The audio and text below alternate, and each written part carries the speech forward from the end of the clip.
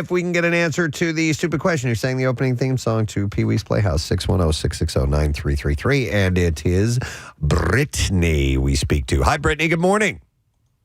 Hi, good morning. All right, Brittany. Do you know who sang the theme song to Pee-wee's Playhouse? Is it Cyndi Lauper? It is. Yeah. Yay for Brittany. Hang on, Britt. You just got yourself a pair of tickets as MMR presents Breaking Benjamin special guest Chevelle and Star Set. It's going to be Wednesday, September 2nd at Freedom Mortgage Pavilion. Tickets are on sale now via Ticketmaster. So I have a few stories about celebs to throw at you this morning. We'll start with this one. Former Royal Prince Andrew, now known as Andrew Mountbatten Windsor, has been asked to surrender the lease on East Lodge, which is a Crown Estate cottage that he has rented since 1998. That's what I do. A legal process is now underway for him to surrender the lease, which was originally due to end in July 2027. And if you're wondering how much someone might pay a royal, what they might pay for a residence, especially one that has a name, it is the East Lodge, he paid $17,000 a year. Right. It comes with perks. Wow. Yeah, that's it. See, here, by the way, here is your new reality show. Yeah. Falling from grace because of all the Epstein Island stuff. Yeah. And now he's like it's like he has to live like commoners. Yeah. You know? Now, I didn't has watch a catchy theme and everything. I didn't watch S's Creek. Yeah. But Similar, right? Yeah. Yeah. So the typical rents in that area would run about $10,000 a month This is for a 2 to 3 bedroom apartment. The development comes after he was forced out of Royal Lodge last year following the renewed scrutiny over his ties to the Epstein. What are the odds he ends up rooming with Bill Cosby? Oh, my God. Wouldn't that be a hell of a pairing? Yes, it would Perfect be. strangers. All right, this is a pretty serious story to share with you about Valerie Bertinelli. She's opening up for the first time about being sexually abused at the age of 11.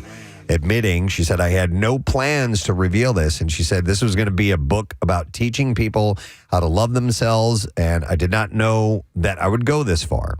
In a candid interview with People, she shared that her new book, Getting Naked, tackles the difficult road to reclaiming herself.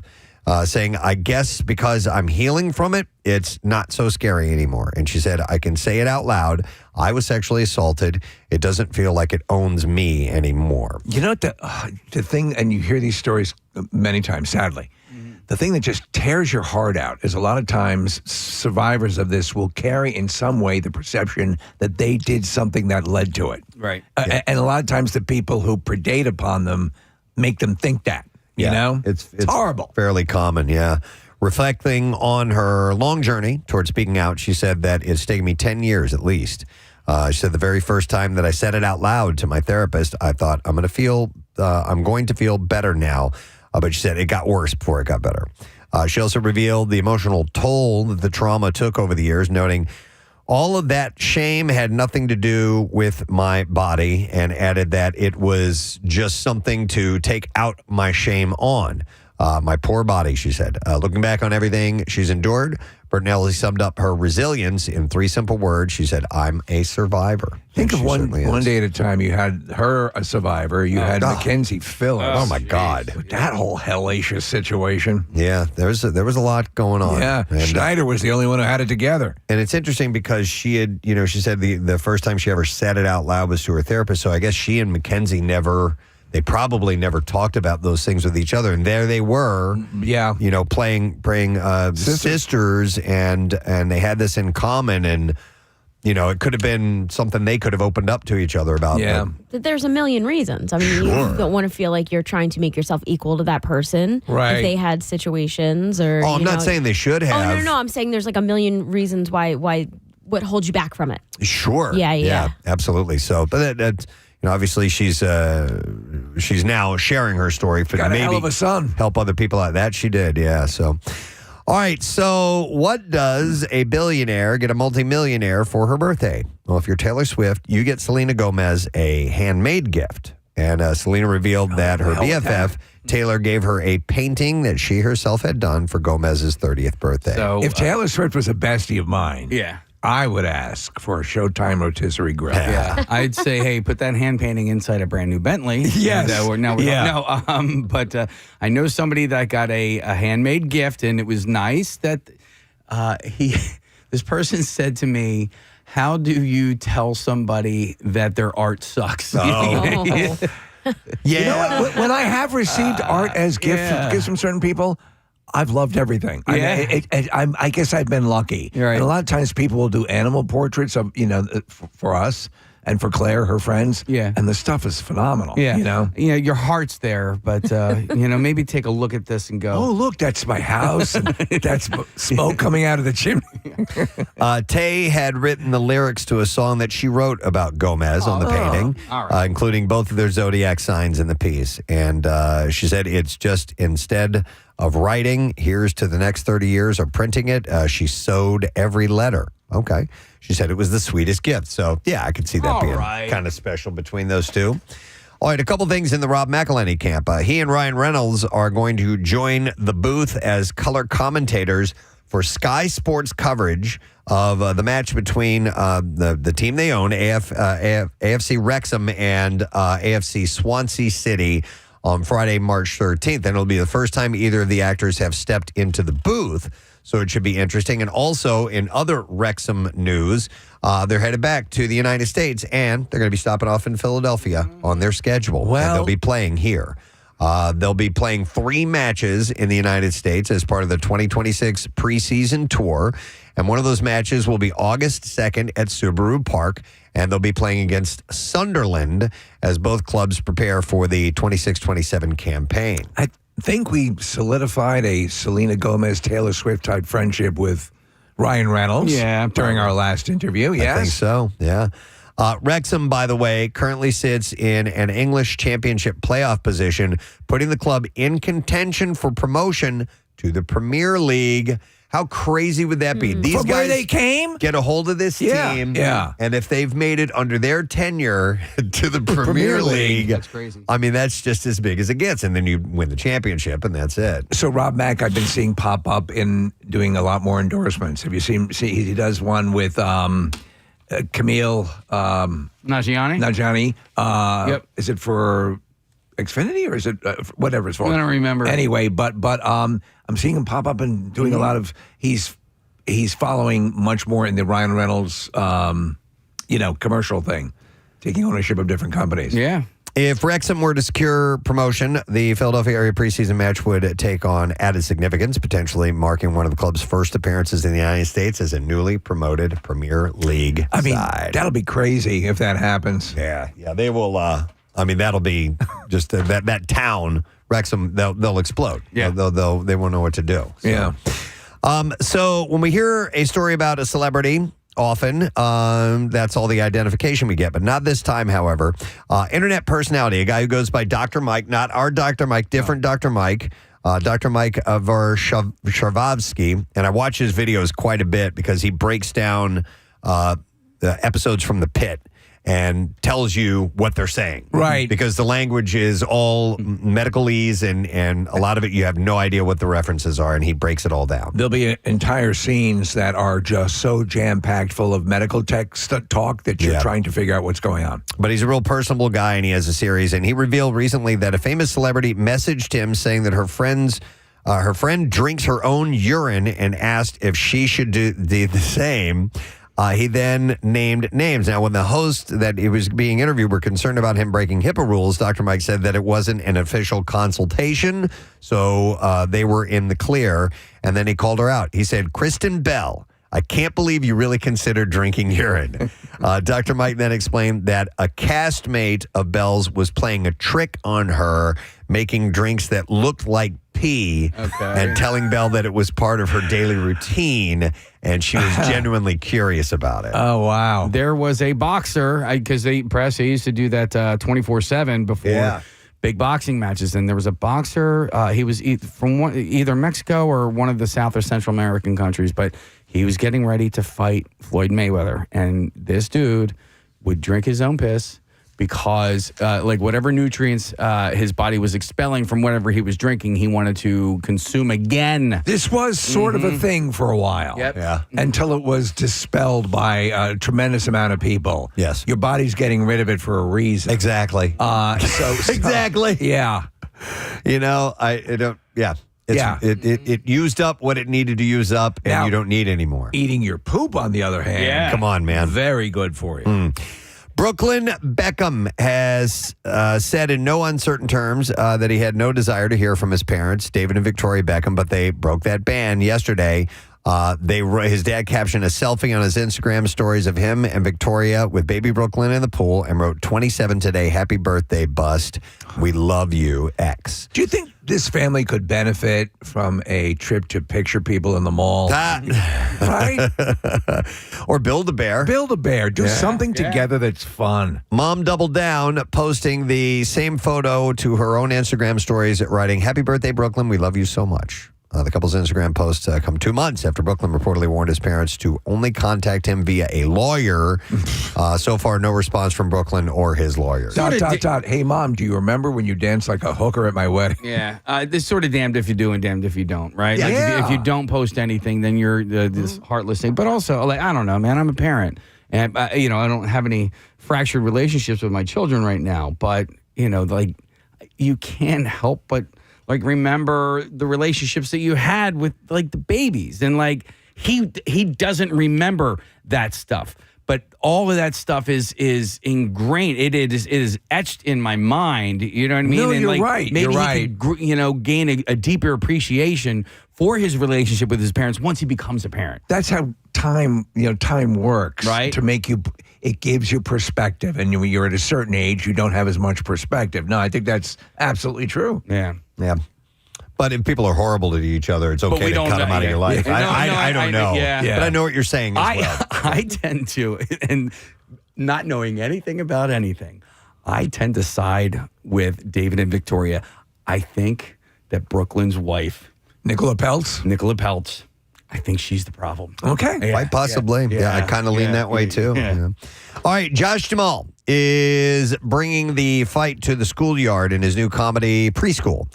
The Ransom Canyon star directs and stars in the hilarious movie that sees him competing in high-stakes world of school admissions. The synopsis teases Jamal and Michael Sosha as a pair of dads who set their sights on the last open spot at an ultra-posh preschool in London. That could have potential. Yeah. But as schemes spiral and families get pulled into the madness, both fathers discover that they're really willing to do what they're really willing to do for their kids and what it means to be a parent. What was the school around here? We used to report on it where the parents would get in line. Well, you kind of have to do that. It's not that it's a like a posh school or anything like that, but when it comes to getting into kindergarten. And so it has nothing to do with status, like school status. It's actually public school, but like, the more coveted spot is like morning kindergarten rather than afternoon kindergarten. Oh, okay. I thought it was because the school came with a pedigree. But there Yes, are those as well. Years ago, Steve, I remember You remember, that. Yeah, we we reported on talked the about stories, a particular one, Yeah. and I don't remember which one it was because it was in the news, Right. and that's why we were talking about it. But I'm sure there were several of them where you got a jockey for a position to try and get accepted. And when you're a parent, you're going to do whatever you can.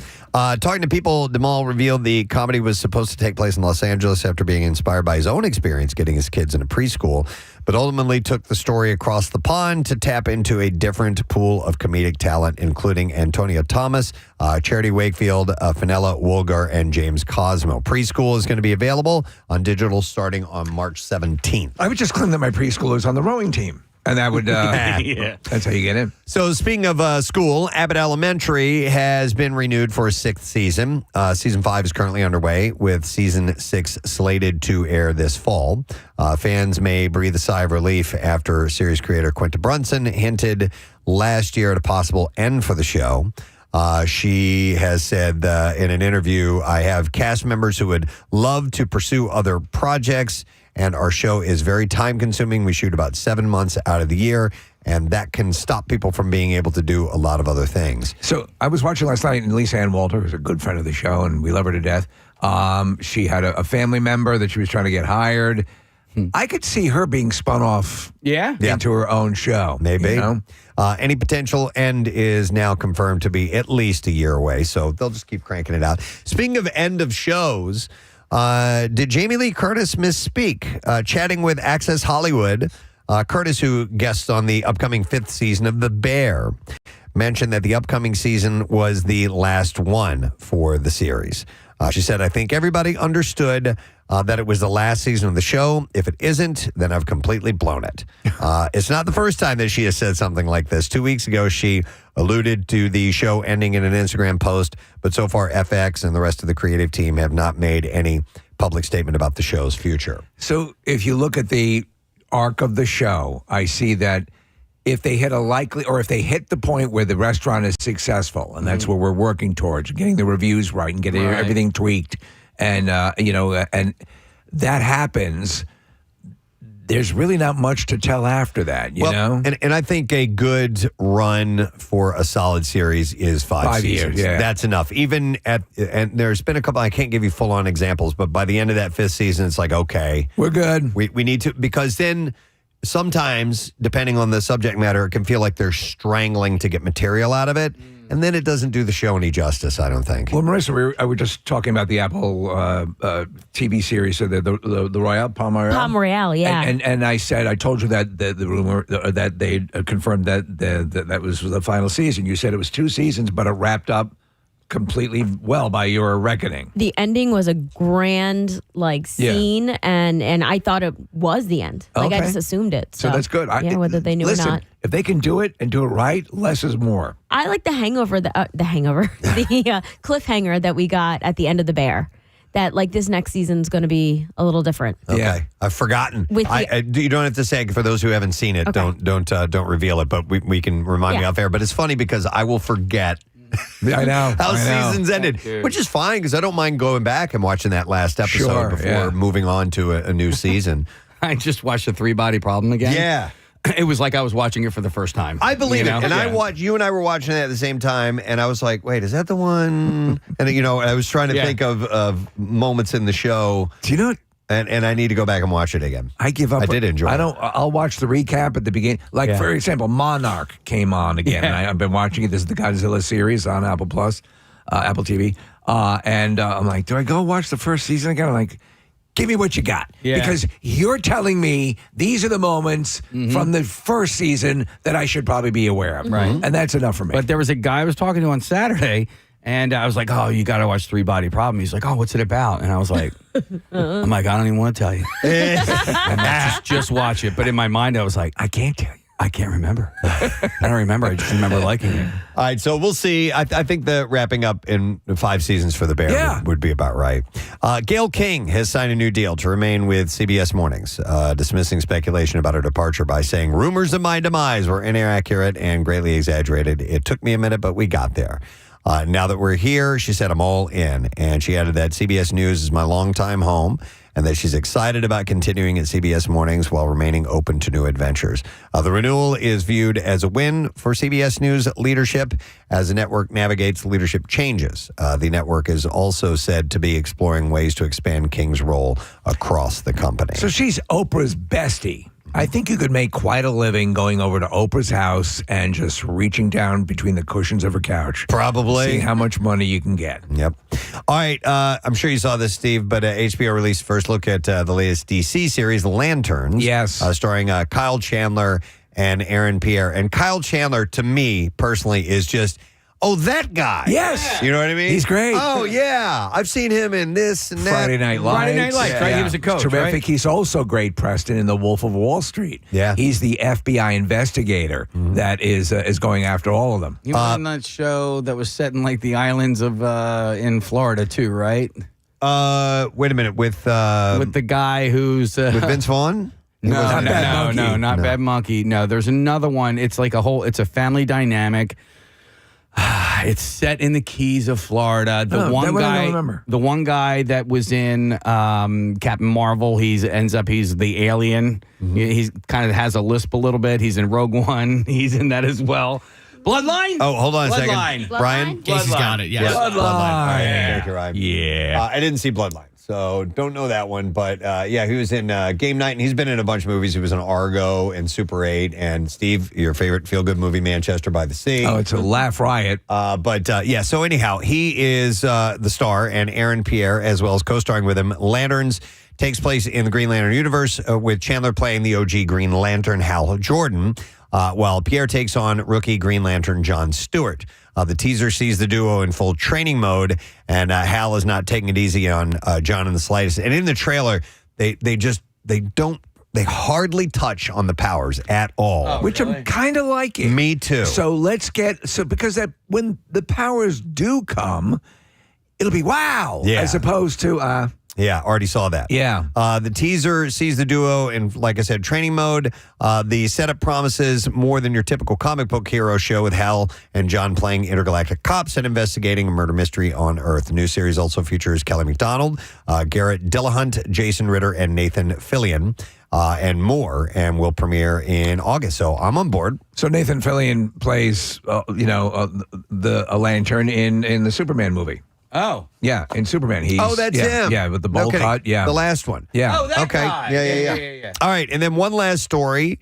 Sources say that Netflix has shown interest in bringing Amy Robach and TJ Holmes' relationship to the screen. These were the two... what show were they on? GMA. GMA, that's right, who had an affair with each other. They were married to other people at the same time. So will this include graphic sex? I hope so. Yeah. It's on Netflix, so we'll see how graphic it gets. But Netflix has expressed interest in doing a series or a film based on their love story and their life together, including the affair.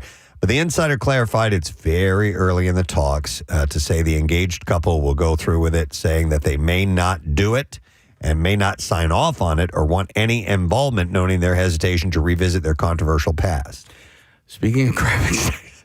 What? Speaking of graphic sex scenes, so you know that scene you have... I love the way you check that out. Preston, did you start watching the movie 2073 yet? No. Right. You told me about that, but I haven't. When does it take place? So it takes place in 2073. Okay. And in the beginning of the movie, they kind of show a montage of the world just taking a dump. And that's good enough for me. There's one particular scene where there's just mayhem in the streets, and they use the audio of that guy with the over the top. Are you serious? I swear to God. They use that as if somebody's screaming in agony.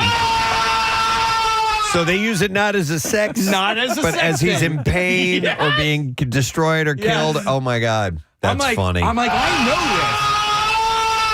Play this out. Play that out. I want you to hear the end of this. This is a guy hitting the peak of sexual ecstasy. Listen.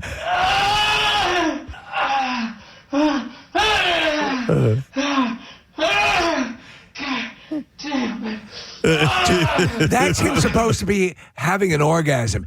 Jeremy Renner made less sounds when he was run over by a snowplow. Yeah.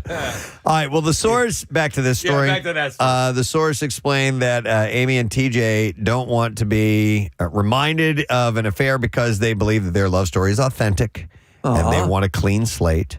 And added they just don't have an interest in making a project about their love story or affair. I was thinking about the times, Preston, in pop culture where people have played themselves in, remember, Muhammad Ali played himself in The Greatest. Oh, okay. Remember that movie? No. Yeah, and I mean, people have done it. Yeah. The Audie Murphy story. Audie Murphy played Audie back. Murphy. Yeah, I didn't know that, but Most decorated soldier in World War II. It does happen on rare occasions. I wonder if how they'd be. So they said they don't want the affair referenced in any project. Instead, the source said the pair really want a talk show on a network. That's what we want to see. That they host together. Not enough talk shows. Choosing to focus on their future rather than reopening old chapters. So that's what they have to say. They should interview the guy who did this. All right, we got clips to play. The emergencies of the Music City and the first responders who answer the call are detailed in 911 Nashville. And here, Leanne Rhymes shares what it's like to play a fictional country singer on the show. I get to play Dixie. She's super manipulative, but got the best heart in the world. She's a single mom, loves her son, but it's so fun. I've never gotten to play a character like this that's just like this kind of like villain. Shut the f*** up! New episode 911 Nashville will air tonight, 9 p.m. That's on ABC. Here's our next clip. Everyone's favorite foul-mouthed teddy bear is back in Ted. And here, Max Burkholder explains his admiration for Seth MacFarlane. He's directing every episode. He's there. He's managing to watch 3 screens for the 3 cameras, reading his lines because asking him to memorize all of that at the same time would be a little bit too much. And yeah, I don't know how he does it. Really? Yeah. Season 2 of Ted is streaming today, and you can find that on Peacock. Series 1 was tremendous. I thought it was hilarious. I really enjoyed Ted. The sequel was not so good. Right. But this series is so off the charts wrong in all the best ways. And the kid playing young Mark Wahlberg is amazing. Is he good? Yeah. All right. All right, on our program this morning, a couple of guests. Alfonso Ribiero is checking in. They have the 800th episode of America's Funniest Home Videos coming out on Sunday, so we'll talk with him in the 9 o'clock hour. And then after that, we'll chat with Des Bishop, comedian, going to be at Helium Comedy Club starting tomorrow and then through the weekend. There was an early show that was sold out on Saturday, so the tickets are going, just to give you a heads up. Do you know, like, he's super famous in Ireland? Oh, like, really? He's done tons of shows. Okay. He is a constant guest over there, and he's known here as well. Yeah. But in Ireland, he's a major star. I'm sure we'll talk about that. So that'll be in the 9 o'clock hour. We're going to take a break. We'll come back in a second, and we'll hang together on this kind of soggy Thursday morning. So stay there. With mayonnaise instead of butter. It's just the flavor of it. I don't know. I grew up eating mayonnaise on every single sandwich, and my son likes just cheese sandwiches with mayonnaise, and it's easier just to throw it in the frying pan and say, hey, here's a grilled cheese. And he's not a big fan of butter, so that was the big difference there. Okay. But you can also use bacon grease. I don't know if Kathy remembers the Conshohocken Cafe that was on Fan Street. I worked there all through college and everything, and we used to use bacon grease for our grilled cheeses, too. That's a great idea. We used to save our bacon grease when I was a kid growing up. And drink it in the morning. No, we would not drink it in the morning, but we could use it to as a base to cook things with, a la, shortening or it was a standard. Lard we had, or whatever. We had those jars, mason jars. Of, yes. That's what we keep it. Or like an old jelly jar or something like that. And my mother used to hollow out a bagel and keep her birth control pills Oh, in my it. God. Oh, my God. That's so unique. It's just a thing you used to do. Yeah. Okay. That's Southern. Did you? Okay. This is a 2-part question. And what are your thoughts on mustard, whether it be yellow mustard or spicy mustard on your grilled cheese? And what do you consider a grilled ham and cheese? Is that still grilled cheese, or are we going into the other territory? Okay. You're raising a good point with the ham inclusion. I still believe that the cheese, as per Preston's best-selling novel, the cheese is the star. I would never say that. I would never say a grilled cheese with ham. Right. You know what I mean? Yeah. I'd say it's a grilled ham and cheese. Exactly. So ham takes top billing. Okay. But I don't think it's a grilled cheese anymore. It does take top, but you have to do that with mustard, right? Grilled ham and cheese with mustard. Yeah. You don't have to be a star to be in my sandwich. No. And you know what's oddly is good on that is a little bit of pineapple. Oh, yeah? Yeah, believe it or not. Come over. Yeah. I should probably try that today, Yeah. too. Yeah. See if Wawa can do that. So I forgot what I was going to say. Well, I'll ask you a question. Mustard? Oh, yeah. Oh, yeah. I think mustard with a grilled cheese can be good. Yeah. But it's great all by itself. You know what I mean? is. Yeah. I don't know. Absolutely. Spicy brown, though, right? I could do either, but I prefer spicy brown. Especially if ham is involved. I'm going with Casey's take on that. Yeah. What are your thoughts on, I'm sorry to do this, grilled peanut butter and jelly?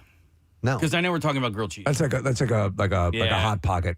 And I would say unequivocally, back to hell, demon. go suck it. Yeah. Really? No, I the idea of that. No, That's not a grilled cheese at all. It's not. There's no not. cheese. It's not not. certainly. You know what? It's not. It's fact, not a full I'm gonna see traditional myself out. turkey dinner. I find it disrespectful that on National Grilled Cheese Day that you would even raise that question. I'm begging for your forgiveness. Why don't you go into a synagogue and say, "What if Jesus was the son?"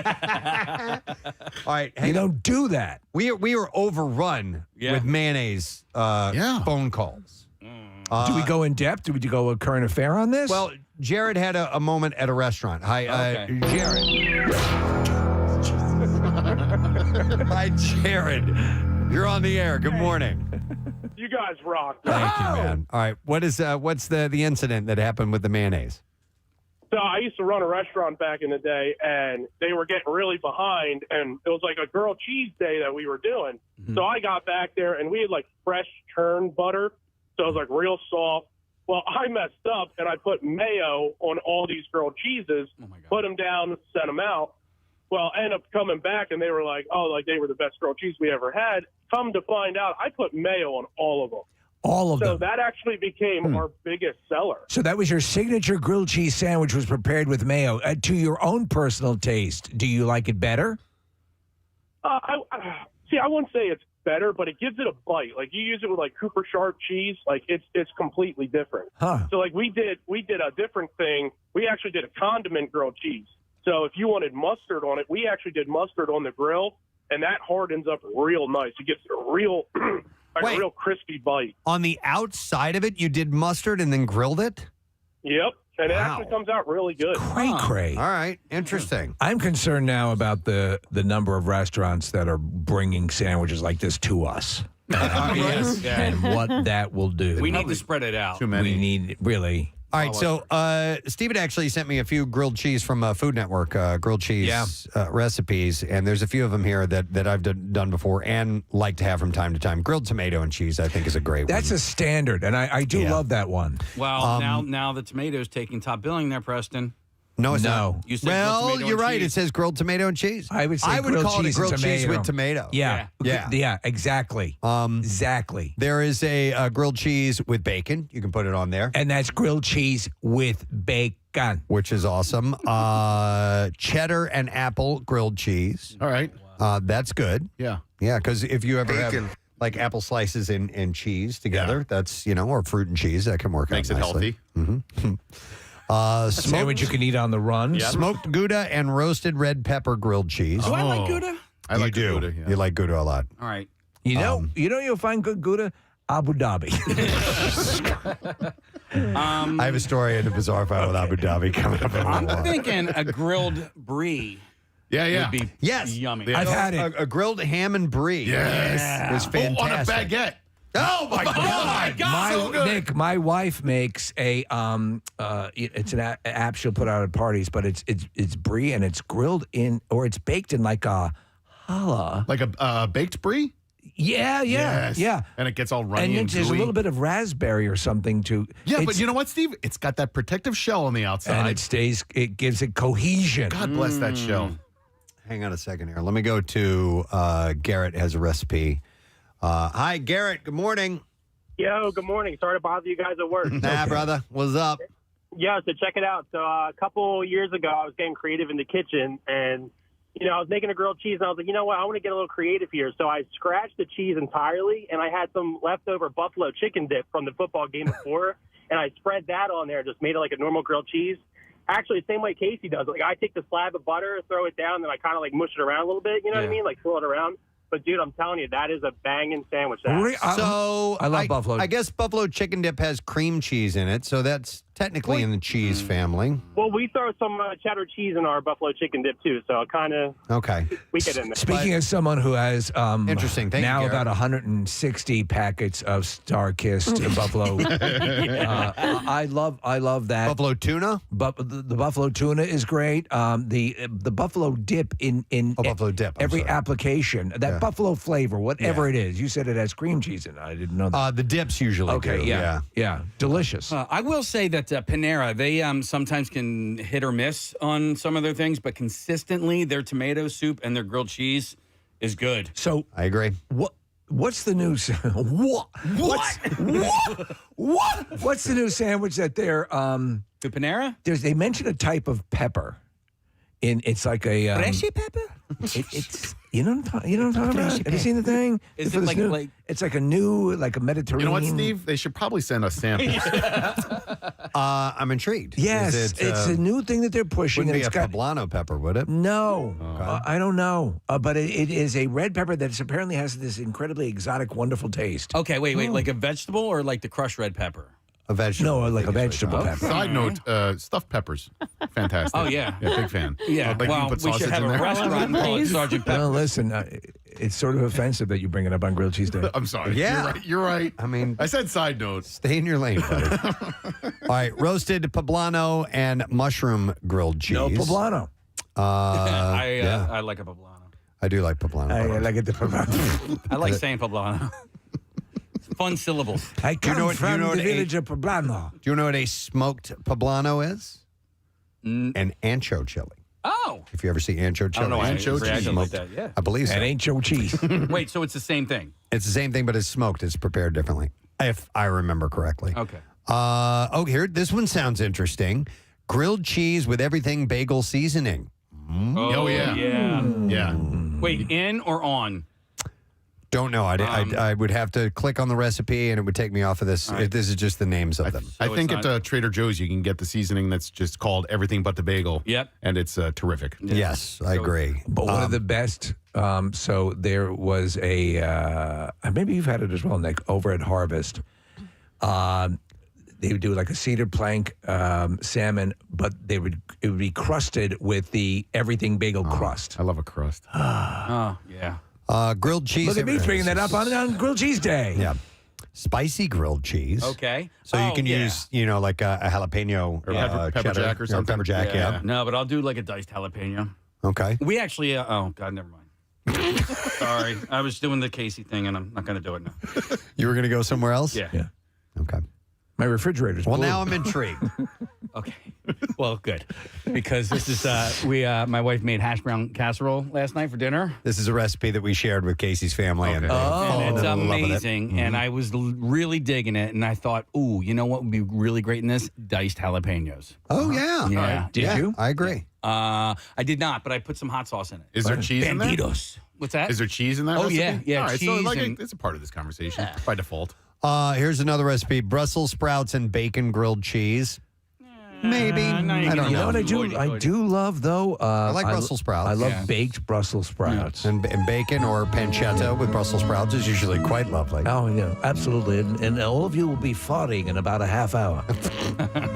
Hang on. Let me go to, let's see, where was it? Yeah, let me go. Thanks, Marissa. So the other day we were talking about Cardboard Classic, and I mentioned this gentleman, Eric Yost, who's a chef. He used to work for M. Night Shyamalan. Right. And he had sent me a picture of the craft that they were building, and he said, bringing a charter bus of 50 from the brewery with a bunch of riffraff, and we got a keg on the bus. I apologize in advance. And then he goes, and he got back to me again, and he sent me a fuller picture of the actual bus that they are replicating with a little explanation. He said, "Hey, man, thanks for the shout out yesterday." We had thought that when we looked at the cardboard, we thought maybe it was a Minerva, but it's not. He said, "Much appreciated and unexpected." He said, "Here's the information.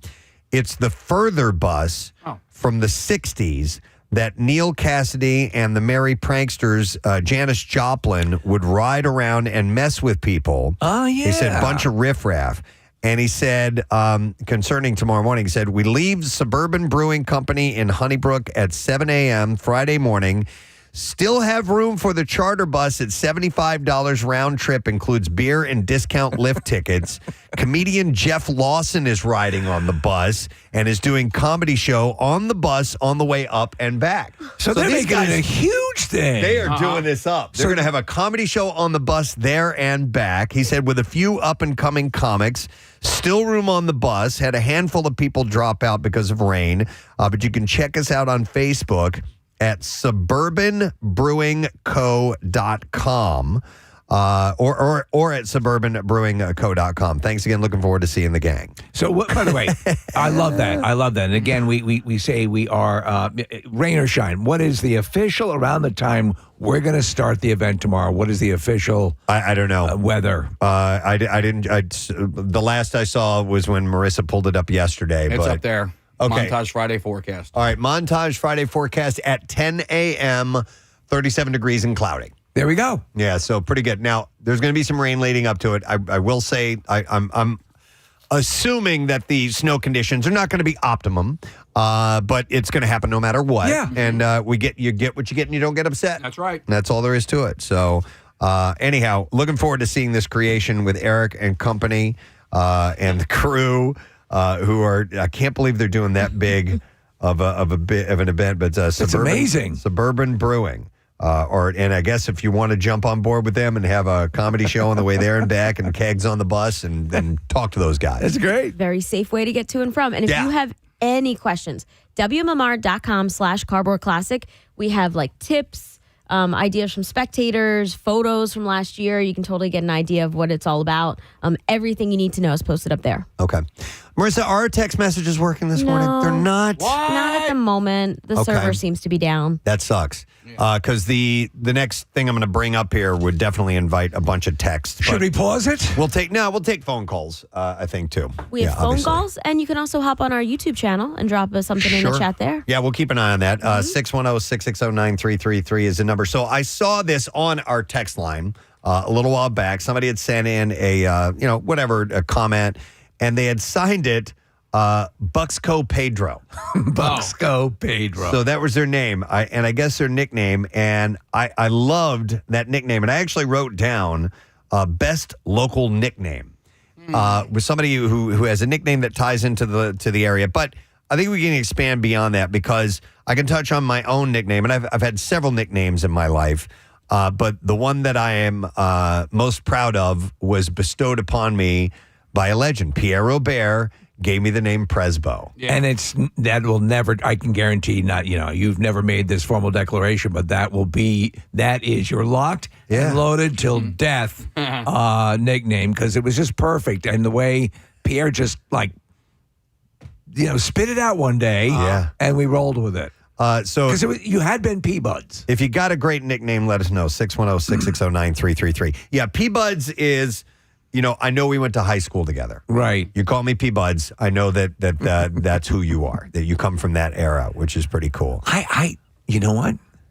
I have never had a nickname. Maybe Gary Lauer calls me Shotgun Steve Morrison.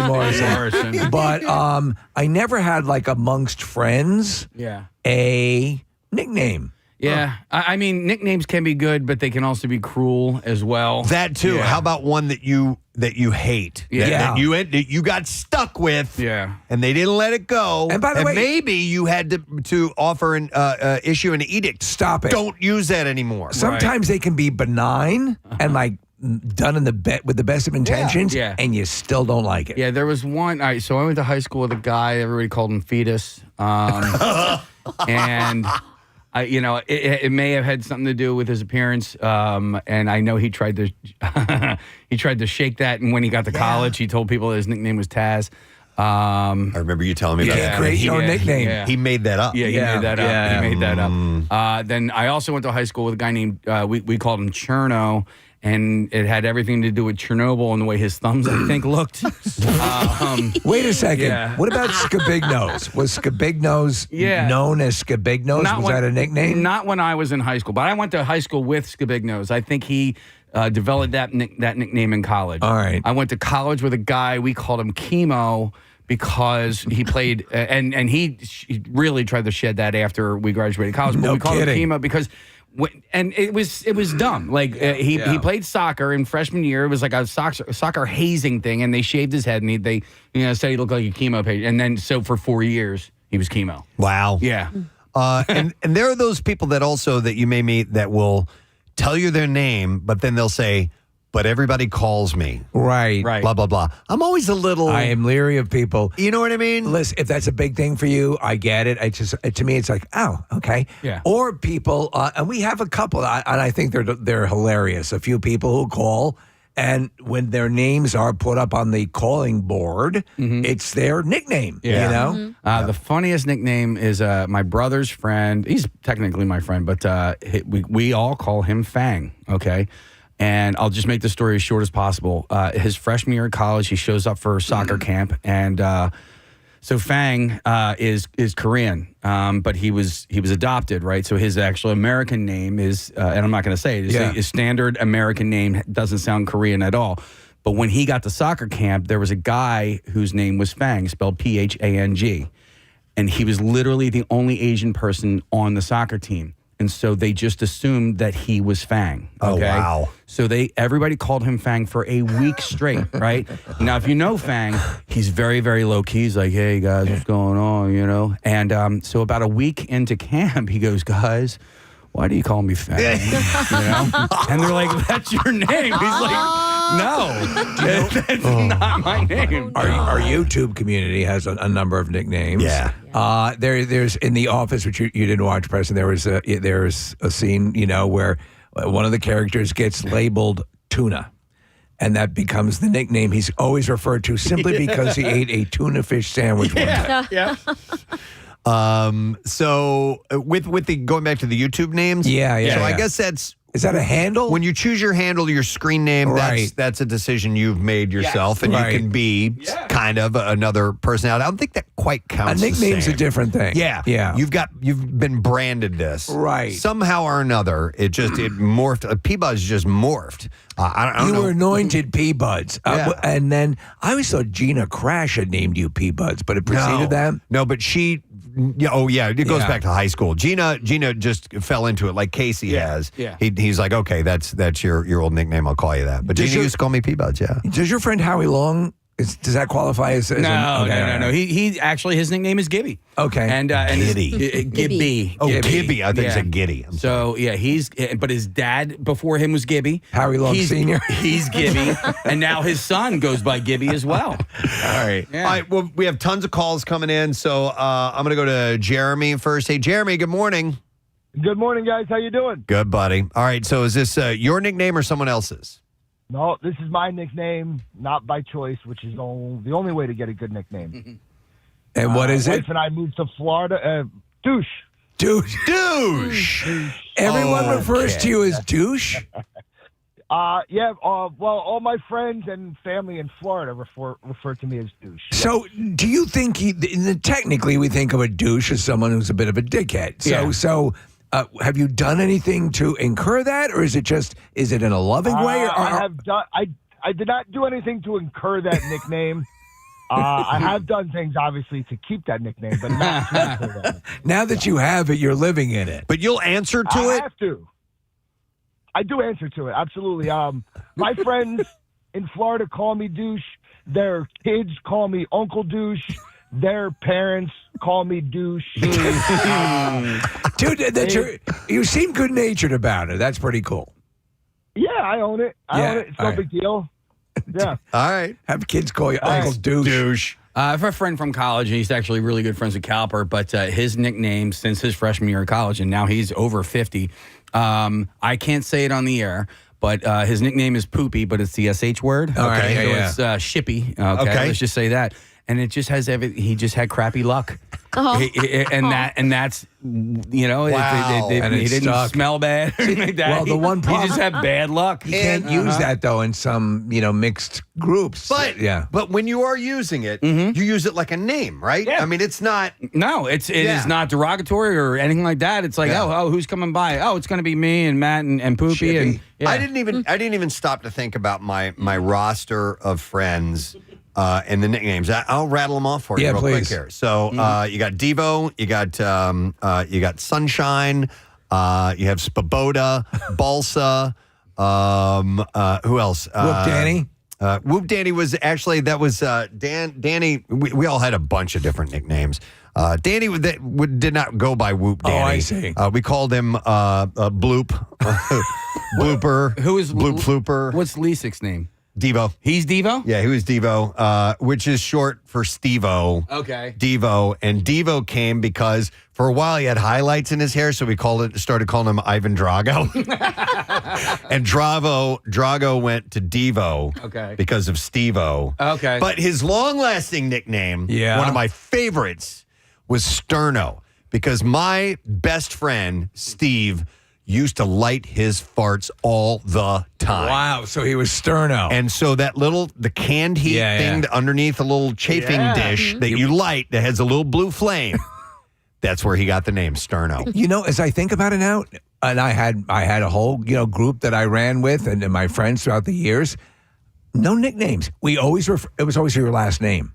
Okay. It was always your last name. Yeah. Yeah, that's what I was. So Yeah. my brother was Mags his whole life, which just inevitably made me Little Mags. Right, yeah. And then I got to high school. We went to different high schools. He came back from college, went to one of my volleyball games, heard me being called Mags, and he's like, "You're officially Mags now." Wow. He's like, "I'm Mags's brother instead of you being Mags's sister." So with women, with I never hear Claire refer to her friends with nicknames.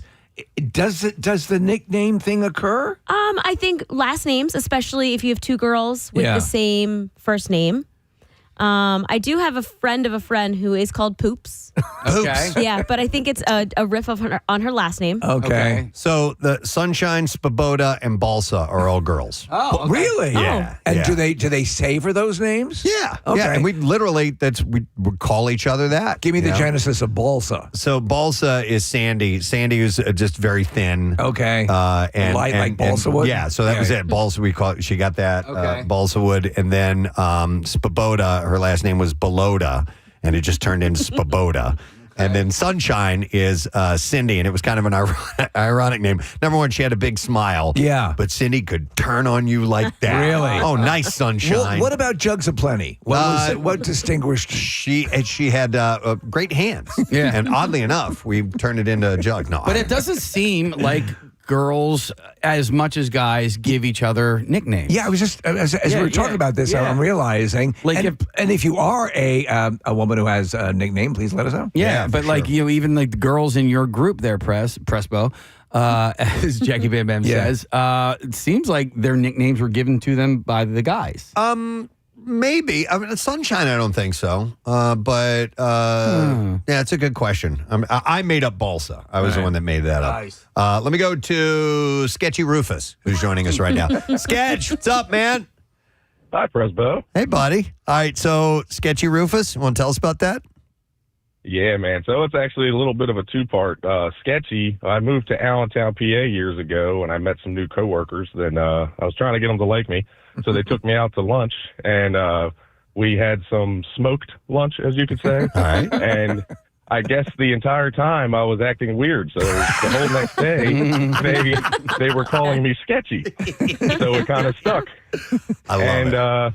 I was also, I would do stupid stuff for money. I would, I'd let them shoot things at me from the air compressor and hit me and everything. So they said I was like Rufus the Stump Bum. So it stuck as Sketchy Rufus. And to this day, nobody calls me by my real name. It is Sketchy Rufus. No kidding. And do you love it? Yeah. Is it like a warm thing with you and your friends that you have this name?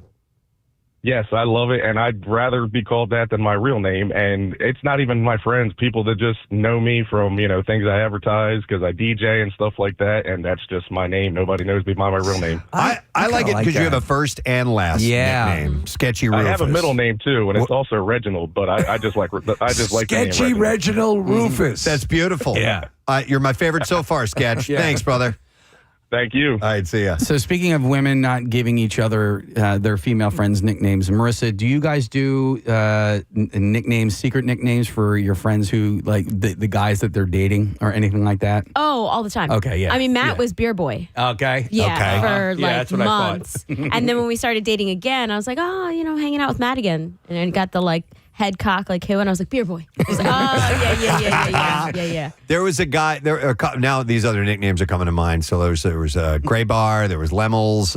There was one of my favorites, and he was kind of outside of my particular circle, but we knew him from time to time. Son of Cy. Son of Cy. I thought that was a cool I nickname. like that, but is his dad's name Cy? I never found out. And there was Fry Daddy or Fry Dog. Some are riffs on last names. You know where we ended up with we here on the show, our interns. Todd Brad and who's Pancake. Yeah. There was a bunch of Kill Bill. There were several. Butt Crack. I'm sure that Butt Crack, Chin Strap. Pitch. Strap. Yep. Pitch. Pitchuation. Yeah. Oh, Yeah. the biggest. Pitchuation. Oh, Come man. on. Poor old boring Tom. Boring Tom. Yeah, but not many of the girls got them. No, No, you're right. Yeah. No. Yeah. All right, we're going to go to Joe. Joe, good morning, bud. Cortez de Amor, it's encore. Wait. I owe you this. There it is. All right, Joe, is this your nickname that we're referring to here in this conversation? No, I got a nickname. I was working I just started a job, and the first time I met this coworker, he noticed my facial hair which was a goatee, and he called me Goat, and it kind of stuck. All right. That's not bad. And every time we see each other, he refers to me as Goat. Is it just between you two, or did this spread out a little bit and other people picked up on Goat? Just between us two, mainly. Okay. Do you know That how to can get happen it to too. spread? Eat garbage in front of other people. No, thank you, Joe. I appreciate it. No, that can happen from time to time. Like you have almost have a code name with one other person. And that's your thing. Yeah, exactly. But then sometimes they spread out and everybody starts picking up on it and they start using I'm it. envious of the nickname thing. I'm going to go to Frank. Frank, good morning, bud. I got scared because Dracula. You know, Dracula. All right, what's up, Frank? As a kid, I went by Frankie, but I had a speech impediment, so I couldn't say Frankie. So I would go up to relatives and stuff and say, "Hi, I'm Funky," and that stuck for years. And my mom only calls me Funky, pretty much. So you have, because of your mispronunciation, they now call you Funky. Yeah. I like that. I actually love that nickname. Yeah. By the way, I use the phrase funky fresh all the time because it's from like the 60s. There's a guy I'm friendly with who listens to the show, and his nickname is Ugly. Now, Ugly is a nurse. And so when my dad was in the hospital, Ugly was taking care of my dad. And my dad sent a group text to everybody. You know, it says, "Hey, just want to let you know the ugly nurse says hi." And my sister was like, "Dad, that is so mean." And I'm like, no. That he's not saying that the nurse is ugly. I'm like, that's his name. We're checking out your nickname, 610-660-9333, whether you love it and you embrace it, or it's one you had to put a moratorium on and say, please don't call me that anymore. How long did Captain Blackfingers last? It was a blip. Just a blip? I just thought it was fun, though. Okay. There was a guy that I went to school with, Skippy Marino. His name was not Skippy, but he was known as that all through high school. But I saw him a few years after high school, and it's like, it's not Skippy anymore, it's Leo. He had to put an end to it because Skippy did not work in a professional environment. Sure. You know, so that one had to come to a close. And I wonder, and I haven't seen him in decades, if the old friends still call him Skippy. If you're like a crisis counselor and your name is Skippy. There's so many of those, like, Jimmy or whatever. Like, you just want to ditch it. And it also just tells you what point in life you knew that person. Oh, man. Yeah, totally. Like It's a when they were marker. young, it's a marker. Yeah, most definitely. Not that it was his nickname, but I think of Pesci and Goodfellas with the shine box. Yeah. I don't shine no more. Yeah. I don't. Maybe you haven't heard. I don't do that anymore. How'd that work out for that guy? Let me go to. Let's see. We have Max joining us now. Hi, Max. You're on the air. Good morning, bud. Hey, first time listener, long time caller. Very good. You did it the other way. It's weird, but what's up, Max? So there was a kid in my gym class in high school. We called him Space, which was short for a waste of space, because one day we were the first gym class of the day, and that day the gym teacher wanted to take the kids down to the park down the road, play soccer or whatever, but they didn't have a field, so he brought us down so he could mark it out. And him and another kid forgot their gym clothes, so he made them help him while we just sat off to the playground on the side and just chilled and talked. Mm-hmm. And while we're sitting there talking, we just hear the gym teacher yell, "Kern, you are a waste of space." Oh man! And ever since then, yeah. Well, he rolled with it. I mean, this gym teacher was like the kind of if you saw two guys talking to each other during gym class, he'd tell them quit playing grab ass with each other and play the game. Yeah, I know the type. He had that GI attitude. So he got stuck with space, but he was cool with it. Yeah, he was cool with it. And then to this day, it was only in our gym class, so it didn't really spread. But to this day, if I see him in public, I'll be like, "Hey, Space, what's up?" Yeah. You Thanks, pick Max. right up. Yeah. So for those of you who watch The Pit, there's a character on there called Santos, and in the first season, there are people that use like they're the labeler, right? And she on that show she immediately labels somebody Huckleberry, and another person called Crash because she passes out. You remember? And sometimes that's not cool. Yeah. Because they're something negative happened and they're throwing this at you. Especially with the crash thing. She made up this story about her own experience that never happened. Right. Yeah. But isn't that how like pilots in the Well, when you get your call sign, yeah. Exactly. Maverick. That can happen. You were Scabro for a while. I was Scabro. No, You got Scabrick. it. Scabro. Was it Scabrick? it was Scabrick. You're right. Yeah. Scabro was my superhero character. Your X-Men from the comic name. book. Yeah. All right. Let me go to. I got Will joining us next. Hey, Will. Morning, man. Hey, good morning. Sorry to bother you guys at work. All good, brother. All right. So, is this a nickname for you that we're going to talk about? Yeah, it was one for me. It started out as a term of endearment, and then it got changed. So 1995 was a really bad year for me with movies and things like that. So Ace Ventura came out in 1995, and my last name is Einhorn. So Yep, you know where this is going. So, of course, I started being called Finkel at school, which was fine. I actually had no problem with that. It was, it was cool. It was all that. But that was the same year that the movie Free Willy came out. And, of course, being a little bit overweight, all of a sudden it became Free Willy Finkel. Oh, no! Yeah. So my closest friends just stuck with Finkel, and I was fine with that. But, it was the ones that weren't so close that were, and it got to a point where I decked somebody because I got angry. Oh, no kidding. Free Willy Finkel. Listen, I have to say that it does roll off the tongue nicely. Free Willy Finkel. Listen, as a 42-year-old, I have no I would have no problem. In fact, some of my friends still call me Finkel to this day, which I think it's a term of endearment. But man, as a 12, 13-year-old who was a little bit overweight and a little bit shy at the time, it didn't roll well. What it can do is chip away at you after a while. It can. You can chuckle, and then after it gets to be a little much. It was about 6 months of it, and then out of the blue, I decked somebody that said it, and all of a sudden, it stopped. The Free Willy part, I can't get behind, but the Finkel part, I can absolutely. I think there was a character, and if you could just do a quick search, Marissa, called Wee Willy Winkle. Yeah, there was. Yeah. No, there definitely was. It was a nursery rhyme. And when they would pull that, Einhorn is man, I'm like you're darn right I am. So, that's why I had no problem with the Finkel part. But the other part got to be a little much. Yeah, so there it is. I got you. All right, Will, thanks, man. Thanks, guys. Appreciate it, bud.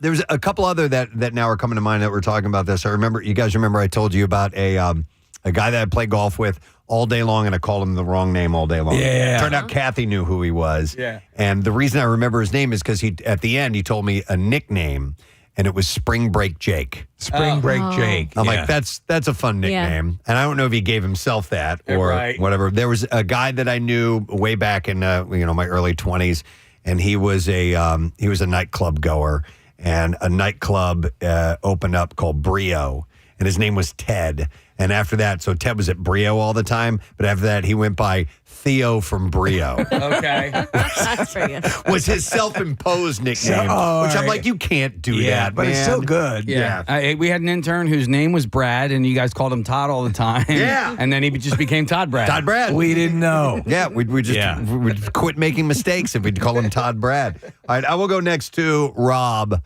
Hey, Rob, good morning, man.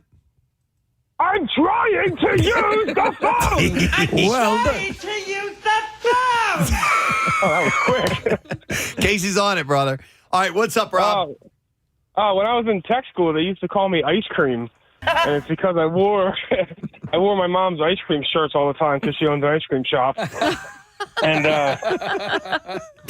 it started off as like derogatory, like they were making fun of me, but by the end of the year, we were all friends, and I lived as Ice Cream.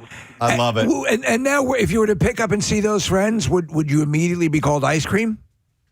Actually, it transitioned to Ice. Okay. No The kidding. guidance counselor, though, had to tell me that was kind of inappropriate. Ice? Yeah. No, that's I didn't know it at the time, but apparently it's some sort of a drug reference. Oh, yes. Oh, Nope, all right. you're right about that. I like that as a name, Ice Cream. Yeah, me too. So, and Rob, are there people to this day who might, reference that and that they're a longtime old friend?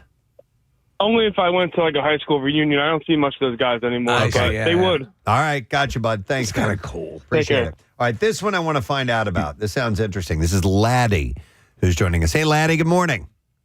Hey, good morning. It to see you, bitches. Yeah, good morning. Good to see you. All right, so is Laddie the nickname, or is that actually your name? No, Laddie's my real name, given to me by it's through my great uncle. But I was dating a girl in high school, and for some reason she carved my name into her headboard on her bed, and the second D looked like a P. So one of her friends came over and said, "Who's Lad Pie?" And since then, old friends call me Lad Pie, and it still sticks. Wow. And I love it, but it's kind of weird to explain. I need to ask what you did that made her carve your name into her headboard. Yes. Steve, I can't tell you that on the radio. Call me later. We'll talk. You must have rocked her world. I love that name, Lad That's what Pie. she said. Yeah. All right, Lad Pie. Thanks, bud. Appreciate it. That's a good one. That's definitely a good one. Oh, wait, go to line 3. Okay, hang on a second here. It is Steve. Hey, Steve. Good morning, buddy.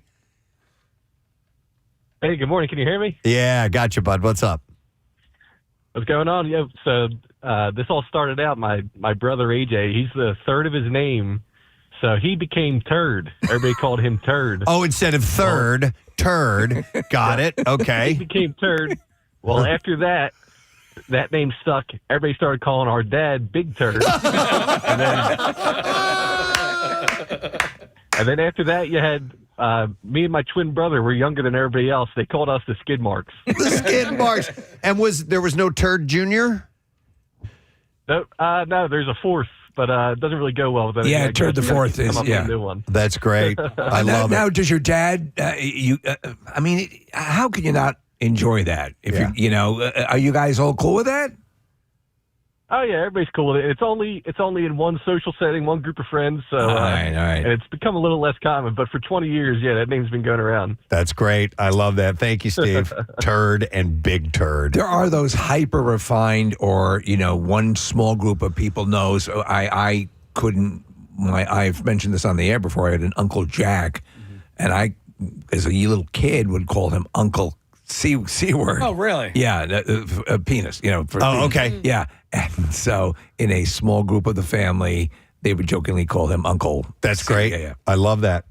We have, let's see, Christine. Hi, Christine. Good morning. Hey, good morning. Hey, Christine. All right, so we're talking about nicknames. How about you?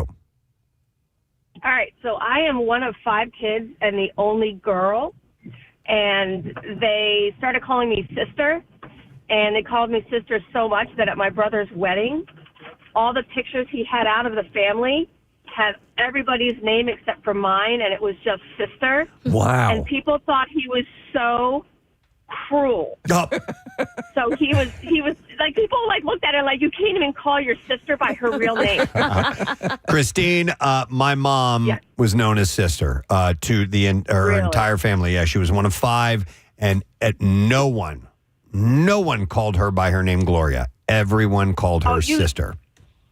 Anybody, like my nieces and nephews, all call me Aunt Sif. Okay. Casey actually knows my brother. He goes by Nort. He works over he's a physical therapist over where Casey works out. Okay. Oh, so okay. We've all Yeah. got nicknames. Wait, what should I call him? Uncle Mike, you call him Nort. Nort. Okay. And Nort. Yep. Nort. Nort. Yep. You can call him Nort, and he'll probably hate me for this, but we all have. Every one of us, we've got Hambone, we've got Snarky, and it's so great. Hambone. Hambone is great. I love that. Hambone name. and Snarky is good too. Snarky. Yeah. Oh man, Snarky, yep. Those are good ones. All right, thank you, Christine. Appreciate it. Yeah, we had a bunch of other ones, man. There was a guy, and I felt bad for him. In my geometry class, he was an underclassman. His name was Rob, but everybody called him Slob. Even our teacher, and he was a great teacher, but we just all called him Slob. And it wasn't like he wasn't necessarily bullied or anything like that. Right. He was actually a pretty good guy, and we all got along in that class. It was a really good class. But his name was Slob. Well, I'm remembering from college, there was a guy, You know, you can clip mittens together or gloves together. Yeah. He would come in, and the pegs they would have on the wall to hang the coat? Yeah. He would hang his mittens over the peg, and so he became Mittens. Mittens. Oh, man. Hang on. I'm going to go to Eric. Hi, Eric. Good morning, sir. Hello. Yeah, you're on the air, buddy. What's up, man? What's up, fellas? Hey, man, been listening to you guys since Y100, man. Appreciate it. Thanks, man. Appreciate that. All right, so the nickname, is this your nickname we're going to hear about? Yes. All right. It's my last name, man. My last name is Areola. So can you guess what my nickname would be? Oh, No no. way. Your last name is Areola. Yes. Okay. I've got it written down here on the screen. I know what it is, so you can go ahead and share. Nipple. Nipple. It's an obvious. Nipple areola. Yeah. Now, were you cool with that, or was that a real pain in the ass? Hey, man. It is what it is, right? It is what it is. Right. And did closer friends call you Nip for short? So check this out. It was a coworker, actually, man. I was like, I went to work one day, showed up at this job. Hey, what's your name? Blah, blah, blah. Your nipple. And that's it. You just bestowed it upon you. And from that day forth, it happens. And from job to job that I went to, some coworkers put two and two together, but yeah, some people know me as nipple, some other just Eric. Okay. But, yeah. All right, Eric Nipple. I appreciate it, man. Thanks for checking in, bud. It's, sometimes an unfortunate last name can be the culprit. Yeah, and kids will be cruel. So that's when you receive a name that you don't want at all. So, Ryan, Shuttleworth. Oh, yeah, I've gotten shuttlecock my whole life as kind of that. So you get over that. Unfortunate last names, especially when combined with first. I went to high school with a kid named Richard Johnson. Yeah. So, Dick Johnson. Yep. Yeah, well, for sure. and add another one on that. So you get Dick Squared and things of that nature. And he was tortured with that. Wow. If I were to riff on your name back in the day, I would have called you Butterworth. Oh, all right. Did you ever get that? No.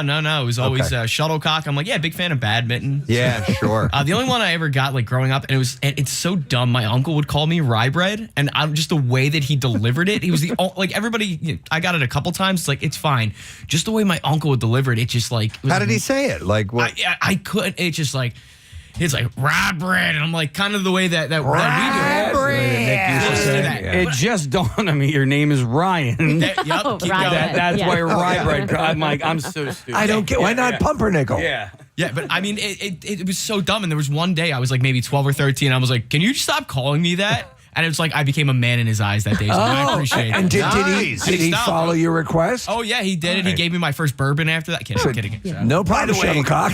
By the way, I like the name Pumpernickel. Yeah. Because you can short it to Pump. Yeah. What's up, Pump? Yeah. My mom is one of the handful of people that actually call me Riss, but she would call me Matilda. Matilda? Yes, and it the character in the book. Just you reminded her of the Matilda, I guess, a little bit? Getting into trouble and Okay. always just being a little Were you a fan rascally. of the Matilda story? There's a Goose Island beer called Matilda that's really good. Okay. Yeah. No, but the Ronald Dahl book, I love that. All right, one more, and everybody stay on hold for a moment because I'm at least going to read these, but I got Josh who's going to join us. Hey, Josh, good morning.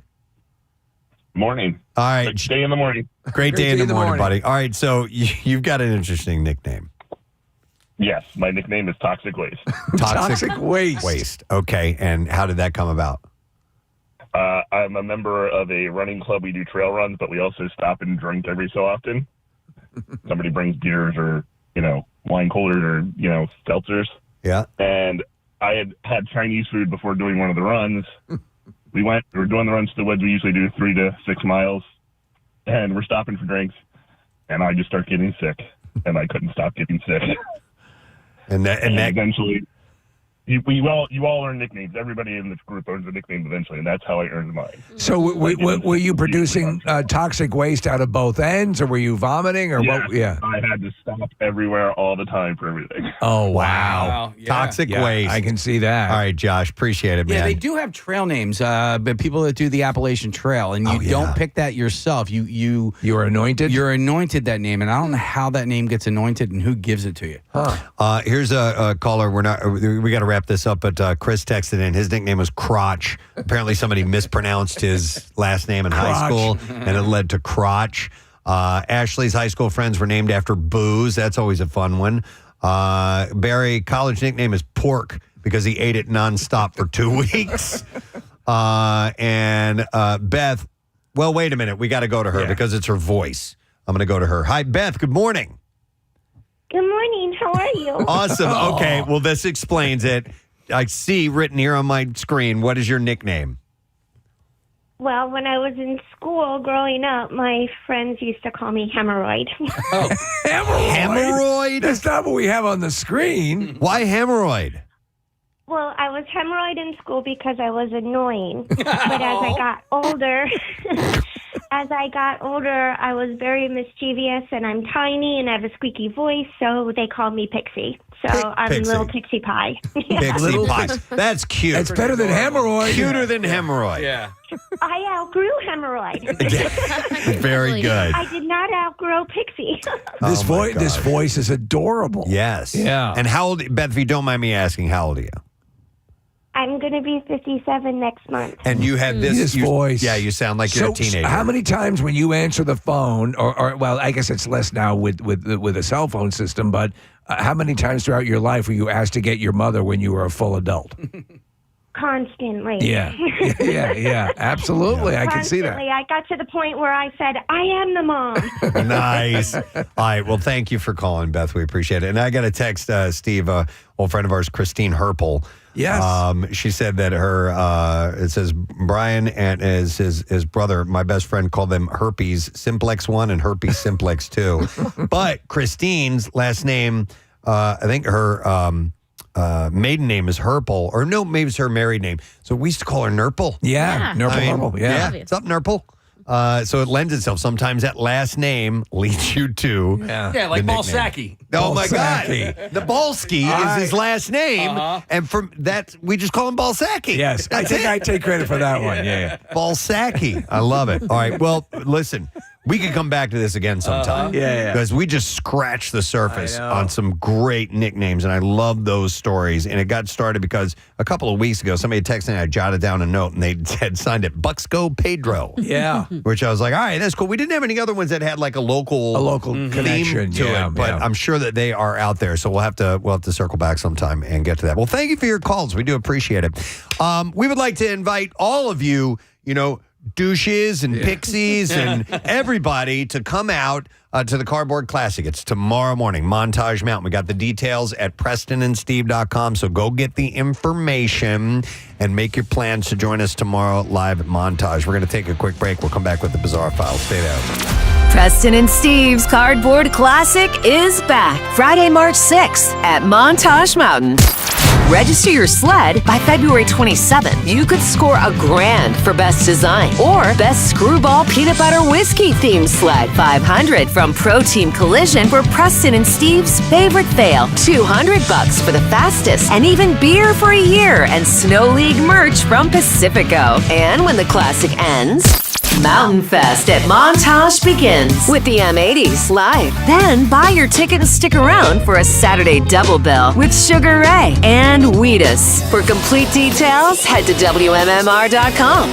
Preston and Steve's Cardboard Classic from 93.3 WMMR. Everything that rocks. Got a technique. It's National Grilled Cheese Day, by the way. We usually don't talk about the national food days, but I mean, it's grilled cheese.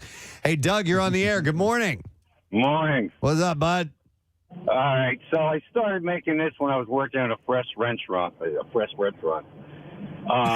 I couldn't get to the burner. So was it a fresh restaurant or a French restaurant? Okay. French restaurant. There we go. It's hard to say. The Fresh Restaurant of Bel Air. All right. But so I couldn't get to the cooktops, and I was in charge of the broiler. So you butter the bread, you stick it in. Butter side up, and you grill it till it's golden brown. Okay. And you flip it over, you put your cheese on, and you heat it until it's bubbling and starting to turn brown. Okay. So he's saying that makes sense. Yeah. Okay. Then you put it together. But lately I've been, so as that's working in the oven, I'll cook a couple of slices of pancetta, and if I use Swiss extra sharp cheese, you put them together, so you have the sharpness of the cheese, and then you have the saltiness of the pancetta. It's awesome. I hate Swiss cheese so much. Okay. I hate it with a But white hot passion. It's a nice crispy, you know. All right. I like All right. that, Doug. All I'll right, try cool. that technique, the oven technique. Thank you. So you hate Swiss cheese? I hate Swiss cheese I love almost as much as I hate sharks. I love Swiss cheese. In fact, I'll go to the finest fresh restaurant in town. No, and they I've had a grilled Swiss cheese sandwich. It ain't bad. Yeah, if you do Swiss and cheddar together, I think it's great. It's And fine. I think a 3-cheese thing, Yeah. 3-cheese mix is pretty awesome. I did not know throuple. that about you about Swiss cheese. Yeah, Wow. just ham and Swiss is that's a standard. Really? Gross, yeah. Turkey and Swiss. I love a good Swiss. My Andrea hates it too. She can't stand Swiss cheese, and I get in trouble sometimes for bringing it home. I'm like, no, I love Swiss cheese. Sometimes I feel. Did you bring Swiss home again? Yeah, because she feels like because she's such a cheese lover. Yeah, which I find Cheese interesting. lover. Well, she loves all cheeses. Yeah. except Swiss, and That I'm like, seems sort of arbitrary. You're kind of missing out. Not Yeah. everything in the fridge has to be for you. I get mad at my wife for putting White Claw in the fridge. I'm like, God damn it! One more quick call. We're going to have to take a break because we have guests lining up. So I'm going to go to Alicia. Hi, Alicia. Good morning. Good morning. Sorry to bother you guys at work. It's okay. We're happy to have you, Alicia. What's up? Thanks. So I own a restaurant in Chalfont called Ember Smokehouse and Tap. Okay. And we have a 3x3 grilled cheese. I don't And believe you know- unless you bring it here right now. I will bring it there. No, go ahead. I will bring it to you guys. Go- And the Brussels sprouts, we have Brussels sprouts. I can bring those too. Explain your sandwich fully. What is your premium grilled cheese sandwich? So it's a 3x3 grilled cheese. So it's got 3 different kinds of cheeses. And then I know the meat gets top billing on this, but it has pulled pork, bacon, and pork belly.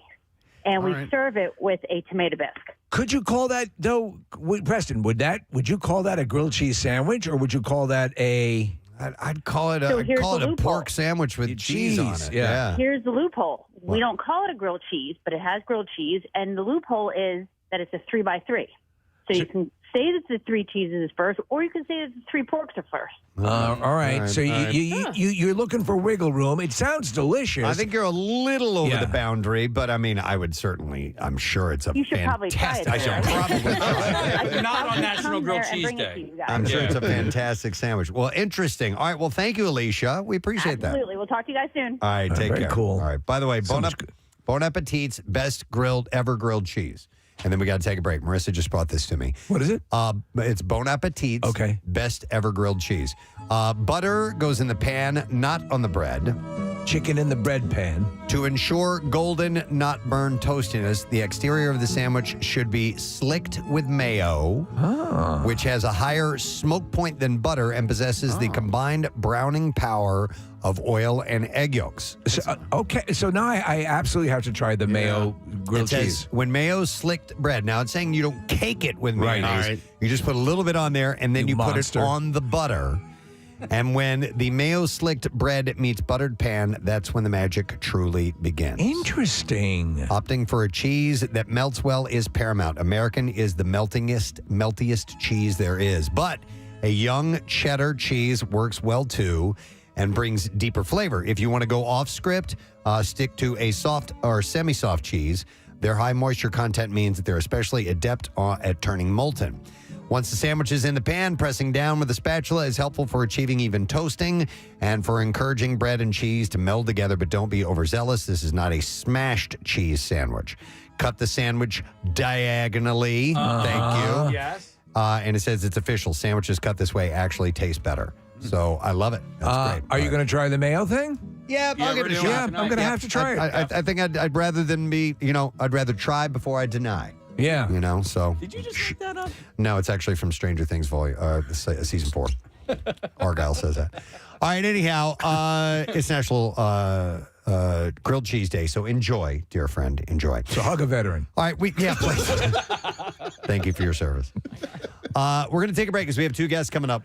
One is going to bring some oddities in for us. Yes. For the World Oddities Expo this weekend. And the other is going to be making an appearance for the 20th anniversary of Napoleon Dynamite. Uncle Rico himself. 20 years. John Grice is going to be joining us. So we'll be back with those guys. Stay with us.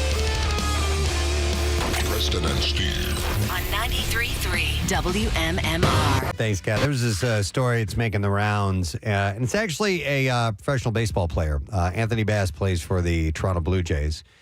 And, you hear discussions about plane etiquette all the time as far as, sharing the armrest and taking your shoes off and all these other things. And not pleasuring yourself? Pleasuring yourself. Can't And do that. so there's a little bit of a controversy or a discussion or debate that's been popping up after he had tweeted about his recent flight saga. And it actually has to do with his wife. So the 35-year-old posted on Twitter a photo of his 2 toddler daughters on a flight playing on electronic devices. And you can see popcorn strewn all over the seat, all over the floor. And in the accompanying caption, he wrote, by the way, his spouse is traveling alone, and she's 22 weeks pregnant. He explained that the flight attendant on the trip had, quote, made his wife clean up their kids' food mess, and he voiced outrage over the situation. He wrote, the flight attendant on United just made my 22-week pregnant wife traveling with a 5-year-old and 2-year-old get on her hands and knees to pick up the popcorn mess by my youngest daughter. And then he wrote, are you kidding me?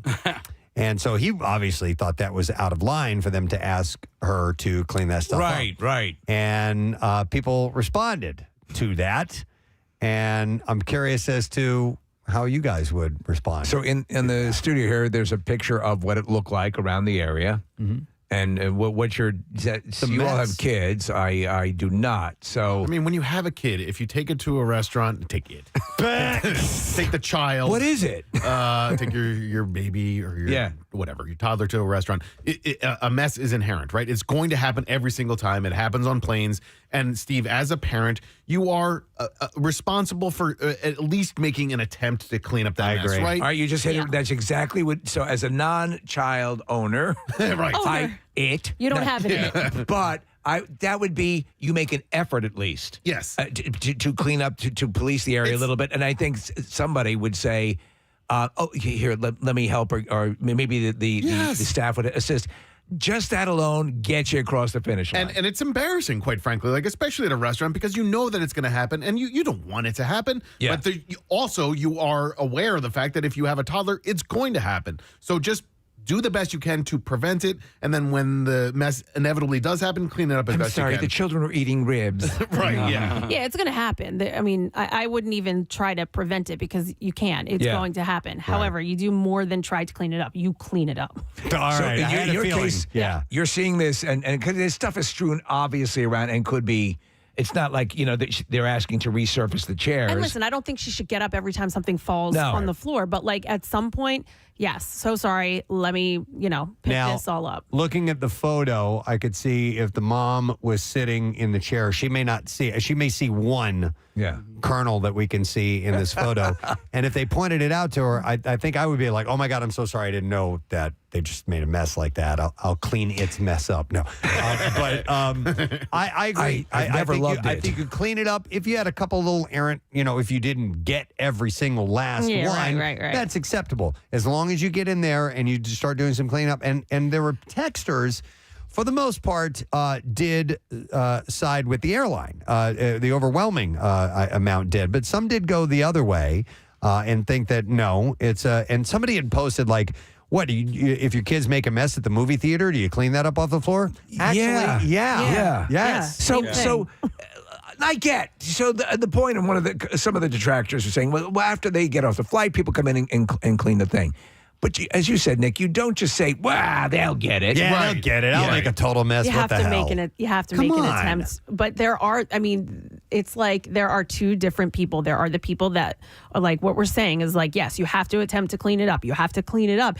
And there are people that just don't think you have to, and that it's not your job. Like, you paid to eat at the restaurant, so now you're going to leave the mess for the server to clean up. Like, there are people that just that's how they see it. I know.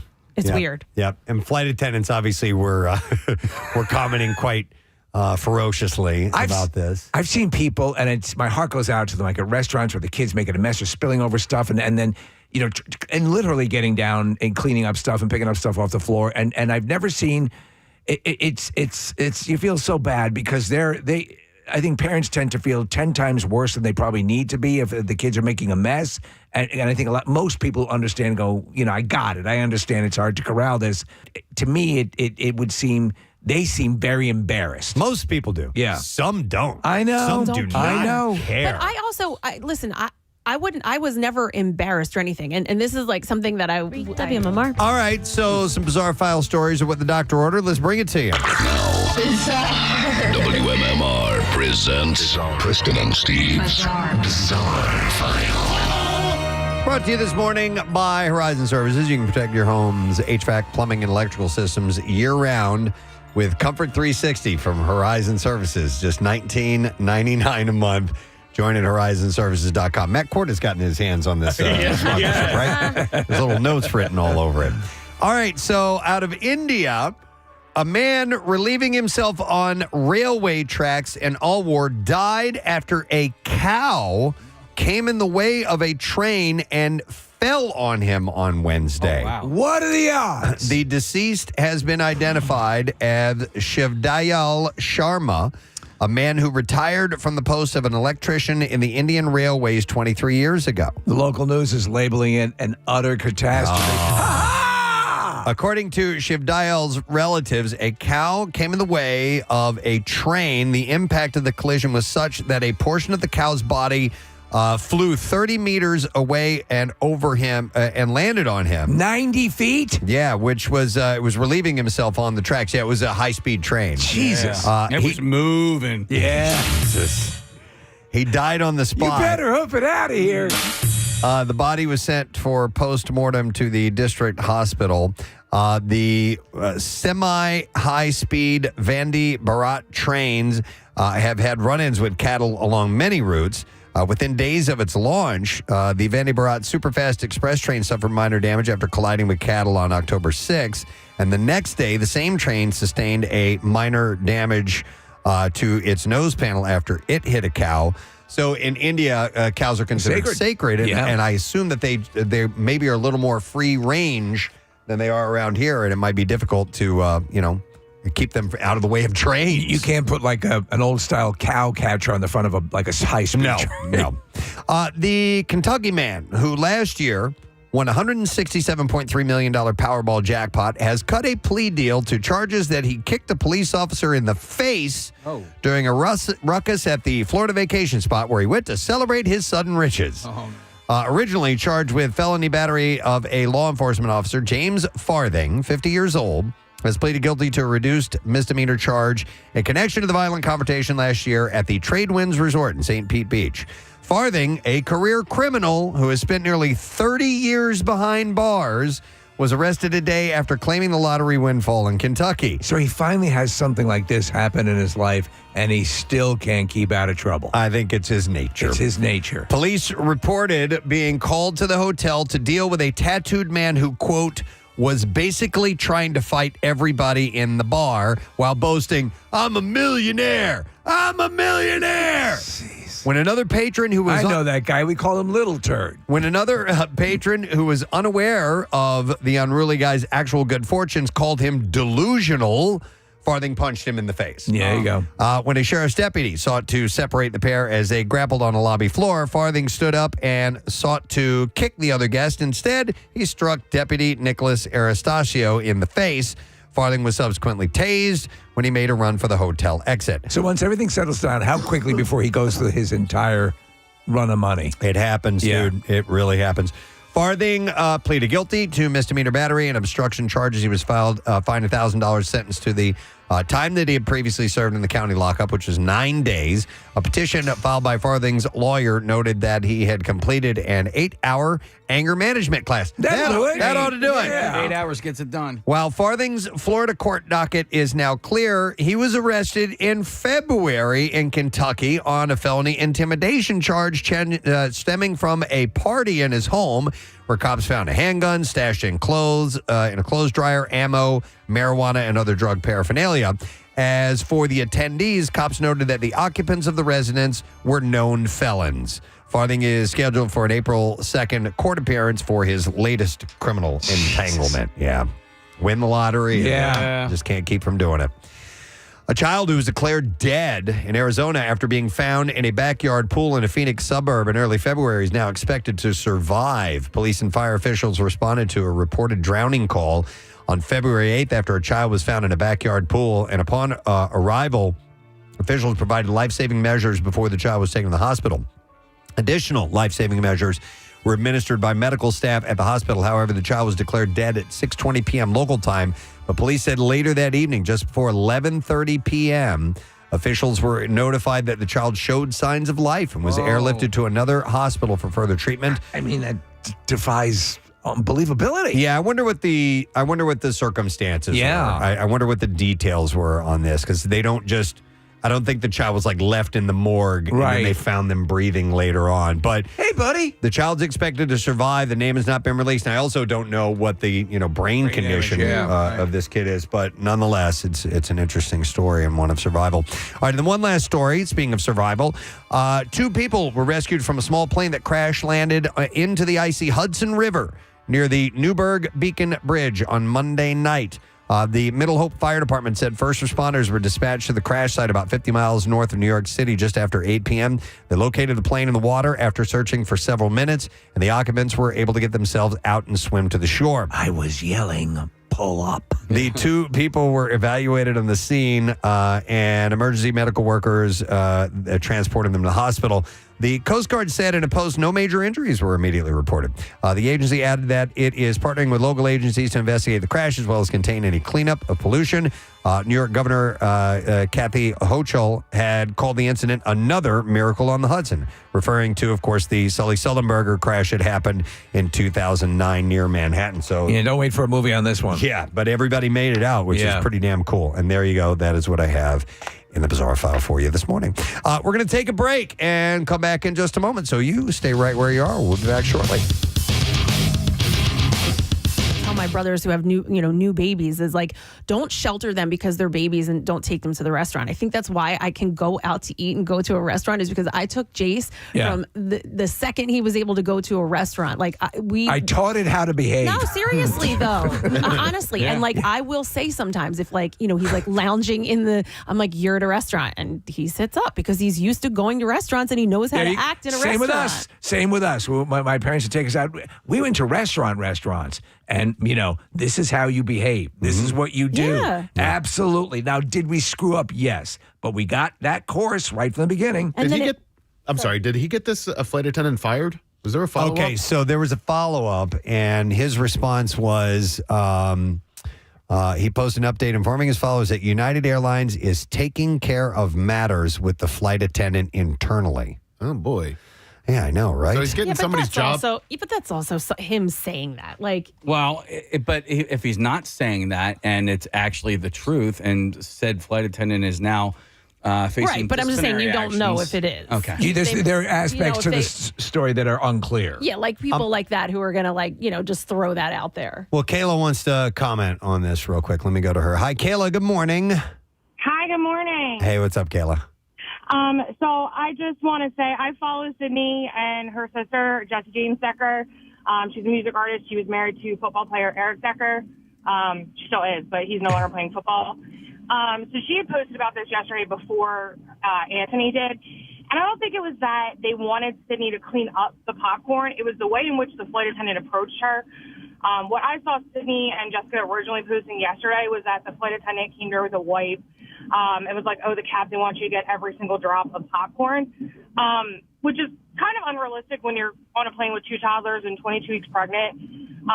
Obviously she was going to do her best, but to have her, it was just kind of more of an embarrassing situation, and the way the flight attendant went about it and what was said to her, you need to get every single drop. By the way, how would the captain know? How would the captain know? I'm sorry, sir. We have an issue in the... we have a filthy child that's dropped popcorn all over the floor. Someone needs to kill it. Yeah. Oh, I feel like they use that all the time. Like the captain said. Captain doesn't know what's going on. Captain doesn't know there's popcorn on the floor. Yeah, I'm sure the captain didn't know, but I think it was just the way the flight attendant broached it. You must get every single drop. Not just, hey, get what you can. We understand she's 2. And it was also popcorn that United had given to her. It wasn't like she brought it on the plane herself. I'm still thinking you got to clean it up. For sure. Yeah. For sure. It wasn't that she wasn't going to clean it up. It was just the way that they went about it and were like adamant that they wanted her to get every single drop and, not. They should have said Colonel instead of not drop. Because that's what probably confused her. Yeah. Yeah. She's pregnant. She's got baby brain. What are you talking about? No, but I mean, so I think Kayla. both sides sort of, now listen, it doesn't give you carte blanche to be rude. Right. You know? Yeah, I don't know. He didn't, in this particular post, he didn't indicate anything about them being rude. I also think like anyone with kids where this is happening, they know, and you just got to hope that they're going to get it. Like to say you need to clean up every last thing. Like who said she wasn't going to? Mm-hmm. Yeah, but you can't wait until they're off the plane to find out that they didn't. Oh, you that. follow them home. I mean, I think I was going to follow you, did you? I don't side with the lady whatsoever. And Kayla, like, she's calling in like she was standing there listening to every single bit of the conversation. And there's a flight attendant at the front door. Yeah, and she wasn't there, so she doesn't know. And I'm just looking at the mess there, and you just clean up after your kids. I'm sorry that you're pregnant and that you have two kids with you, but Right. I agree. You almost sounded like Joker a little bit on the first one. You want to know why there's popcorn on the floor? Because it hasn't been trained properly. Let me go. And he carved a smile in my face. Let me go to Jeff. Hey, Jeff, good morning. Good morning, Ed. How are you guys? Good morning, Ed, buddy. What's going on? All right, so I have 4 of those little things that tend to follow me around everywhere. Yeah, right. Damn things. So by kid 2 or 3, you kind of, like Nick said, Yeah. It's not like you want this to happen, but this is going to happen. Yes. There's no avoiding it, so we always just kind of plan ahead. When we sit at a restaurant, I'll get a couple napkins, unfold them, and put them on the sides of the high chair. And we have, for when we fly and everything, we have travel, little map. Oh, we're losing you. Travel. On there, you just bundle it up, Little and mats. dump it out in the trash can, and move along. So yeah, you should be prepared for the mess. Yeah, I flew, Jeff. I flew. In fact, was it flying back from Florida? Florida. There was a mother and a kid next. This kid was like, mother. Oh yeah, like a more traveled. I was sitting in front of you, right? Yes, this kid. You heard me. I kept saying, "What is this a dwarf? It was this kid is better traveling than adults." If you're traveling with a child or a toddler, inherently, my heart goes out to you because it's a chore, right? And there's also that part of me that, when I'm on the plane and I hear the baby crying, it's annoying. Like if I want to go to sleep, I get the fact that it's going to get under people's skins, but as a parent, there's very little you can do to control that. Your heart has to go out to the parents. Shell was a pro at traveling with our kids when they were babies. She was such a pro. She had a system. She would help out other parents on the plane. Your wife would come on the plane with treats for other kids. She didn't want me to fly with them because I would mess up the system. Yes. Yeah, I kid you not. She preferred it when we I don't flew want you separately. there. Yeah. You don't know how to treat them. Preston, this makes me think of this hilarious. I think it's the pilot episode of Modern Family. Cam and Mitch, the gay couple have adopted a kid. They're getting on the plane. They don't know how to travel with the kid, and so they and so they're I think it's Cam is feeding the baby some treats, and so somebody walking by goes, look at the baby with the cream puffs, and so I forget which one is Cam and which one is Matt, but the one is the lawyer. Gets a gay couple with cream puffs. And he's feeding him cream puffs. And then, I think Cam gets up and goes, we'd like to pay for beverages for everyone. All right, so here's a different side of this conversation that somebody texted in about. So this says, my husband gets peanuts at the Phillies games and drops all the shells on the ground under his seat. It bothers me so much, but he acts like it's no big deal. You know what? So here's the deal. I'm a you hypocrite. actually raised a That's good what question. you do there. Yeah. Like, you remember the ground rounds? Of course. That was part of their thing? That was their thing. You could throw peanuts on the ground, the shells. It was no big deal. It's expected. I went to a urologist who had the same policy. Wow. That was the same policy, A medical waste. No, but so that at a ball game, peanuts. Do you collect up your peanut shells? And sunflower seeds. People spit them out. How do they clean up the seeds? Because I've never actually stuck around to see how all that stuff is done. A leaf blower, right? Is it a leaf blower? Don't they come through and like literally blow down the sections? Yeah. Would you guys hold on to the shells and put it in a cup or whatever? No, or no. Right on the floor. I do the ground thing. Okay, Yeah, all right. because it's total. It's what everybody Wait, does. So you just like when talked about this woman, she has to clean up. Well, Now you're tossing peanut shells at your feet. But I wouldn't do it on a plane. It's at a ballpark. Yeah. Where it's kind of still. Now I would put it in a cup, Kathy. Hang on, I wouldn't leave my empty beer cups and other trash, stool. But I'm facing my hypocrisy here. But peanut shells, they go right on the ground. Oh my God. Absolutely, They're biodegradable. They're biodegradable. Yes. You're outside. It's good for the environment. We're making compost over here. I do keep it in my area. Like I will try not to do it to the row in front of me. I'll tell you the delineation. If you're eating peanuts or popcorn in a theater, you're not going to. No, you're not going to do that. Yep. Because that's indoors. This is an outdoor park. I can understand the gray area there. I probably would still, put the shells in a cup or something, or on the person in front of me's head. Yeah. So I was a busboy. I was a waiter, and I also cleaned the cafeteria at college. Right. So after lunch and dinner, I would clean the cafeteria, and that one pissed me off because when you go get your food, you get it on a tray. And when you're done with your meal, you take the tray and you put it right. There were racks for you to put your trays, and nobody would ever do that. So this is not me bitching about that, but it gave me more of an appreciation. So I tend to clean up after myself. Like if I go out to eat with, whether I'm with the children or not, I will. When I'm done, kind of like stack and put everything it on the together tray. And, put it on the tray and bring the tray back up. That's what you do. We try to make it as efficient for the server or busboy as we possibly can. It's just something we've always done. I mean, Rochelle was a server. I worked in a restaurant. So brilliant in the 90s and 2000s. VH1 would take a band and they would do an hour-long documentary essentially on the band, and they really did a great job at it. And they covered a lot of great groups, and they definitely did a Blondie one.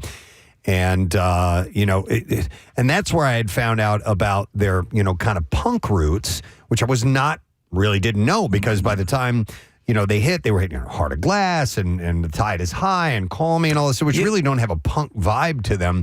But they were darlings at CBGB. David Bowie got behind them, Iggy Pop. That's where they broke. Heads. Yeah, CBGB. They were like resident punk artists at CBGB. They were all over the Punk Rock Museum. And I was so surprised. Yeah. There was actually one photography display that was happening, and there was all these photos of Debbie Harry at the Walnut Room, which I wasn't familiar with here in Philly. And I look it up, and it said the Hooters had opened for them those nights. So when that all broke, when Heart of Glass and all of that broke, they actually played the college I was going to. They were, things were just kicking off, and there was such a buzz, and it was such a cool sound. But yeah, man, you forget the conga line of hits that they had. Blondie had. Yeah, they had the real deal. So it's cool to play a little bit for you this morning.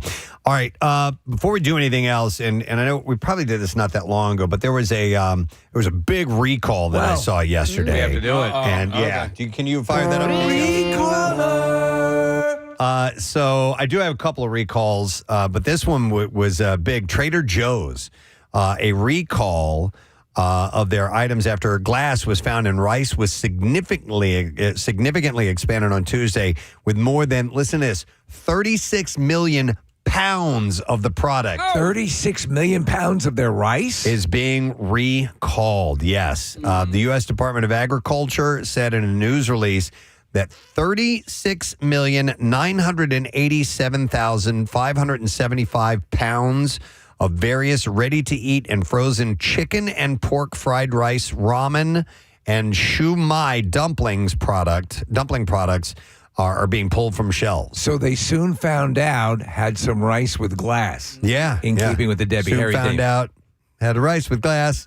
The recalled products are manufactured by Portland company Ajinomoto Foods North America Incorporated, which makes products for Trader Joe's retailers across the country. If you have packages of the products, please, they say, do not use them. Please discard the product or return it to any Trader Joe's for a full refund. That's an insane amount. Yeah. The announcement comes less than 2 weeks after the manufacturer announced a recall of more than 3 million pounds of frozen chicken fried rice after the U.S. Department of Agriculture's Food Safety and Inspection Service said that it received 4 complaints regarding glass found in the product, but now they've upped that to almost 37 million pounds. So you know what's wild? I just bought a windshield, and in the glass was fried rice. That's weird. Something's going on. The agency said that there have been no confirmed reports of injuries due to the consumption of rice, and anyone concerned should contact their healthcare provider. So when you hear glass, you're thinking like large shards, but it could just simply be specks of glass. I'm sure it's just, little granules. That you would just eat anyway. And it could just be somebody broke something that day while all of this got produced. But they don't can't even take know. the risk. Can't take the risk. Yeah, and if they found 4 different, servings of it with that in there. When I think of the broken glass, Steve, I think of like tempered glass. Yeah. You know how it shatters into those little bitty pieces? Absolutely. How that might be something like that. I don't know. There was a movie, I feel like it was a mob movie, but it was a prison scene where the guy wanted to kill one of the prisoners, so he crushed up glass and put it into his food. Do you remember what that was? I think that might have been Bad Boys. It didn't kill him, but it made him sick. Okay, because I thought he was trying to cut his stomach up with broken glass. I think it might have been the Sean Penn movie Bad Boy, or was that what it was called? Sean Penn and I think it's Bad Boys with Sean Penn and because because then there was Bad Boys with Will Smith and Martin Lawrence. But I thought that was Sean Penn. It's a prison movie. And who's Juvie? Yeah, who's Mr. Krabs? Who's the voice? Damn it. God, Percy, no. What the hell is that guy's name? Ryan. Clancy Brown. Clancy Brown. Thank you. He was in that too. Brown. Yeah, Bad Boys. Yeah, Marissa just found it. And Esai Morales was a bad guy in that too. So, all right. Anyhow, I think that was a movie case. I'm not 100% sure. I don't know if I've No? ever seen that movie. Yeah. Really? Yeah. Okay. Well, if anybody knows, anybody can help out. By the way, you can't text us today. Our texts are not working. You would have to call. In fact, some calls are coming in, so maybe they're going to answer that. I'm sure I'm getting it all totally wrong. But 610-660-9333 is the number. It was Interstellar, Preston. Oh, is that what it was? No, Inception. Come on, man. Hang on a second. Let me go to Andrew. Hi, Andrew. Good morning, bud. Hey, good morning. Hey, so to touch on the glass, I'm sorry to cut you off. No, go ahead. Go ahead. I believe it was Chuck Zito's character in Oz was grinding it up to take out another rival gangster or mob boss. In the series Oz. Okay, thank you. Okay. Nice. Hey, hang on. We got some fried rice for you, Andrew, okay? Perfect. I'm going to chew it up. All right, thanks, bud. See you later. All right, I didn't watch Oz. Yeah, Craig Lagon's just. I knew he would know. I don't know how that guy stores all that information in his brain, but he knows everything about television, movies, and even music. Okay. Preston Oz was a good series. Yeah? Yeah. Okay. All right. I like the Tin Man. I have another recall. Here you go. All right. A Utah company has expanded its recall of freeze-dried chicken nuggets for cats to include 2 more lots and has issued a stop sale of the product. It's called Go Raw. Freeze-dried chicken nuggets for cats. For cats, yes. They recalled frozen Quest cat food chicken recipe freeze-dried nuggets. These nuggets do not taste great. Something's wrong. In a 10-ounce Ziploc bag because they may contain insufficient levels of thiamine, which is vitamin B1, which is essential for cats. I'm with the feline division of the chicken nugget squad. The feline division. Absolutely. The company has also decided to stop the sale. This one was a pussy move. And he doesn't put on his sunglasses. He puts his entire face on. The company has also decided to stop the sale of all Quest products at all retailers until the issue of thiamine content in the products is addressed. Hang on, wait. I can go back to Gene Simmons. Steve, instead of putting sunglasses on, he already has them on. He puts on another pair on top of those sunglasses. Those big, inordinately large stadium sunglasses. Yeah. So the food was distributed to retail stores in 20 states, including Pennsylvania. That's why I bring it up here on the recaller. The company said in the recall it had received 1 confirmed report of illness associated with the food. The cat was treated by a veterinarian and has recovered. Cats fed diets low in thiamine over time may be at risk for developing a thiamine deficiency, or it may be thiamine. I'm not sure if I'm saying this right. Thiamine! It's essential for cats to break down carbohydrates, to fuel brain function, and to maintain healthy nervous systems. Go Raw said existing inventory is being replaced with a newly formulated product. Replacement inventory is expected to begin reaching distribution channels around the middle of March. The pet food industry in general is a multi-billion-dollar industry. Gotta be. And there are people who like the farmer's kitchen that are always organic, prepared. It can be very expensive. You should always do your due diligence on what you're feeding your pet, though. Yeah.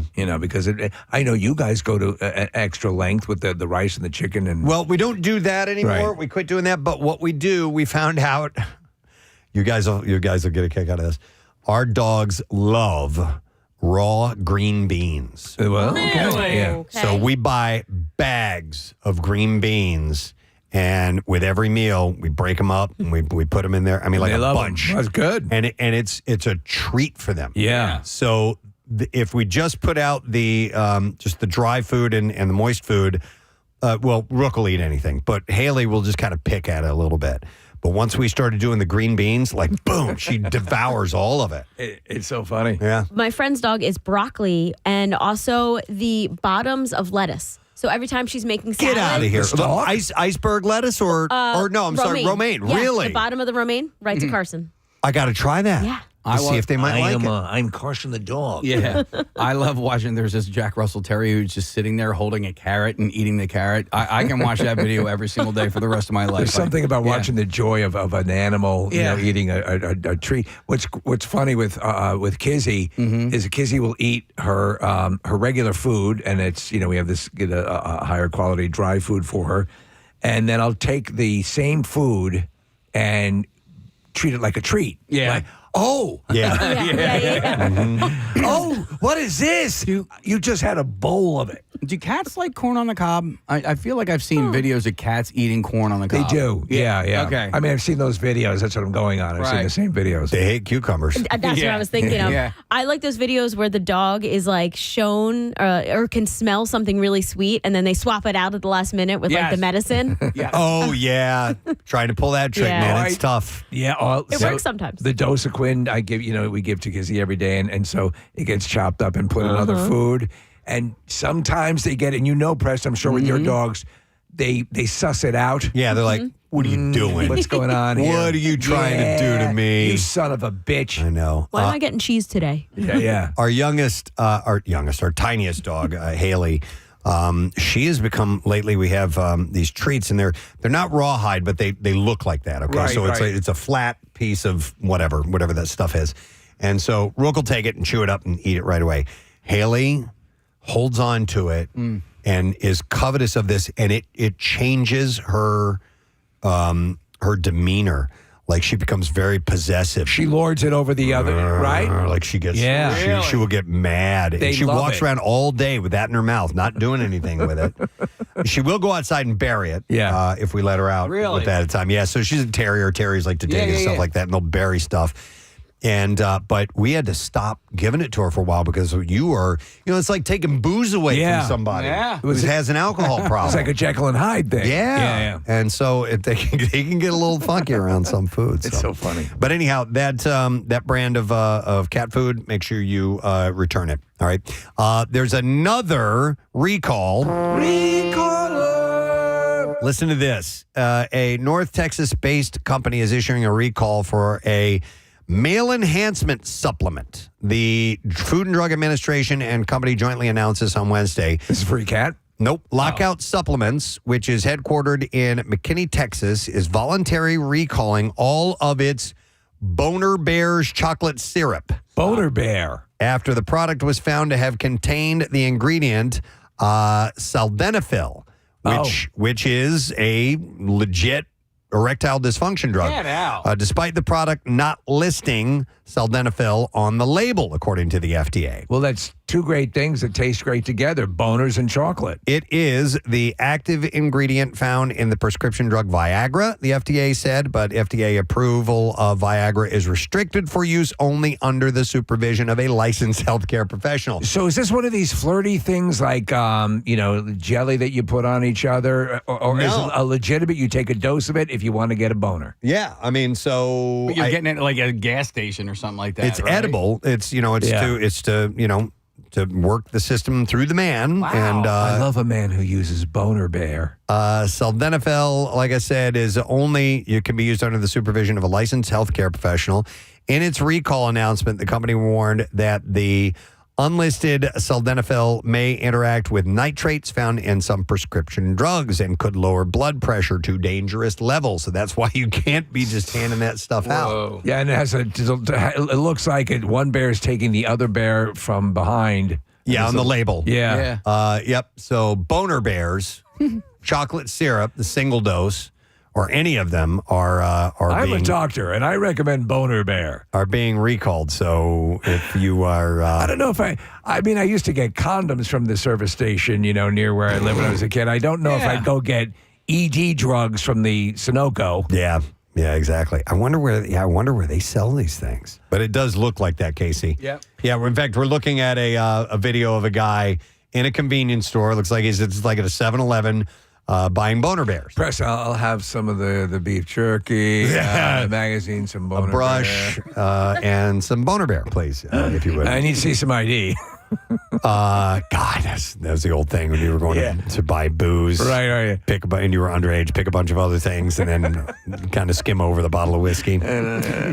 But you mentioned the buying the condoms, and I know we've talked about this before, but French ticklers. That there was a time where you'd go in a gas station, and in the bathroom, would be a vending machine, that had condoms, and there was always the French tickler. Honestly, though, I've never really ever heard from anybody who has either used it or B had it used on them. So a guy, we were at camp, of course, 4-H camp, and a guy had a French tickler. Okay, and on the package it said, "Just for show, not for go." I'll always remember that. Oh, really? So it was a novelty item. Yeah, it's not really considered a prophylactic. Okay, but apparently it was.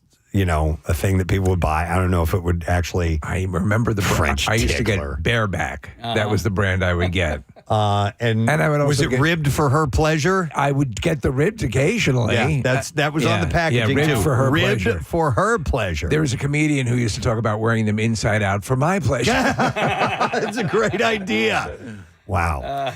Okay, so if you're a purchaser of Boner Bear, you may want to return that because it could be dangerous for you, or at least check with your or doctor. Switch to Panda Pud. You could do that. All right, here's another recall.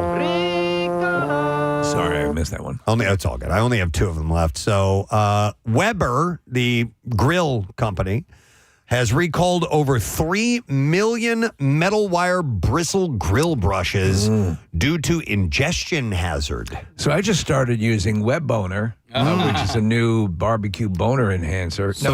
This is an issue though, right? With the kind of metal filings coming off. Well, so they're little bristles. Yeah. So the small metal wire bristles can detach from the brushes, stick to the grill or food, posing an ingestion hazard and risk serious internal injuries that could require surgery. And the interesting thing is to clean my grill, I use something like that because it does a great job. Yeah. And I remember seeing stories of things like this happening years ago. And so after I do it, then I'll take a paper towel and I will go and I will wipe down the grill. Oh, okay. And make Get sure that that there's off. none of those little bristles on there, because if you end up ingesting these and it gets into your intestinal tract and gets stuck, like they have it's so small, and even with X-rays, sometimes they can't even see it, or if they do see it, it's so small it's hard to locate, and you have to get invasive surgery to get in there and get those things Don't out. like that. There's It's very, very dangerous. A device they sell that is almost like it's like a Roomba for your grill, where you put it on the grill and it does a deep clean. No kidding. Yeah, I've seen Wow. it advertised. I don't know how effective it is, but it's essentially that. That's interesting. Keeping your grill clean is an important thing. I used to have, before I read on proper grilling, I was always under the belief that you were seasoning your grill. Yes. If you just left all the muck on there. Yeah, you're and not. you are not. You're not. You're actually, your grill needs to be cleaned and oiled even when you're done. So I do that now. When you're finished with it, clean it and then just spray it down with some oil. I'm so lazy, dude. And it will keep it from rusting, and it'll help it cook more efficiently. I know people who just never clean the grill. Like I was that guy. Yeah. And then I recently just took everything out and cleaned it all out and got new components for it and everything, because a grill lasts you forever as long as you just maintain it. Do you know what cleans it up really nicely? Boner Bear. Boner Bear. It's a multi-use product. It's like Arm & Hammer baking soda. Now, but you can use like oven cleaner, like spray it down in there, and then but then you got to get dirty. You got to get in there and scrape that stuff up, and that is a dirty cleaning mess that you got to go through. Yeah. So consumers who bought the Weber wire bristle grill, metal wire bristle grill, should immediately stop using the recalled brushes and contact Weber for a cold cleaning nylon bristle grill brush replacement. All right. Consumers will be asked to discard the recalled grill brushes, and they sold about 3.2 million of them. I wouldn't discard them. I would just use it as your shower loofah. Oh, okay. Yeah.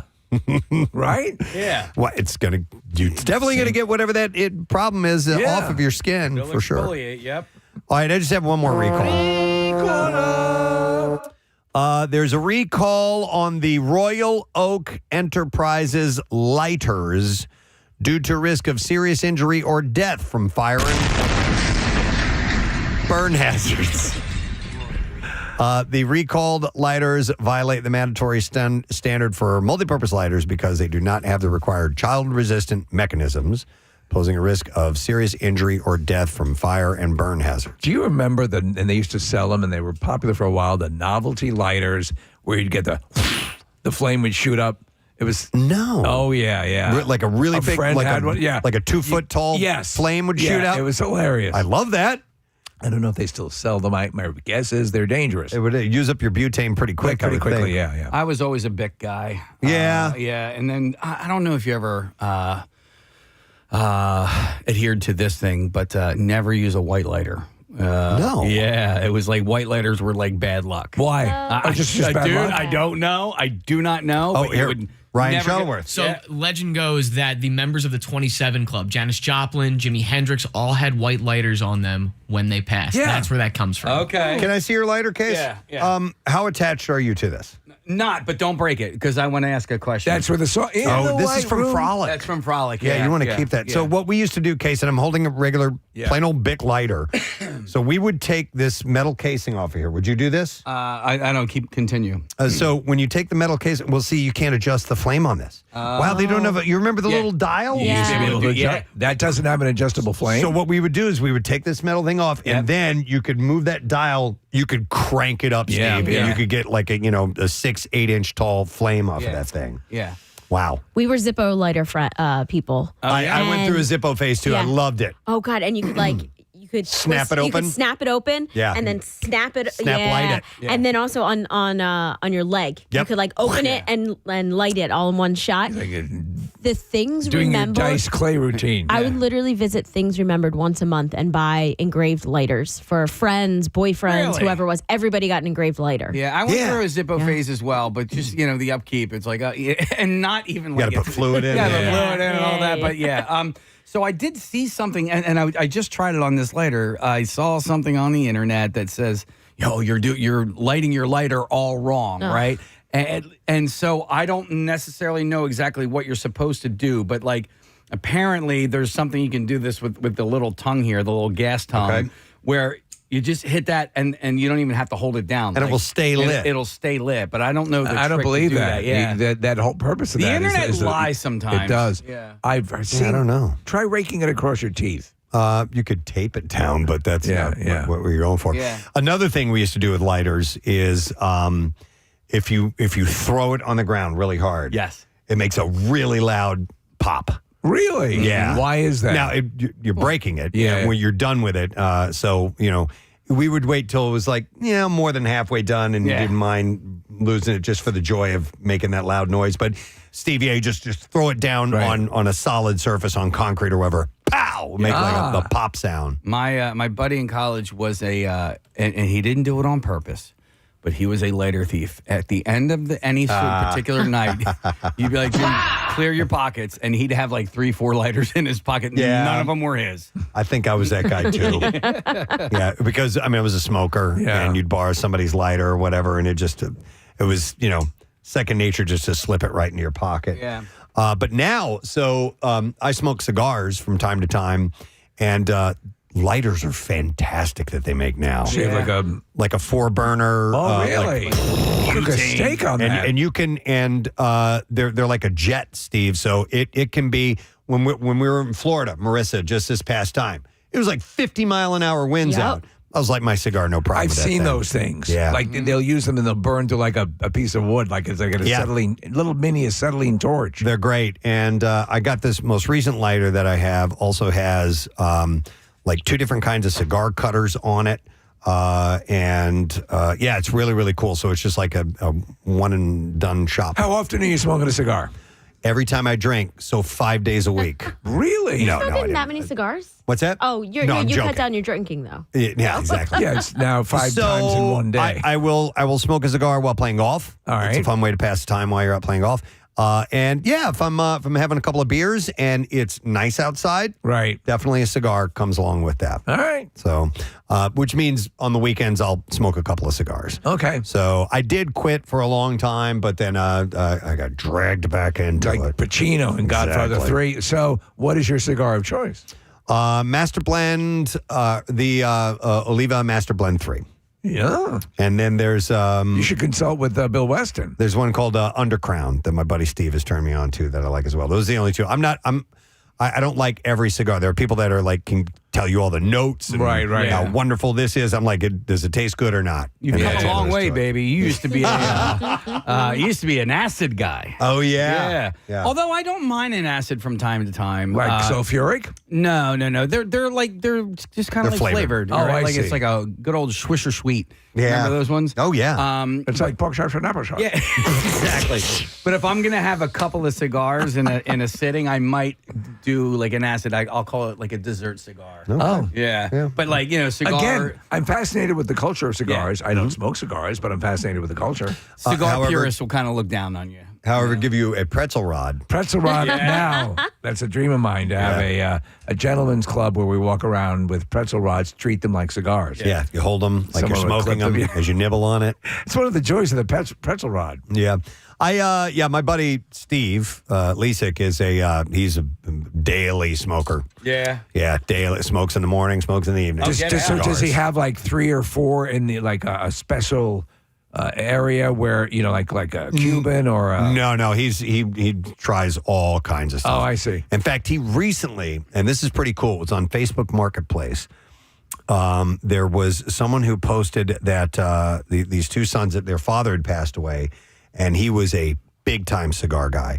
The sons did not smoke cigars at all, and they needed to get rid of them. And Steve went and his son-in-law, and they came back with like somewhere in the neighborhood of like 1,500 cigars. It's amazing. Like, I mean, this guy collected them all. Yeah. So I and assume he had like an industrial level humidor. It was, they had they were all packaged and humidors, and it was essentially, hey, you can come and take these. And they went and they got them all. That's crazy. And so they filled up like the bed of a truck with them, a pickup truck. And some of them are, they're beyond saving, but others, you put them in a humidor long enough and they can come back around. But I thought that was pretty wild. I mean, that's a lot of money of free cigars, a whole lot of money. Yep. So when we meet up to go play golf in Florida while we're down there for spring training, Steve's bringing the cigars. He's going to bring the cigars. By the way, if you have the Royal Oak Enterprise lighter, consumers should stop using immediately and contact Royal Oak for a full refund. Consumers will be given instructions on how to destroy the device and submit proof of destruction to receive a refund. So they want to see that these have been destroyed. Destroyed, yeah. Kill. They sold about 190,000 of them. That's a lot. There's a bunch of them out there, so heads up about that. All right, that's all I have in the recaller. And I think we can probably take a break, I guess. Yeah, I mean, we're going to have to kill a little bit of time before we get Alfonso on. So you either want to kill time now or next break. It's up to you. Well, do you have anything to mention? Do you want to do Dr. Love? I wouldn't mind killing a little bit of time talking about my my bowling fundraiser that I have coming up. It's coming up on March 21st. I'm telling you, like, people are listening and they're telling me that we're going to book lanes, but I'm monitoring the donation site. And you're not seeing it. I'm not seeing any. Nobody's booking any lanes. So Nobody's booking any I'm going to go. lanes. Should I book a lane? Well, I mean, if you're going to bowl, you should book a lane or at least a spot. So I thought I might go dance. Yeah, we would love that. Ooh, like in one of those cages? Yeah. I've been wanting to for a while. Your choices are either you can, book a spot, right, for $45, or you can book a lane and save some money. So the lanes are up to 6 people. Again, this is happening at Sprawl Lanes in Broomall. This is going to be on Saturday, March 21st. It starts at 7:30, goes to 9:30. If you book either a single spot or an entire lane, you get 2 hours of bowling. You get shoe rentals, and then there's pizza. There's some soft drinks. That's a whole evening. Cash bar for $45. Yes, and so Rockin' Bowlers also there is a special bowl with me experience. So there's an auction. So if you go to PrestonSteve.com and if you click on the link. At the top of the page, you'll see there's an auction tab, so you can bid to bowl with me personally. See how I put a little English on the ball. Yeah. But also, I'm going to come bearing gifts. So I'll be. And those gifts? Those gifts are MMRBQ tickets, 4-pack of MMRBQ tickets. So it's Chris Stapleton tickets, some rock and roller swag. Nice. I got some jerseys, some shirts, some water bottles, and stuff like that. But go to WMMR.com and click on the link for that. And listen, man. We're going to have fun. It's just a night of bowling, It's a nice family-friendly event. So, and the pizza. And bring the pizza. Yeah, but honestly, it's, bring the kids if you want. Or if you just want to make it an adult night, you can do that as well. There's some hotels around the corner. You know what I'm saying? And I'll be go-go dancing, getting you all worked Steve's up. going to be go-go dancing. Okay, So excellent. thank you for that time. Of course, man. All right, there's one other thing that I wanted to bring up, Steve, because I think this is something that we could do on air. This is an article about apparently in the movie Wuthering Heights. The new one. One of the characters wears a beard wig, essentially a fake beard. Jake Lordy plays Heathcliff. A beard merkin. And he's wearing a hand-laid, meticulously applied fake facial hair set in much of his later bearded scenes. The logistics of the fake beard in question were managed by Sian Miller, the makeup and hair designer responsible for the manufactured scruff. With over 30 years of experience, Miller is an expert on all things showbiz, beauty, and even wrote her university dissertation on the history of beards. And there's a growing amount of discourse around fake facial hair taking place online recently. In January, TikTok accusing controversial influencer Jake Paul of wearing a lace front beard went viral after he was spotted with a full beard shortly after having surgery on the broken jaw he had in his knockout, which they would have had to have shaved it off, so they were wondering if maybe it was a fake beard. Wow.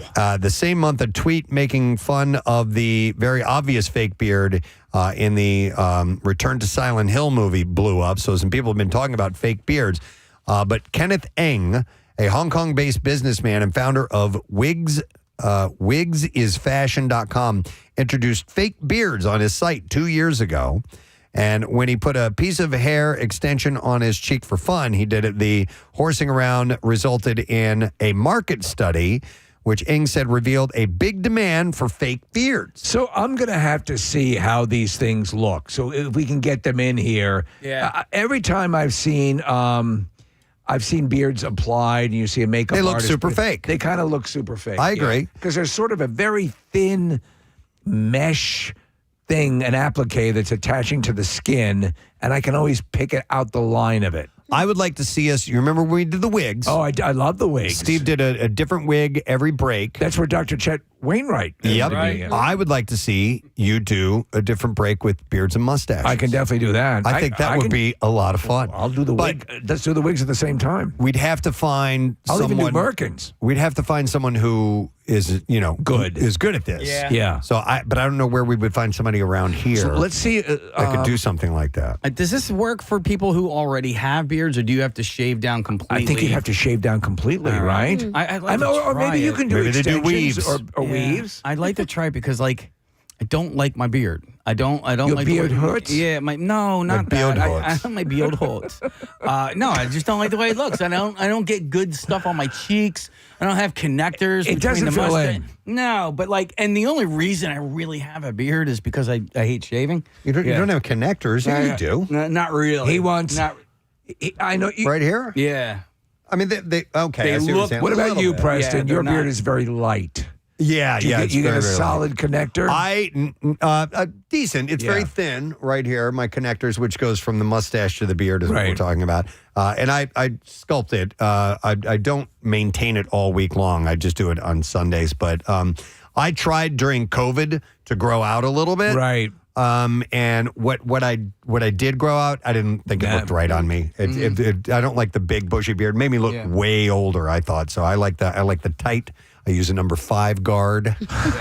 So Trim it down. The actor who's playing Kratos in the God of War series for Amazon Prime, that looks like a real beard, and he's got a mother effer of a thick, like masculine beard. It's funny that you mentioned that character in particular because when we had a graphic here in the studio, one of the beards was a Kratos beard. Ah, okay. Beard. Ryan's got a good beard. Yeah, he does. Yeah, you look. Yours flows very. It's full.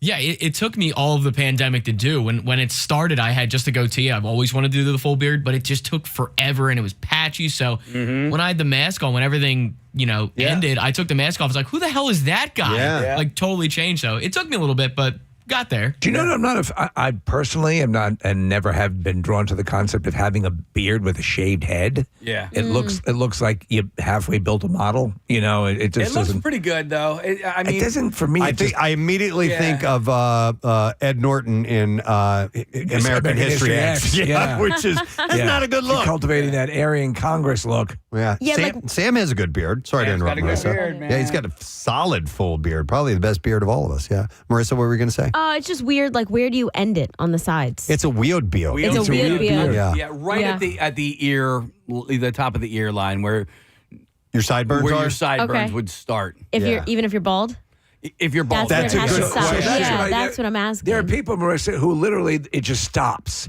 Like Yeah. it looks like you're wearing something over your you gotta- ear, like an ear beard. Yeah, no, you got to taper it up. I gotta, think like, I fade think it. just I'm a sorry. little bit of a fade. Your ear beard is weird. And it hurts. It's an ear beard. My ear beard hurts. My ear beard is weird. Where's your beard is weird come from? It's from the comedian. It's from my beard hurts. God. Oh, is it Zach Galifianakis? Zach Galifianakis. Okay. It's from a bit he did about being a little kid with a beard. My beard hurts. All right. Well, anyhow, so there's a very precise work that is done to construct a good fake facial So let's hair. see if we can get someone in here who can give me a real. It would have to be someone from the thespian community, Right. So if there are actors or Makeup artists. artists that might be good about this thing. Maybe Sarah Wren knows somebody. She might know. She's in a different makeup world, Right. But she's our makeup guru. But I don't know. I think that'd be great to do a different set of beards with you, Steve. If they can do it. Maybe increasing in Right. length as the morning goes on, and eventually we end up with a ZZ Top. And I like a Smith penis Brothers. extension. Yeah, penis extension too. If somebody is an expert in that, please reach out to us. Maybe it's the same person. All right, we're going to take a break. We're going to come back in a moment. A couple of guests. Alfonso Ribiero will be joining us, and Des Bishop as well. Stay put. We'll be back in a moment in the kitchen. So You're pre-bussing. we kind of pre-bus the table. I don't fully do the wipe down or anything like that. No, but you'll refinish I it. collect everything. Yeah, we'll put a little lacquer on I it. sand it We'll down. stain. You got to sand it down first. Yes. Right. Then you got to clean up. Yeah. Hang on. I want to go to Steph, who is a server. Hi, Stephanie. Good morning. Morning. Sorry to bother you at work. Nah. What's up, Steph? So I'm a server. One, I want to agree with Casey. That girl has no idea what went on that flight. She was not there. All right. Thank you, Okay. Casey. Second, I watch people all the time come home with kids. 1, 2, 3 kids. Sometimes it's just 1 and 2 parents, but the kid will outnumber them no matter what. Mess everywhere. I see them start to clean up. I'll usually stop them because they made the attempt. Just making the attempt made me happy. Okay. In fact, I like when they just wipe it right on the floor. It's so much easier just to sweep it up. I'm okay with that. But at least try. At least try. So what we said earlier, and I think that's it. Just that effort alone for you, and you deal with this all the time, makes all the difference in the world. That's right. Never All right. be presumptuous. Thank you. All right. There we go. See, from a professional. Hang on here. Pat has a comment. Hi, Pat. Good morning. Good morning, Ed. Hey, good morning, man. What's up, Pat? Patrick. I just wanted to say, on the other end of it, when a flight's over, I mean, they do clean the planes, right?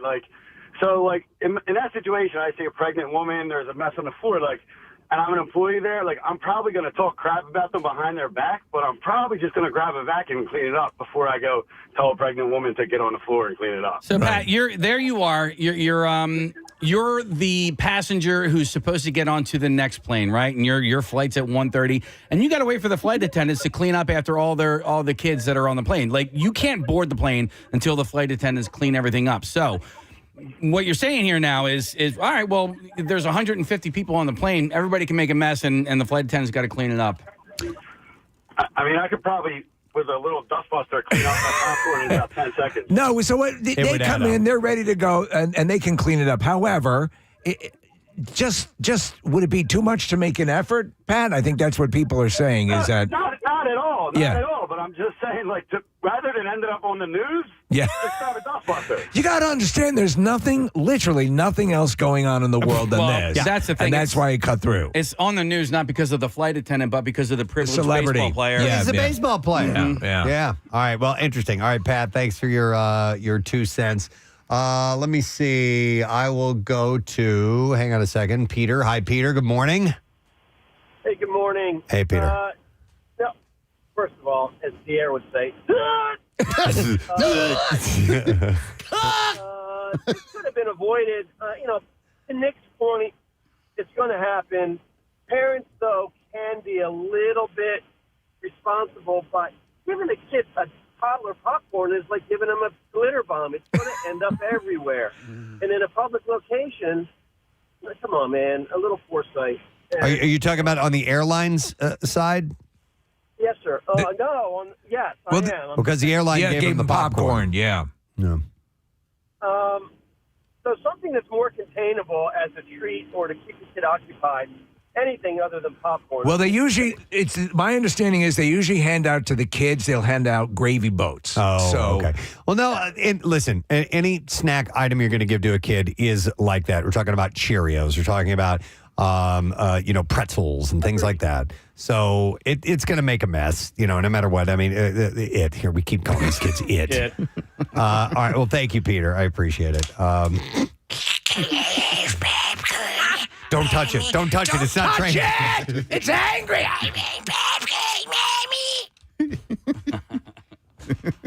That sounded horrible. Oh my God. I will. You spilled it all over the floor. I have Mike. Hey, Mike. Good morning. Hey, bitches. Hey, what? What's up, Mike? How you doing? Good. What's up, buddy? A bunch of years ago, when my son was a lot younger, we were shopping at Acme, and he accidentally knocked over a display and knocked over a bunch of stuff. So he looked at me, I looked at him, and I said, you know what you need to do right now, right? He said, clean it up. I said, that's my boy. There you go. He started cleaning it up. No muss, no fuss.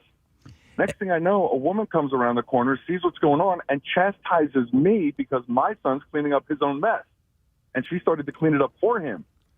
Wait, this was a customer, a fellow customer? Yeah, just some random person. Was it a woman? Does a woman just butted into your thing? What's that? A woman just started criticizing you out of the blue? Was that who came around the corner? I think we lost him. Yeah, it was a fellow customer. Yeah. Who said that?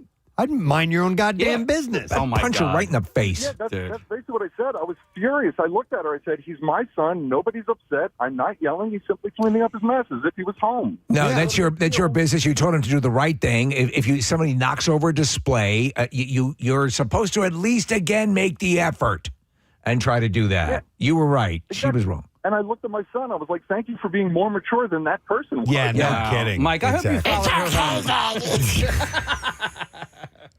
Thank you, Mike. Oh my God. Yeah, get your nose out of this guy's business. Listen, Preston, have you ever? I've seen adults knock stuff over and walk away. Not even kids. Yeah. The other day, so I'm in Acme, and if anyone in Acme has wonderful chocolate chip cookies, and then they have these smaller versions now that are perfect to have with tea. So there's in one of those plastic containers, you know, where all four parts of the corners the little dimples have to lock for it to hold. So I'm walking around, and of course I have a little bit too much in my hands, and it falls on the floor. And I'm like, so what? Yeah. This is how I did it. And you can tell me whether I'm wrong or not. I collected up everything. I put it back into the container. I took the bar code off of it and went up and checked out too, because I dropped one of their things they were attempting to sell and made it unsellable. And so that's how I did it. I've seen adults. They didn't make you pay for it, I'm sure, right? I paid for it at the self-checkout just for the hell. I felt bad that I ruined a product. I know that might be a bridge too far for some people, but cleaning it up was the thing as well. Right. And man, those cookies were rolling all over the place. I broke a bottle. I was at a liquor store, and I went back into the cooler because they had beer there too, and I had a bottle of gin, and I dropped. Or no, I went outside. Actually, I went outside. I had just bought it, and I dropped it.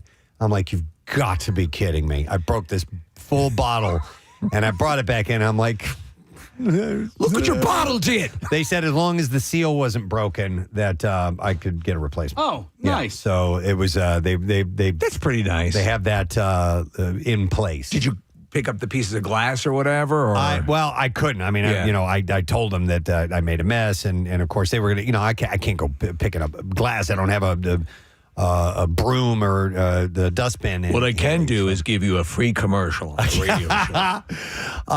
Hang on a second. Hold on now. Chris is a flight attendant. Hi. All right. Hi, Chris. Good morning. Hi, how are you? Good. What's up, Chris? So I'm a flight attendant, and kids come on all the time and make a mess. So do adults. But I would never have them clean up the mess. I mean, we talk about them afterwards and say what slobs they are and love to see what their house looks like. But we never get them on their knees or even ask them to clean it up. We just talk about them afterwards. Okay. All right. Okay. So do you think this flight attendant was out of line to say? And I don't know how they said it. I don't know if they said, "Oh, ma'am, could you please? Your kid made it made a terrible mess here. Can you clean it up?" Goodness, I would never have even adjusted. I just talk about it and afterwards. Well, let me ask you, Chris, what is the one thing that passengers can do that are guaranteed to make the flight attendants talk about you? What do flight attendants hate the most? Oh gosh, taking their shoes off, constantly getting up and down or leaving the overheads open. Okay. And leaving a mess. I actually had an adult that went and he came on and he ripped up, he was mad, and he ripped up the entire safety demo card. And I saw him doing something, and I thought he might have been doing that. And I thought, I'll just clean up his mess later. And he was just angry about his seat and everything. And as he was deplaning, he threw it all up as confetti, and it went everywhere. Oh, my God. What an idiot. Hey. So it's not just kids.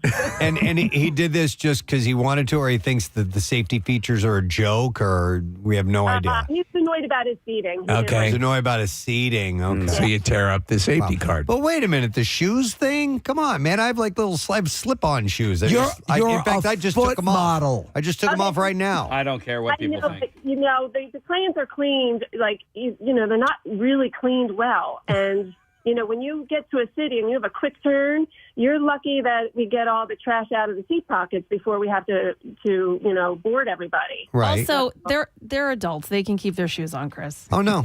No, they're not. No, I mean, honestly, you, Kathy, Chris, whoever, you guys can think and say whatever the freak you want. I don't care. As long My as shoes are coming off. long as your feet don't smell. Yeah. So what? You're Do not you at home. know, though? Are you nose blind? I am not nose blind. No, I'm taking my shoes off. I don't give a crap. Mine are off right Well, now. Chris is a professional, says to keep your stinky feet in your shoes. I'm with you, Chris. Tough crap. I I'm don't taking have them off. stinky feet. Yeah. All right. I'm down Lysol spray your feet. Yes, spray your feet with Axe body spray. You don't even use soap That to would wash be your worse. You don't even use soap to wash your feet. Don't say they're clean. There is soap that travels all down my body that eventually ends up on my feet. My feet are squeaky. Chris, Preston does it. Kathy says Preston doesn't wash his feet. He doesn't. Can you imagine that? He lets the soap run down his legs. It just runs down his legs. She knows. Exactly.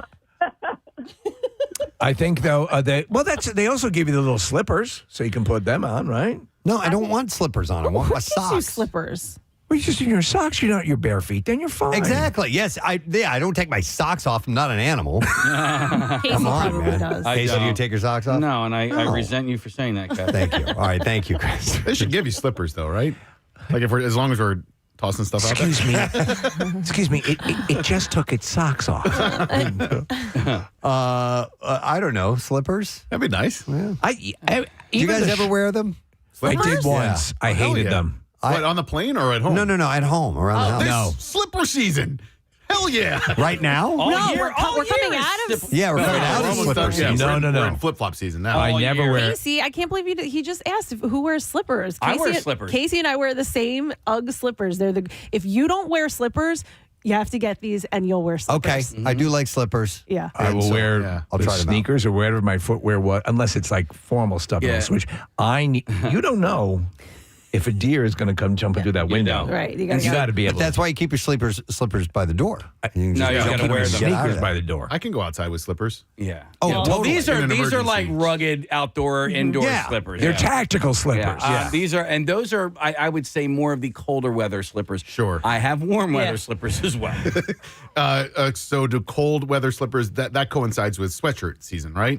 I think so. They're the same, like hoodie season? Yeah. Tootsies Yellowstone are pajama cold. pants season. Yes. We're working our way into foot bath season, by Real the way. quick, I just want to ask Casey one question because I think here's where we're going to separate. Do you wear those? Do you actually wear those slippers outside? I do. Okay, yeah. Not like now we're on different pages. Well, like to take the trash out or something like that. Take the If it's trash chilly, out you got to run or outside real quick. WMMR. All right, thank you, Marissa. Our next guest is on because America's Funniest Home Videos is celebrating the 800th episode, and I'll explain why we're playing the Masters theme here in just a moment. But 800th episode, and originally hosted by our old friend Bob Saget. The late, great Bob Saget, then Tom Bergeron. Miss him so much, but it has been hosted for the last decade by this gentleman and golf aficionado, which is why Casey's playing the Masters theme. Please welcome Alfonso Ribiero to the program today. Alfonso, good day, sir. How are you? I'm fantastic. How are you? We're doing good, man. That number blows me away. 800 episodes. That is a staggering amount of entertainment on television, man. It's kind of amazing when you really think of it. The idea that a show could have been on television for 800 episodes. It's the longest running primetime show on ABC in their history, and it's truly a pleasure that I get to be a part of it. And this is now finishing up my 11th season as the host of the show. Wow. Listen, what a fun ride. What a fun ride. Just really enjoying it, and hopefully I got 11 more in me. You're terrific at it, and I would say of those 800 episodes, I've probably seen the vast majority. I love it. My wife and I love it. It's appointment television, and what's kind of wild, Alfonso, is that in an age where everyone is generating their stuff on their phones, I still look to AFV to sort of curate what's really the popular, video, the viral video, because you guys still have sort of a pedigree that just means something. I agree. Yes, obviously there's all of the internet, availability to see videos, but we've got a great team that makes sure that we put together the best videos that's out there. And when you've been on the air this long, people just automatically think, oh, I got to put this on AFV, right? Yeah. So that to me plays a huge role in people wanting to put their videos on our show and call us and send us the video still, and we get the best videos, and our producers are incredible at making sure that the right videos are playing together, and we assist some of the videos with my voiceovers, and but the show just still feels fresh and young and fun, and people still love it, and the kids are having a great time, and it's it's a show that you can watch with your grandparents and still enjoy it because there's something for everyone. Well, and you're a great host, Alfonso, which is it's not everybody can do it. Not everybody can be the host. People think that it's an easy gig, but had you done anything before AFV that was in the host duty? Had you had a little practice run at it before? Yeah, I had a game show on called Catch 21. It still airs on Game Show Network. Okay. But I had 6 seasons of that.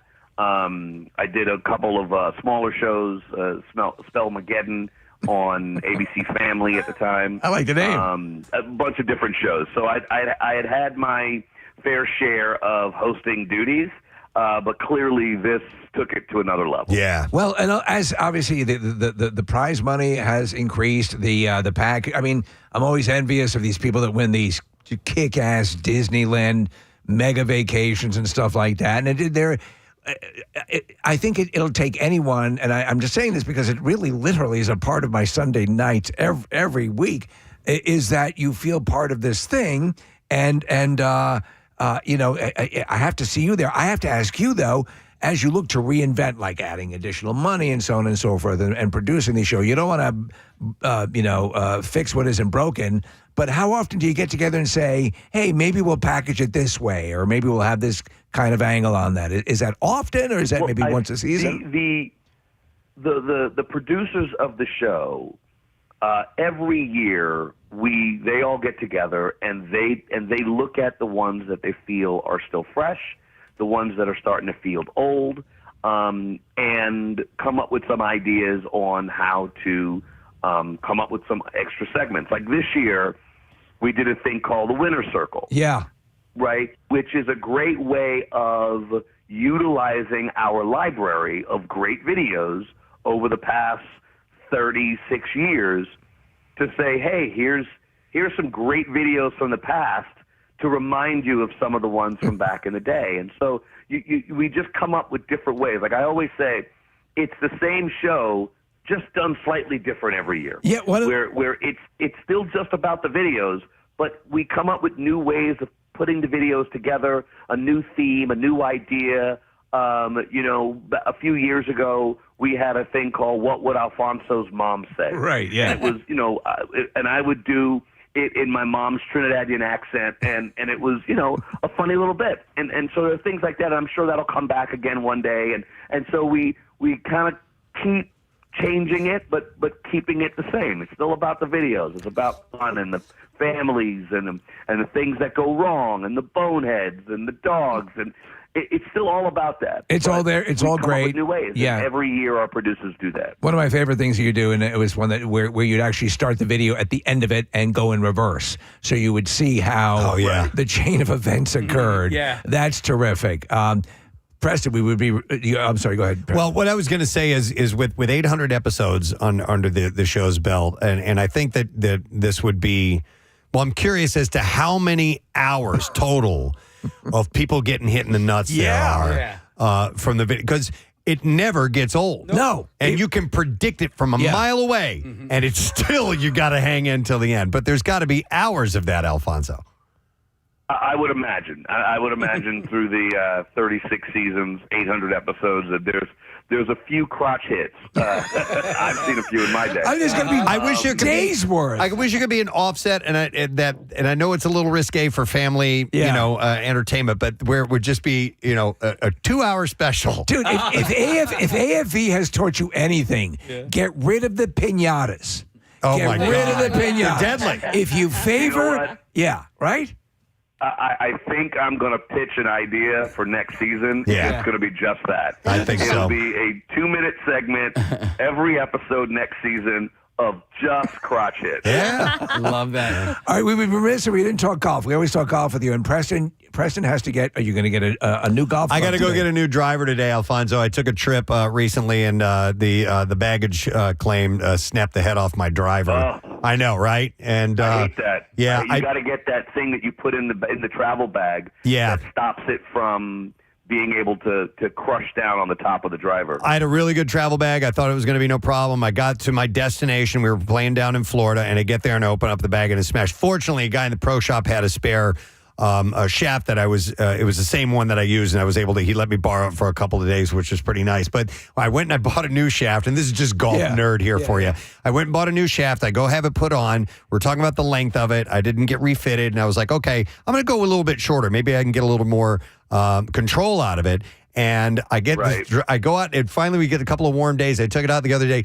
Dude, I lost like 25 yards on my drive. And I'm playing next week. I'm going back to Florida. So I got to go in and do a last minute fitting today and because I got to ship my sticks on Monday. So I got to get this taken care of. Oh, the problems you have playing golf, folks. Cry me a river. I understand. What brand do you use?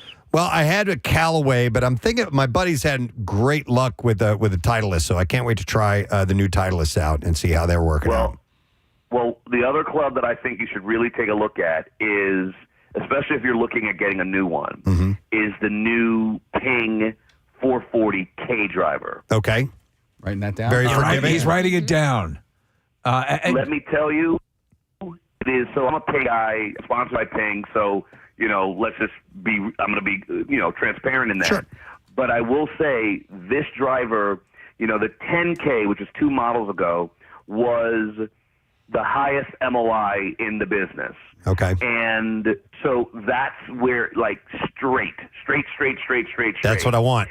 The new K driver is the same technology, except it's using the LST technology also, which gave it all of the yardage back. Okay. So I'm actually getting more yardage with this new club, but I've actually gotten straighter. Okay. So, literally all my friends that I'm playing with now, they're all like, dude, this driver is stupid. Well, that sounds like the one, Preston. I have a Ping 5-wood, and I like it, so Yeah, I'll look into that, yeah. But here's the thing. If you want to get some distance back, just get a lighter shaft. Right. Get the same stiffness, but a little lighter, which will give you some swing speed. Okay, a little more club head speed. All right, Gotcha. Done. I'm writing all this You're down. going to get club head speed, but not at the, At the cost. You're not going to lose control. Yeah. All right. You're just going to gain speed. How about this? Now, Alfonso knows his stuff. Oh, yeah, he does. Oh, yeah, he does. Yeah. Absolutely. All right, well, listen, that's enough golf chat. We know you got 1,000 people to talk to today. I appreciate the advice, Alfonso. Next time we talk, I'll report back and tell you how I did, okay? Yes, I want to hear all about how it went in Florida, and let's go make sure we get a good travel bag that doesn't allow our clubs to get crushed. Done and done, bud. All right, so congratulations. 800th episode is coming up Sunday, 7 p.m. on ABC. We love you, Alfonso. Thank you, man. Thank you, guys. You got it. Alfonso Ribiero, guys. Boy, I didn't know he was going to go into complete I had to ask. The guy is like, he is. It was funny the first time we broached the topic of golf and we talked about the celebrities he was playing with. Is like, I don't give a rat's ass who they are. They have to be able to play. Oh, yeah. He's not going to suffer anyone who couldn't get on the. Yeah, he's a low handicapper. He's, I don't know where he sits now, but he's in that. He's very close to scratch, if not, or somewhere in the 1-2 handicap range or something. Yeah. Dude knows what he's doing for sure. And you know who else knows what they're doing? Our next guest. And he's joining us via Zoom this morning and is going to be performing at Helium Comedy Club. Shows are already selling out, by the way.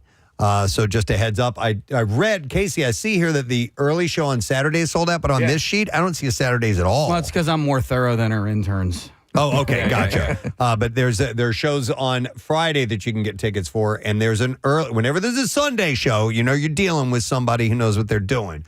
So there's a Sunday show. They've added one to that, and we are happy to welcome via Zoom this morning, Des Bishop. Yeah. Hey, Des. Wow, this is a career highlight. Of all the things I expected in my career, following Alonso Ribiero talking about Ping drivers was not on the list. Now I'm gonna have to waste all my money from Helium on a Ping driver. I'm a Callaway guy. I'm a Callaway guy like you. Me too. Yeah. I got you. Do you play much? I do. Yeah. I do. Was it your time in Ireland that brought you into golf? Well, yeah. Obviously, Ireland is like. Ireland is like poor man's golf. You can play the best courses in the world, superior to many courses that you will overpay for in the United States. You can play in Ireland for like next to nothing. Yeah. And it's really a great golfing culture. But, I'm sure your listeners must be golfed out. I know. After such a detailed analysis of shafts. I mean, I wouldn't mind. Even the best golfers don't know about shafts. They're just like, whatever it came with. Well, Alfonso. Yeah, we talked about shafts. Maybe we can talk about balls with you if you want. We can go in a different direction. Well, listen, you went from crotch hits to shafts. I was like, this show is racy. We try. Well, do you have a specific ball that you like to use? I mean, a lot of people are Titleist Pro V1, but they're expensive. I'm a Titleist Pro V1 just because I don't want to be judged. Yeah, totally. I want people to think I take this game seriously. You know what? I play with my son. He's 18 years old. He doesn't care. He will play with Kirkland from Costco. He does not care at all. Kirkland? Kirkland are great balls. Yeah. Oh, they're all over. Yeah. Are they? Yeah. Kirkland are good golf balls. Yeah. A lot of people swear by the Kirklands, but listen, Costco's like a cult. I don't know. Costco people will really swear by anything that comes from Costco. So It's true. You know what? Here's the thing. You really, honestly, I'm a reasonable golfer, right? Yeah. But I get the Pro V1s because I think I should have them. But in actual fact, the benefits of the Pro V1s probably only come into effect 10 to 20% of the time when I'm playing. So it's really a bit of an overpay. But needless to say, if Titleist are listening, because this is their second shout out, I'm more than happy to get some complimentary balls. Yeah, because when you put a brand new Titleist into the water, that hurts. Yep. Oh, yeah. That's a pain that you shouldn't have to deal with when you're leisurely having fun on the golf course. Honest to God, I will go reach into my bag and grab a used ball. If it's very, very likely that I will end up in the water, I won't even risk it. I won't. Sure. Yeah, I'm like, okay, let me just find the most scuffed up ball I can find, and that's the one I'm going to use. That's a lot of pressure for a game that's supposed to provide relaxation. Yes, it's so zen. Yeah. Listen, I'll get Lyme disease to get a free Pro V1. I don't care. Last time we were when we were in Florida, Go we were ahead. playing, and there were so many water hazards. My husband had to stop me. He's like, "There are snakes around here. Oh, yeah. Stop looking for balls." Alligators. Yeah. That's one thing I just can't understand, and you'll hear a couple of stories every year where someone goes in for their own ball. It's like, have you not seen stories out of Florida about golfers and people walking their dogs by water hazards on a golf course? I mean, it's legendary, yet they still do it. I have to ask you, Des, because obviously we doing a little bit more deep dive on you. I was familiar with you. I didn't know how big you were in Ireland. I knew about the time you'd spent in China. By the way, did you play any golf in China? I took golf off during China because I was so obsessed with learning Chinese. So for your listeners, right, I have a very hybrid identity. I'm from New York, but lived in Ireland most of my life. But then this China thing was a project where I went to China. I had 1 year to learn enough Mandarin to do stand-up comedy in Mandarin in China, right? So I stopped playing golf because I knew if I started playing golf, you would not do it. I wouldn't spend enough time learning Chinese. But honestly, I'm a very addictive personality. I've been sober for 30 years. And I honestly feel like my obsession with trying to get good enough at Chinese scratched the itch. So golf actually Chinese was like my golf methadone. It's funny that you say that because I can see that. Just people who have that drive to just to master things. I tend to gravitate towards things that I take too easily.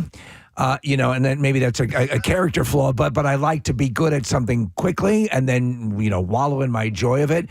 But I mean, that is a huge undertaking. And you have a series of shows that you did in Ireland that were what they call immersion shows. Yeah, immersion documentaries. Yeah. Right. And I was watching you on various talk shows in Ireland. And you come out and you're like, they love the crap out of you. How much time do you spend in Ireland every year?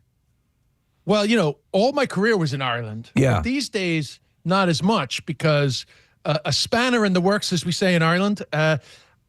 During the pandemic, I met my now wife, Hannah Berner, who's also a comedian. Yep. And I hadn't intended to move back to the States full time. I came back during the pandemic because my family always had a summer house in West Hampton Beach, Long Island. So I just thought if we're going to be locked down, I'm going to lock down by the beach. Yeah. But then during that summer, I met Hannah, and now we're married, and her career has exploded. So yeah, she's huge. We're not going to go to we're not going to go to Ireland for a pay cut. As I was in the DC Improv last night, and I joke about Hannah's career blowing up, and I say she wouldn't be in a basement on a Wednesday. But anyway, it's worked out great because I married for love. But her career exploding has been a major jackpot. Yeah, has to be said. Well, she has the reality show, and which she became notable for, and she has her podcast, and her stand-up is thriving. She's doing great. Yeah, so anyway, these days, I don't spend as much time in Ireland. Okay. But I still have a house in Dublin, and I love going back there and touring. But really, I'm an Irish comedian with a New York accent. I mean, most of my career has been in Ireland. No, because like in these situations, I come on, I chat to you guys. You know, you guys probably have comics on all the time. Yeah. And then I'm like a Johnny-come-lately coming on with gray hair. It's like, where's this guy been? But I've had a full career over in Ireland. But it's been fun to develop over here. It's an amazing thing because it so much transcends, the borders of countries now because of how entertainment is. Like, I'll hop on and I'll do the VPN, and I'll open up, Netflix in other countries and see, what ends up in their secondary bin and so on and so forth, and see comedians in Ireland and England. So, but we think, at this point, everything has to be porting over, but there's still.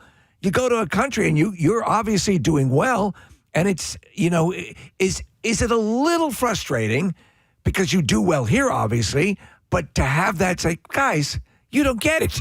It's for me, it's not frustrating because honestly, particularly in the earlier part of my Irish career, when I kind of blew up originally, a lot of my comedy was fish out of water, kid from Queens, living in Ireland. Here's what I see. And those outsider points of view resonated with Irish people like in a really, really deep way. And then, like I did the Aspen Comedy Festival 2005 here in the States. Right. And I went from being a superstar in Ireland to suddenly realizing these people have no connection to most of my jokes. Wow. Like all my killer bits, I literally might as well have been speaking Chinese. No idea what I was talking about. So it's very understandable that it's not frustrating for me because I understand. Okay. All right. It's only the last 10 years, honestly, since I finished in China, because one of the things about my material about China, my material about being in China, fish out of water, was it really resonated with American people. Not even American people that have a connection to China.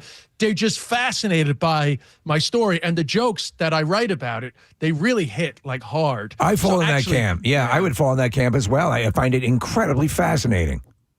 Yeah, so weirdly enough, this is a very strange statement to make, but China was a bridge back to America for me. Now, the funny thing for New Yorkers, but I think maybe some people in Philadelphia will be familiar with this, the neighborhood that I grew up with is Flushing, Queens, which is now 100% Chinese. So it's kind of a funny sort of thing that it was China that actually brought me back to where I was from. When I got back there, I was like, good thing I went to China because I'm gonna need the language to speak to everybody here. Yeah, Des, listen, I'm a huge fan of stand-up comedy. Have been since I was 10 years old, Bill Cosby himself was, and then God, you speak about, I tell people all the time, I'm like, nobody wants to admit it now, right? All these comics, but my lip was on the floor. Yeah. Bill Cosby. Yeah.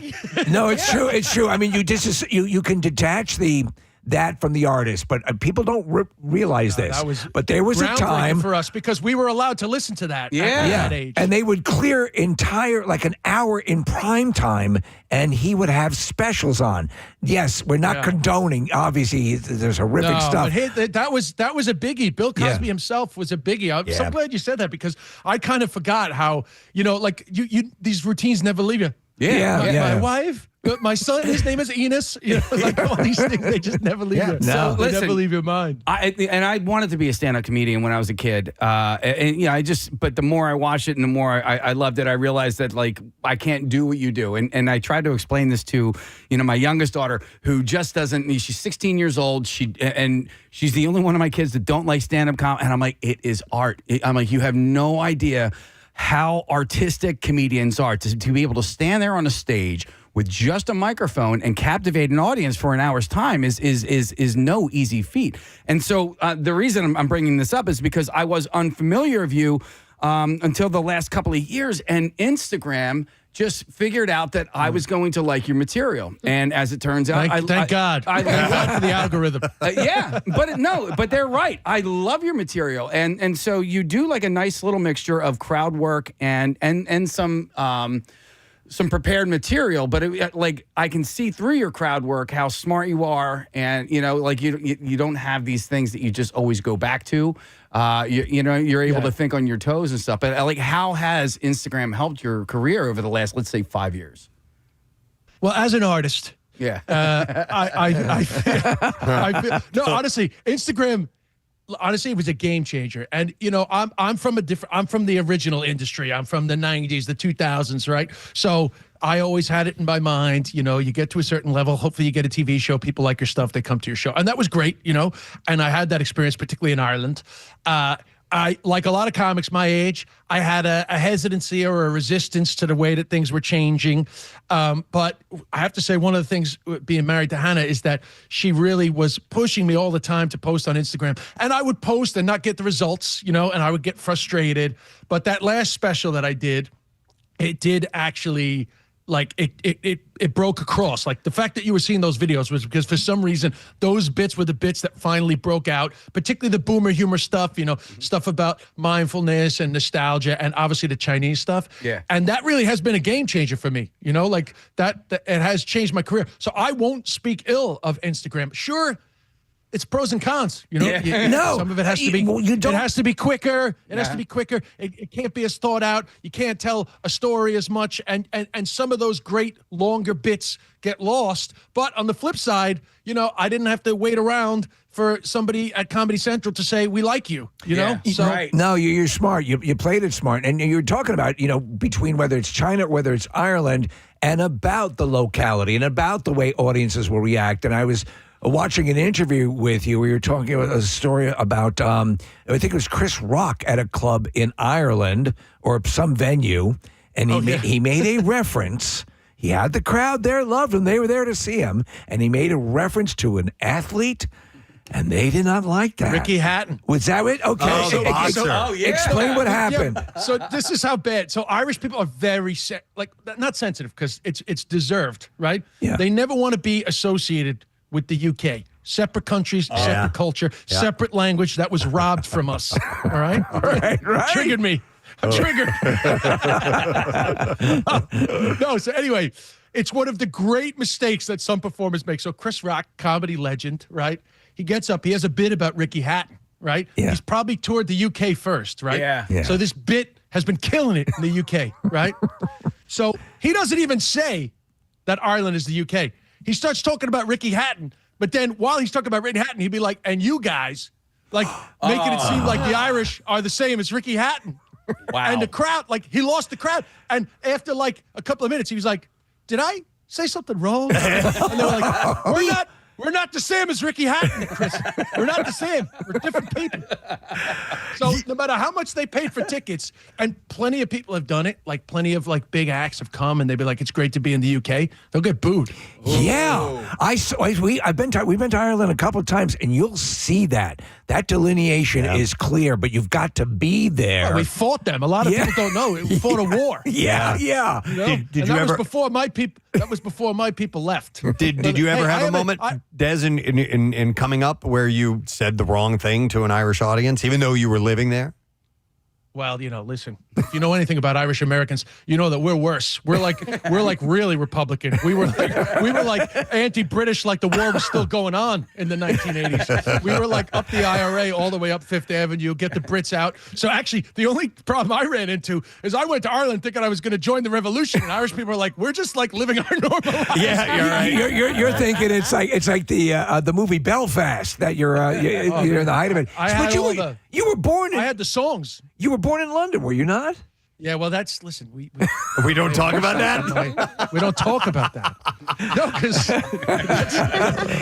I say I was born behind enemy lines. That's my line. It's so funny to hold this conflicts like this, which drove so much for years, and now we can be here and sort of chuckling at this thing, and now it's sort of like a warm, nostalgic feeling where it drove a lot of horrible stuff, but Oh, yeah. It helps you put other things in Well, context. you have a good Irish American community in Philadelphia. Oh, absolutely. Yeah. There's a lot yeah. of people that understand that. Yeah. And that's actually one of my great my fights with the Irish people when I'm in Ireland is that they dismiss the diaspora. They don't accept us. Yeah. No, they don't accept us as Irish, actually. It's funny because there's so They're like, many here. Your grandparents couldn't take the poverty, and they went to America. Yeah, they bailed. Wusses. The weak ones. We were in Ireland as a show one time ages ago. It was in the 90s. Guinness brought us out for this win at pub in cool. Guinness, and we were in Newcastle West was the name of the town we were in. Loved it. And we were getting a ride. Just outside Limerick City, baby. Yeah, exactly. So we were getting a ride from a car service, and the gentleman who was driving the car started talking about the IRA, and I'm oblivious to the politics in Ireland. And he started talking about, he was taking a side, and I was kind of looking around going like, is this what we believe, or is this, I don't know. And I had like, I felt scared to contribute to the conversation. Should I look under the car? It's like when you don't know if your Uber driver likes Trump or doesn't like Trump. Yeah. You know what to say? Yeah. Very divisive, bro. It's very divisive. I just want to drive somewhere. Boy, but we did when we were there. The stereotype, just very quickly, the stereotype about Newcastle West is it's a big IRA supporting town. So Is that funny right? No kidding. You stumbled upon a real sterotype. Well, I tell you what, though, while we were there, Des, I was impressed with the familial flavor. They brought us in. They were everybody. We went from pub to pub, and everybody was just I don't know. Maybe they got a kick out of the funny Yanks that were there. I don't know, but they really brought us in. It was so felt much fun. More welcome. Literally, we were in a place that where the woman, the pub owner, and there's like 200 pubs in this small town, and each one had their specialty. But the woman says, I'll go make you some sandwiches. She goes up to her own kitchen, away from the pub, and makes food. It's like it was an amazing. And it was thing. way better than Dublin. We had a better time there than we did in Dublin. Yeah, well, honestly, everybody that goes to Ireland says the same thing. The people are the best. I mean, the people are the number one thing about Ireland. The draw, yeah. The weather is the worst thing. The people are the best. People think that Ireland's greatest export was Guinness, but actually it's the people, Yeah. That's the one thing I miss is that natural warmth. You're talking about this familial vibe.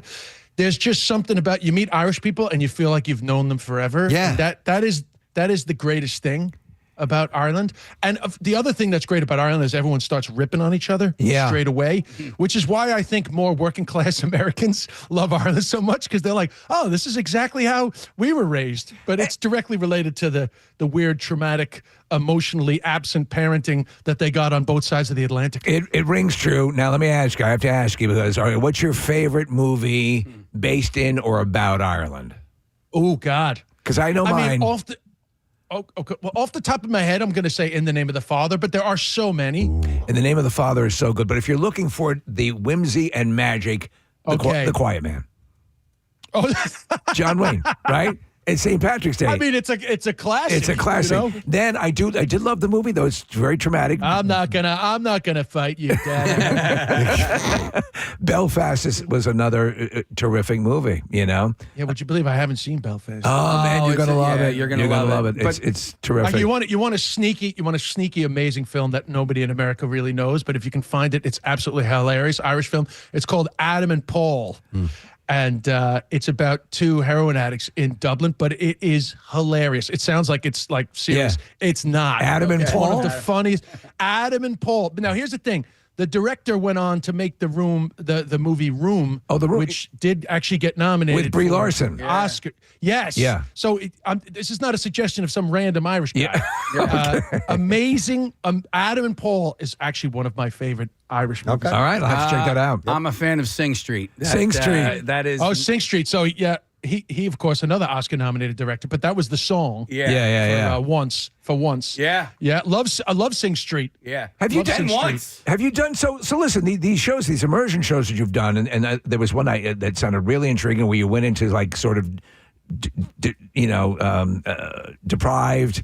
Disadvantaged communities, marginalized communities. Yeah, and did stand up, and I'd love to see. I assume this stuff is available somewhere, correct? Yeah, I think at least one of the episodes, that was called Joy in the Hood. I don't even know how that title would fly today. It's funny, it's from the 2000s, but it was called Joy in the Hood. And it was basically stand-up comedy workshops in disadvantaged communities.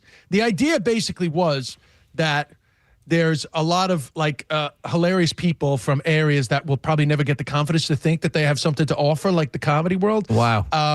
And it was a great success. I mean, the TV show was okay, but like some of those guys still have careers today. The thing was that I lived in those areas too. So the idea was that the gig at the end, after 1 month of workshops with the people that signed up, we would do a gig in the community. And we wanted the humor to be kind of like about the community, but everybody was laughing. What's the word? They were laughing with us, not laughing at us, kind of a thing, so that was the idea. But it was also, we were trying to help Irish, because here's the thing, right? Without getting too NPR. Yeah. These areas often are the butt of people's jokes. You know what I mean? Like every town in Ireland has like the one estate, as they say, the one like sort of project that everybody makes fun of. So we wanted these people to kind of take their power back and be able to have a laugh with themselves, but also help people to understand the humanity of the place. And just, I think it was definitely a great project. I actually feel like the community project aspect was greater than the TV show. I love that. And it was good fun. But that had followed on from, I lived on minimum wage for 4 months. I did 4 minimum wage jobs a month each and made a series about that. So I was really like in this kind of world of a little bit of social activism on Irish TV. And so that's kind of where that whole part of my career came from. If you're just jumping in, Des Bishop is joining us, going to be at Helium Comedy Club this weekend, about living in China and learning Mandarin.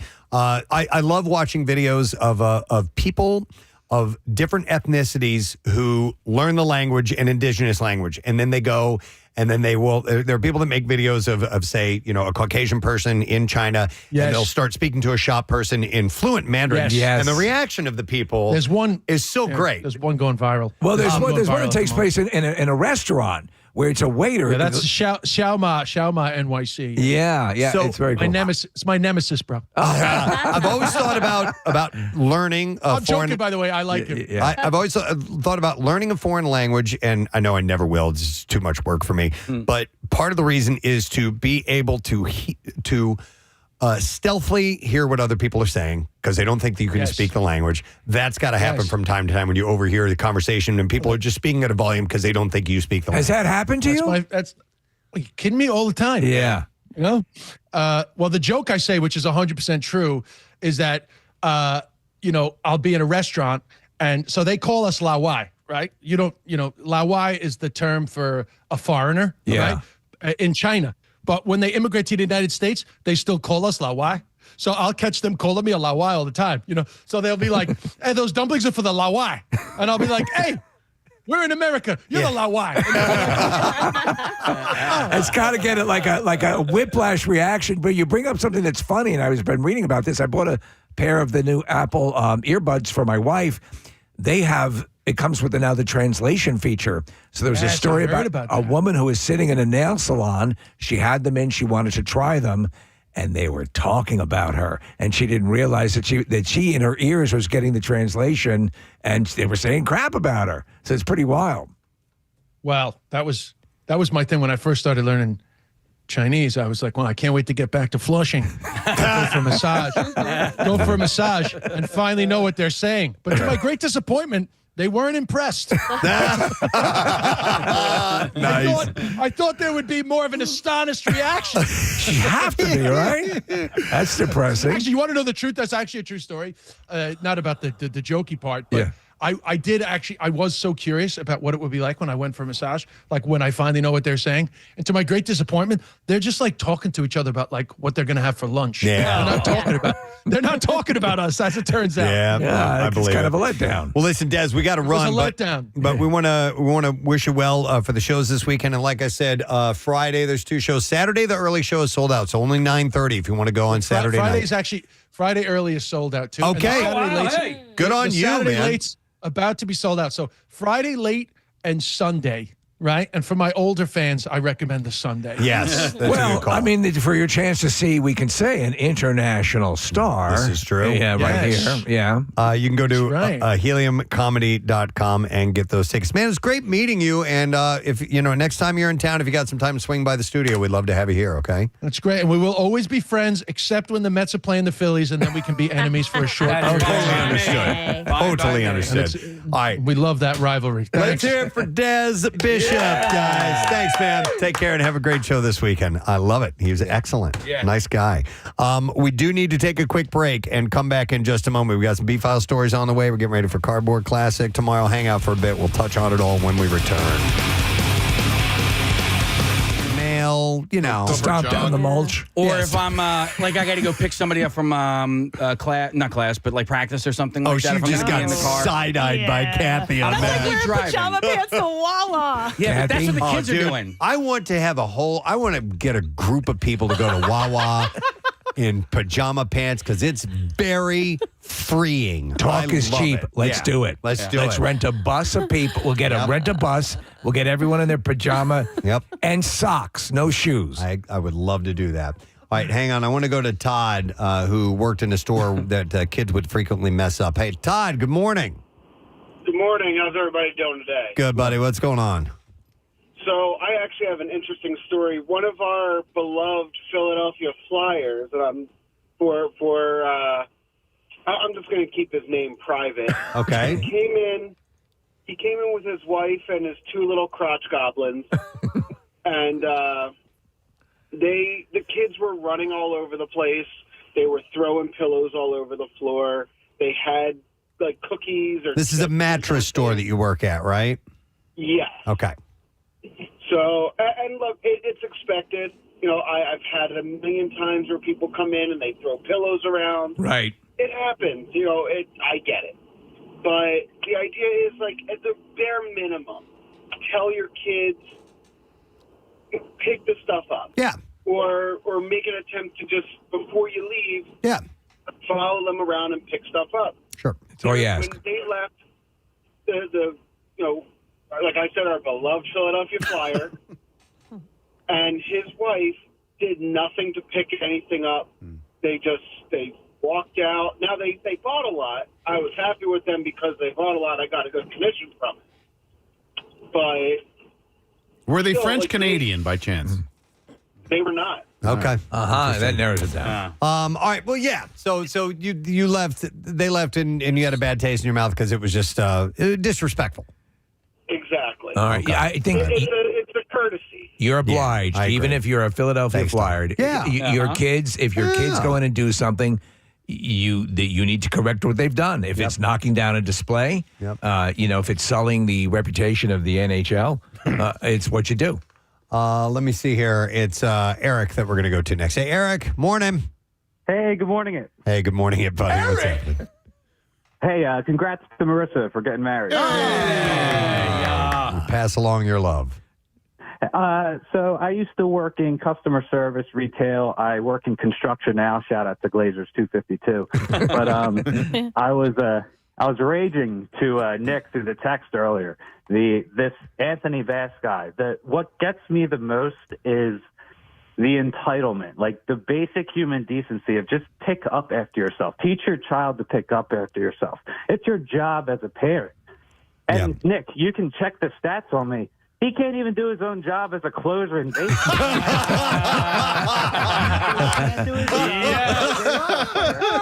can't do his job as a parent. He blew up online. This dude's failing. He's a trifecta of failure. All right. So if he were an effective closer, he'd get a pass. And now he's going to, hopefully, if anybody working at United is listening, I hope this person doesn't get fired because of this dude's fucking. He's fired up, Eric. Fargan. Oh my God, I'm so sorry. No problem. So Eric, let me ask you: if the flight attendant was rude, would that change your perspective of this?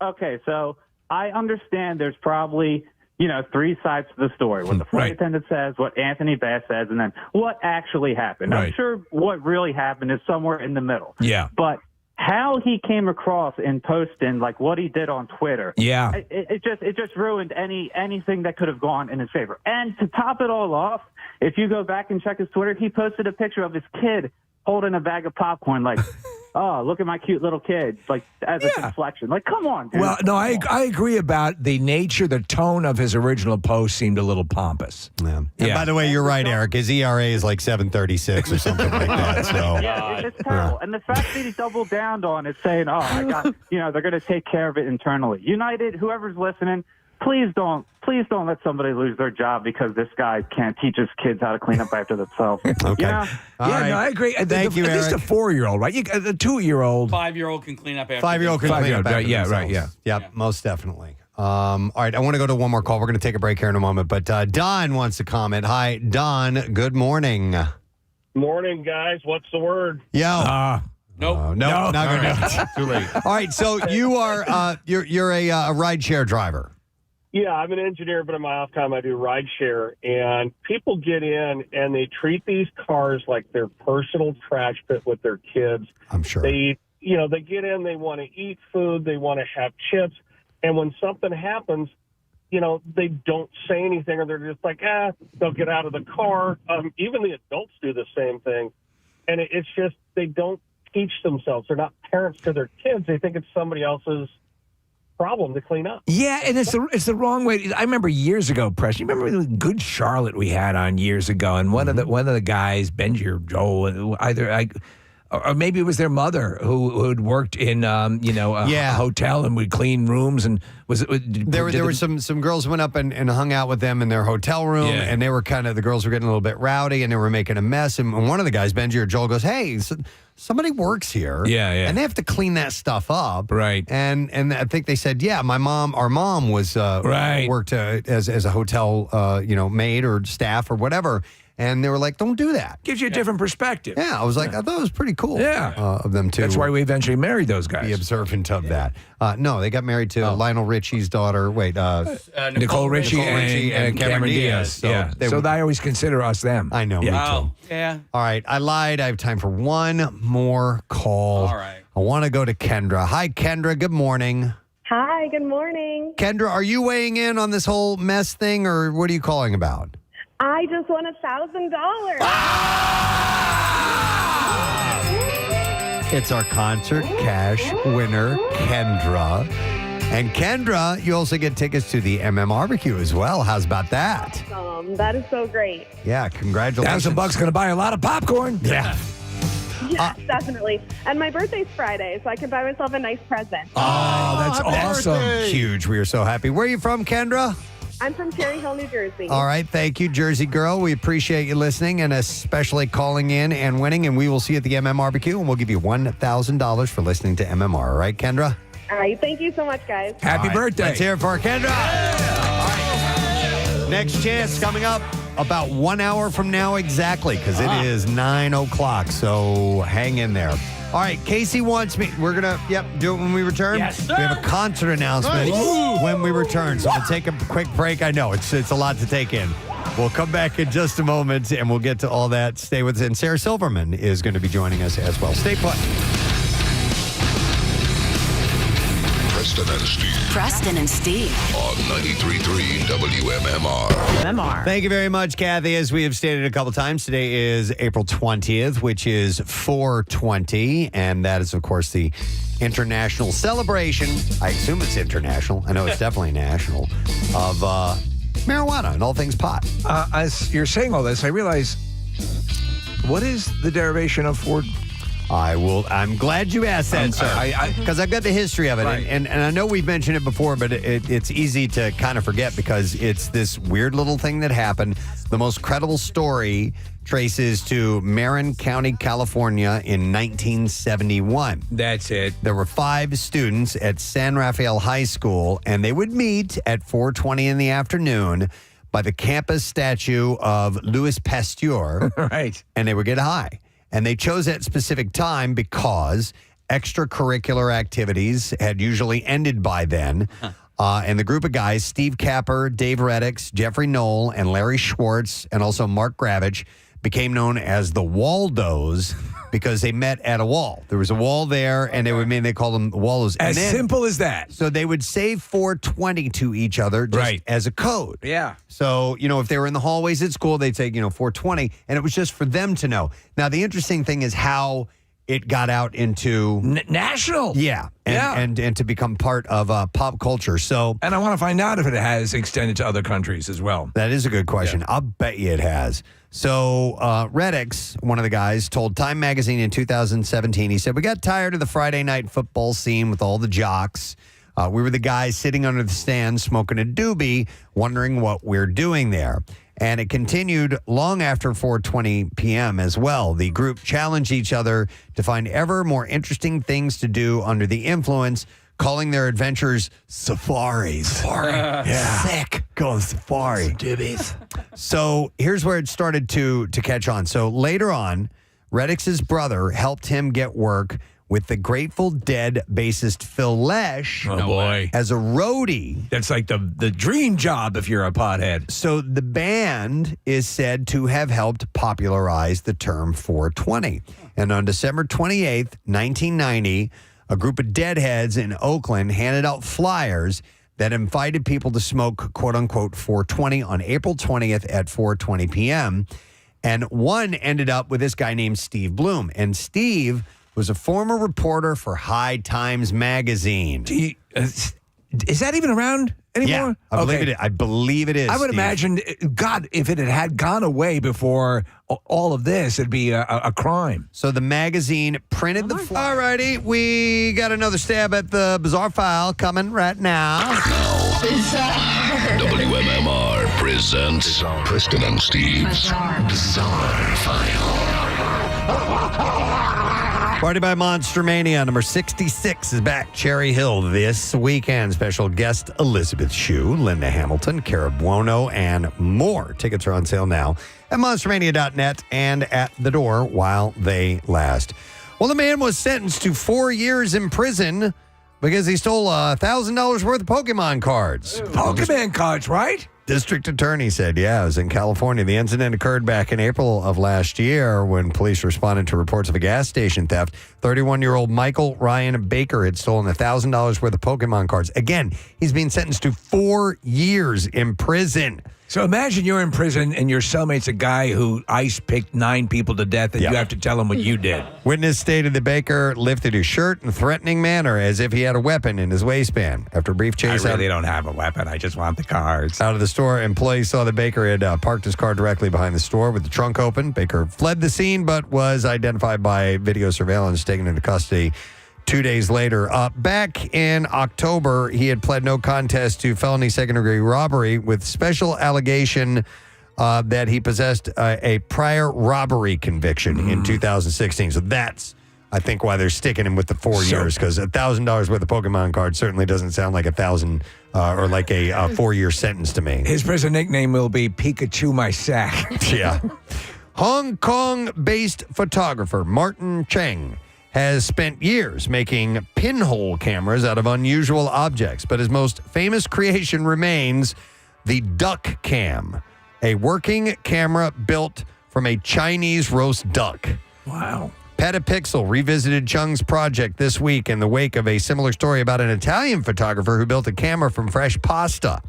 Chung's idea came to him while he was working as a waiter in Melbourne's Chinatown during art school. He began wondering how a roast duck would see Chinatown if it could look out through its own skin. The family's all here. Someone get a duck. The reddish color of the duck's skin, it turns out, works surprisingly well as a light barrier, which is essential for any camera to function. The first 2 attempts failed when the duck's oil seeped out and ruined the film. On the third try, after chilling the duck in a refrigerator first, he succeeded in capturing a photo of Melbourne's Chinatown gate. It's pretty amazing. We're looking at a picture of it. It's sure enough, it's an actual duck. Okay. Wait till this guy finds out about cameras. In the fitting finale, after the shoot, keeping the idea that a photographer and the camera should become one, he ate the duck. No. So he ate it. Officials in Medina County, Ohio, have solved the mystery behind a February 20th outage that knocked out phone and internet service at multiple government offices. including the county's prosecutor's office. For a while, the working theory was that contractors had accidentally sliced through underground fiber lines while doing other work nearby, but that turned out to be wrong. County Administrator Matt Springer revealed at a recent commissioners meeting that investigators traced the true cause. It was a squirrel that caused the outing. Yes. Into the line? The animal had built a nest inside the fiber infrastructure and chewed through multiple lines in the process. Wow. Springer told the board, it's hard to make this stuff up. He said the county is now working with internet providers and local fiber network to prevent a repeat performance. Squirrels have a long track record of causing havoc with utility companies and have been blamed for power outages across the U.S. for years. You want to get nuts? When there were years ago there was a big blackout in New York and in the Northeast, and it caused some serious havoc. And I want to say there was like an animal. Are you talking about the one like in the 60s? No, it was in the 90s. Okay. And there was some kind of big blackout, but I thought there was a rats or something. Yeah, it might have been. Maybe, I don't know. Sounds familiar. All right, the other day, after stepping into her bathroom, one homeowner in Australia was suddenly struck with the uncanny feeling that she was being watched. And she wasn't wrong. Perched overhead on the upper frame of her shower door was a tiny face looking down at her. At first glance, it would have been very easy to miss. That face belonged to a snake. Oh yeah.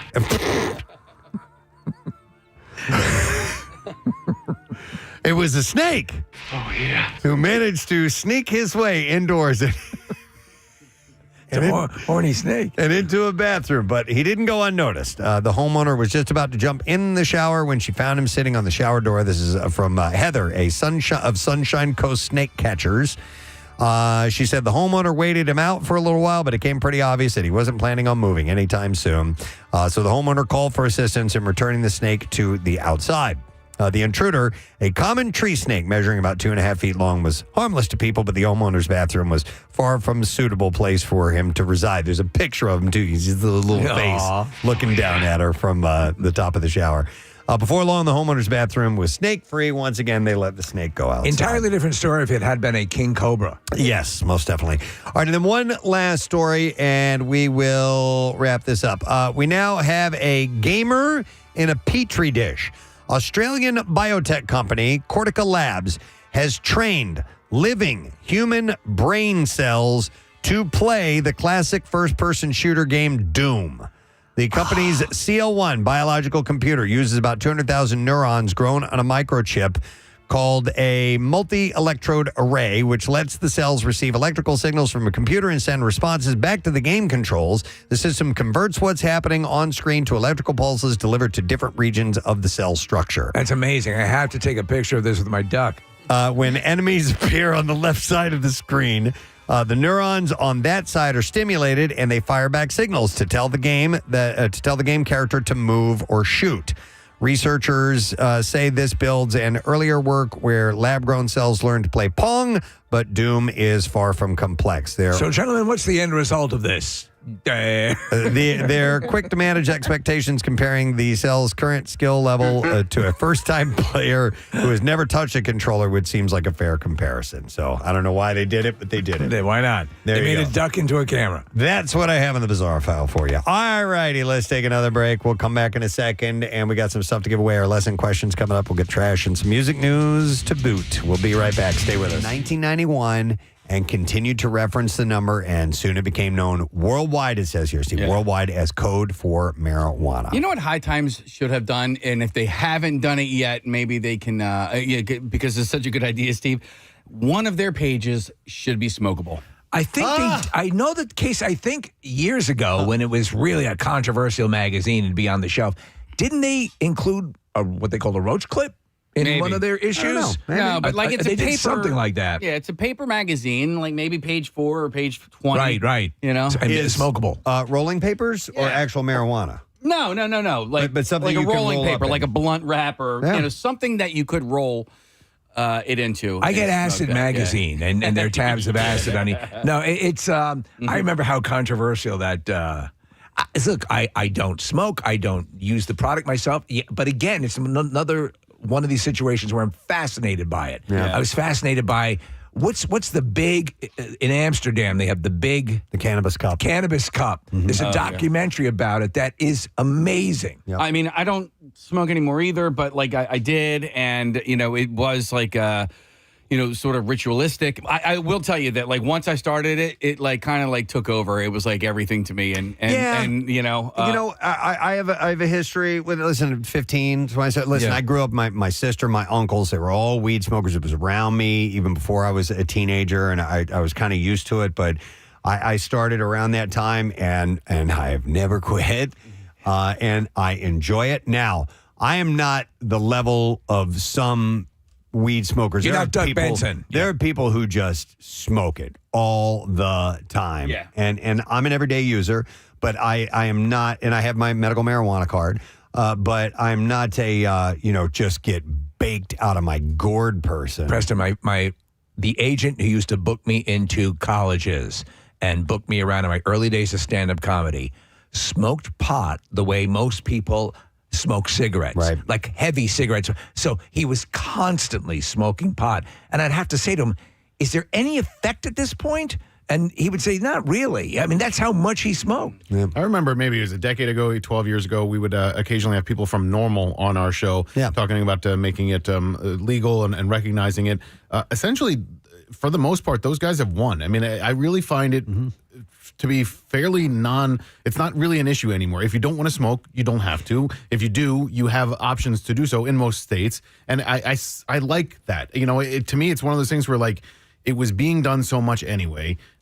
If you want to smoke legally now, most of the places you can. Even Utah, for crying out loud, there are legal shops. Do you know what's happening now, though? And I just read an article out of California where the image of I'm a local grower and I'm doing my own. Those businesses are getting swallowed up by corporate. Sure. Yeah, the same thing's happening with that industry as well. It's funny though. I mean, because I don't want to be like super prudy and stuff like that, but I do feel like there's a time and place, and like I don't feel like I should be walking through a cloud of pot smoke as I'm walking into the fashion district of Philadelphia, or walking through a cloud of pot smoke as I'm walking down the boardwalk in Wildwood, and it happens. But at the same time, the pot in New Jersey is just as legal as people drinking their White Claws on the beach, and I have no problems with that. But I think the difference is like I'm not smelling your not wafting over. You don't get a contact buzz from somebody drinking a beer. Yeah. And you may not necessarily from somebody's from smoking weed, but if you're someone who's in recovery and you go by and you smell that, you have inhaled a little bit. You know what I mean? And I can see that be concerning, especially for people who've gone through What about recovery. cigarettes, though, man? You've defended people smoking cigarettes out in front of a building in the past. Yeah, I know, but I love the smell of cigarettes. No. Everyone picks their poison. No, in fact, I haven't. Not out in front of the building. Like, I think, like here at this building or like at a mall or something like that, you need to give them cover, right? Like, when it's raining out, it's not like, oh, tough crap, you stinky, filthy smokers. Like, go smoke in the rain. Stinky people. Yeah. But, so you're talking about make some sort of area where they can congregate. But not for the pot smokers? Right outside the entrance? Well, but you're the one that said it, not me. Yeah, I'm right out. Okay, first of all, it's not legal in Pennsylvania recreationally, right? Like in Philadelphia, it is. Recreationally? Smoking legally is recreational in Philadelphia. Pennsylvania's odd because it's by municipality in most areas. Smoking weed, as far as I understand it, is allowed in Philadelphia in public. I don't know. Let's check that.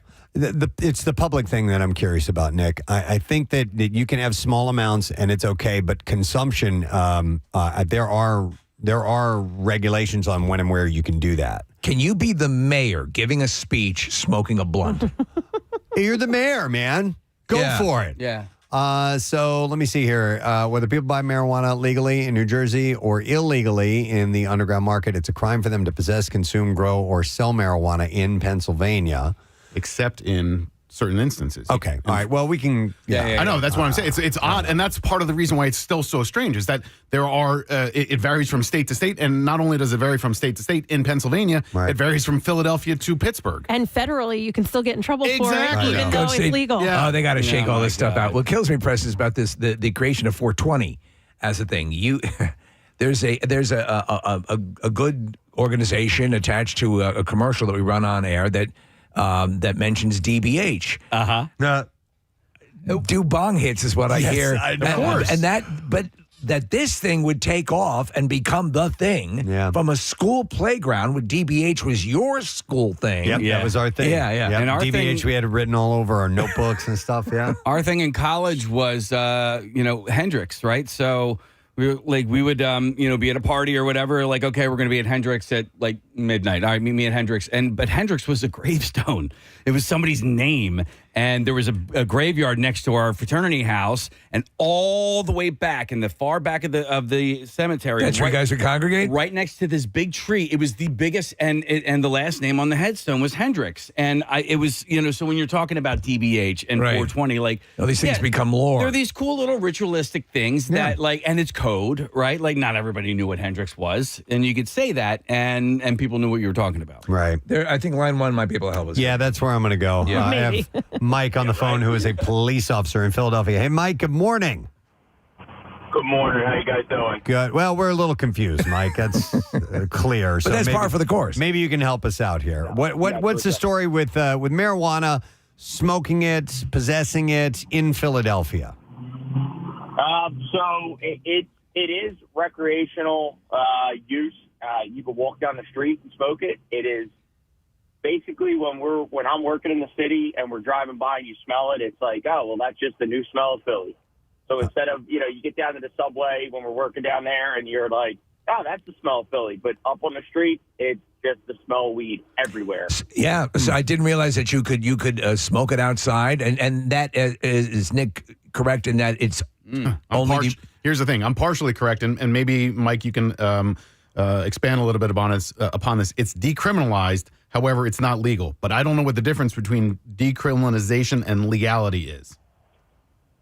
I mean, realistically, there is no. I'm sure there is a nuance, and if you're caught with it with like a certain amount and it's all baggied up, then yeah, it could be then it's criminalized. However, it's gotten to the point now where it's so prevalent out there that there's no point in doing anything about it because of how willing. I always love the way that song ends. There's kind of this like delicate ending at the end of that tune. Tom Petty, and you don't know how it feels. At 93.3 WMMR. It's 10:15. Today is Thursday. In a little while, we're packing up our stuff and we're heading to the mountain, folks. Montage bound once again for Cardboard Classic. It's everybody our third year at Montage, right? We've been loving it. Yeah, it's been phenomenal. And boy, are they great hosts. Yeah. That they are. The event is on tomorrow morning, and we have every intention of ending our program tomorrow, like now. It'll be closer to 10 o'clock. We want to wrap that up and get right out onto the hill, get started. We went through a detailed meeting yesterday of here's what we are doing. Now, will it really happen? I don't know, but we have every intention of not having any delays and getting right to it. The delays are something we really worked hard to make sure we could eliminate. I think we're going to be much closer to that result. As with us, perfection is unobtainable, or even anything resembling it. But I think we can get closer. Yeah, we're working on it. And you never know what's going to happen with the sleds, and if they crumble and cause a big. We got to clean it all up, and there's delays like that can happen. So we'll roll with it. We'll make it work. We're going to roll with the changes. Yeah, that's a good idea, man. That is exactly what we are going to do. It's going to take a minute. Hold on, Casey. All right. I thought that had a permanent place on our super duper fast keys. Here we go. You've got Bush. Roll with the bush. Roll in the bushes. Yeah. You know what? What? Yeah, I'm gonna move that. You're gonna merge. We got Bush to. No, I'm gonna put it right there. All right. Okay. Yeah. Right there now. I reference it enough. All right. Let's do today's lesson question, and let's give away our prize, which is a pair of tickets. This really cool thing. It's Hey You Guys, Corey Feldman, Carrie Green, Goonies movie screening March 21st at the Keswick Theater. And I have to do the proper pronunciation for this lesson question, which is What is the weirdest type of beard? What is the weirdest type of beard? All right, 610-660-9333. Let's see if you know the answer to that. It was around 9 o'clock this morning that was mentioned. And we'll do the trash while you're calling. The trash business is a gold mine. 93.3 WMMR with Preston and Steve's Hollywood Trash. Brought to you by Horizon Services. Horizon Cooling has a precision AC tune-up for just $79 for a limited time. You can get your home ready before summer hits. Book now at horizonservices.com. What's going on, Steve? Well, Preston, New England Patriots wide receiver Stephon Diggs has been released from his contract early after a slew of recent incidents, including being accused of assaulting and strangling a personal chef. Diggs says he's not worried about the future, noting that every major city has chefs he can strangle. Billy Idol, this is wild, admitting that years ago he was able to beat his heroin addiction by smoking crack. Idol admits the unconventional treatment left him addicted to crack, which he was able to beat by smoking heroin. And finally, the Hallmark Channel boasting that more than a dozen enduring couples have formed from actors playing couples in their holiday movies. Not to be outdone, the Bravo Channel began boasting they have the greatest concentration of reality stars you would really enjoy setting on fire. And that's your holiday trash. To the phones we go to see if someone knows the answer to the question, which is, what is the weirdest type of beard? I'm going to go to Erica. Try and get that answer. Hi, Erica. Good morning. YouTube. Erica, what is the weirdest type of beard? The weirdest type of beard is an eel beard. Eel beard. It's an ear beard. Yes. Hang on just a second. Erica, we are going to give you a pair of tickets as MMR rocks. Hey, you guys. It's Corey Feldman and Kerry Green. Goonies movie screening on March 21st at the Keswick Theater. Tickets are on sale now via keswicktheater.com. Have we used this as winning music before? We have? Yeah, from time to time. A little surprised. I didn't realize that. All right, let's get to music news. Here we go. Now, Preston and Steve's Music News on 93.3 WMMR. Brought to you by Nifty 50s. Craving a blast from the past? Step into the fabulous 1950s at Nifty 50s. 10-time Best of Philly winner, Nifty 50s. Taste the memory. The 2026 Aftershock Festival has revealed its lineup, and it's the biggest one yet. My Chemical Romance, Tool, Limp Bizkit, and Pierce the Veil will headline the 4-day event, which is set October 1st through the 4th at Discovery Park in Sacramento.